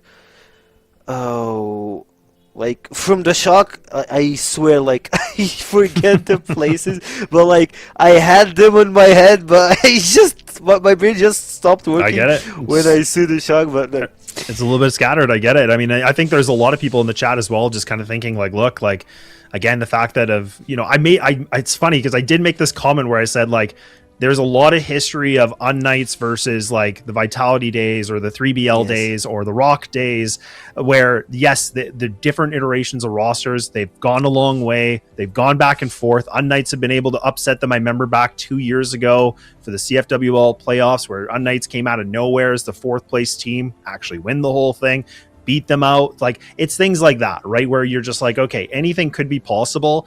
This roster has always been so interesting in the sense of Famous finally leaving Swamp and making his own adventures to say, I'm going to go to another, European core. I'm going to go to a different group. We all kind of wondered what was going to happen with this team, but look, their individual performances alone, and we got to actually see some really good teamwork despite their acknowledgement of like some lack of practicing compared to a team like Vitality. But man, oh man, it's like I said, a massive wake-up call for Vitality. I mean, this is where they can't overlook anybody anymore. They have to make sure they give full respect, which I'm sure they do, but now they got humbled, and it'll be a big question to see, do they respond well to this and bounce back and get back into winning form? Or do we maybe see a little bit of this slump where maybe this gets in their head, maybe this really does kind of create a bit of a disruption for what the Vitality era really was for these guys for the last year or so that's really been going on. But we'll have to wait and stand and see it. But we'll bring up the standings because that'll be really important just for you guys to all kind of see the finalized results of everything that's happened over the weekend. yeah, of course, and those are our groups. Elite group with Vitality having their first loss on the, of course, versus unKnights. We just touched on this series. Anubis will be leading the Contenders group. 3BL and Swamp Gaming, they're both like the same record. We saw their game early on today, but both still have 2 important matches on the upcoming days. And Elite group is so fire after what happened today, and Contender is still the same. Swamp, 3BL are fighting for their spot in the playoffs. Yeah, and again, like even for unKnights too, being able to find a win here, like it's still edging themselves out in that 4th place, but at least for them, like it still puts them in the elite group, which is the important thing, right? And like again, Anubis has always been kind of just chasing it as much as they could, but we'll have to wait and see, because as you see here, like the schedule, what's going to be for April 18th, where the next matches will be. So Anubis and 3BL, that will be, a little bit interesting in the sense of like, 2 Egyptian teams going to go head to head. And then you have Swamp taking Imperium, which again is kind of the, Imperium just trying to find themselves a win category. And then unKnights versus Nemesis, which again, that's going to be a highlight of a match, right? Like that's going to be the match of the day, no doubt, because those are 2 teams, what we just showed you guys on the standings, where they're number 3, number 4, where they're kind of keeping themselves in the elite status. A win there is going to really go a long way, so we'll have to wait and see. But that's again a very exciting weekend we had here, also a really good exciting weekend we have as well going into the following. Yeah, of course, a really exciting week, and can't wait to see what happens on the next week. But also, I really want to touch down on something like Neo mentioned before the game starts, that he was The one who casted on the last game the Vitality maybe he's the curse. lost. He might be the curse, man. Well, You know what I you mean? never Maybe. know. It's definitely one of those Just things. saying. I know it could be one of those things, and I think I was even casting some of the games where unKnights was actually back in the day they were able to upset the old iterations of Vitality. So that's again kind of where it's just different. But yeah, we'll have to wait and see. I mean, we can have our conspiracy theory another time, but. That's going to be it for us here today. It's been a very long day, but a lot of exciting matches for all you all. Thank you so much for tuning in. Shout out to the casters. And on behalf of myself and Sekio and production, we will see you next weekend. We'll bid you adieu. This is exactly the kind of game and performance I wanted to see. This is the Hail Mary. Every individual player is bringing their A game right now. That's what I'm talking about. I've had enough of being quiet. I want to get things moving. The Madison not able to get any. Oh my word, straight out through that smoke just recently. Zane has spotted out Chris here. Yes, Trevor very scared going for that tweak.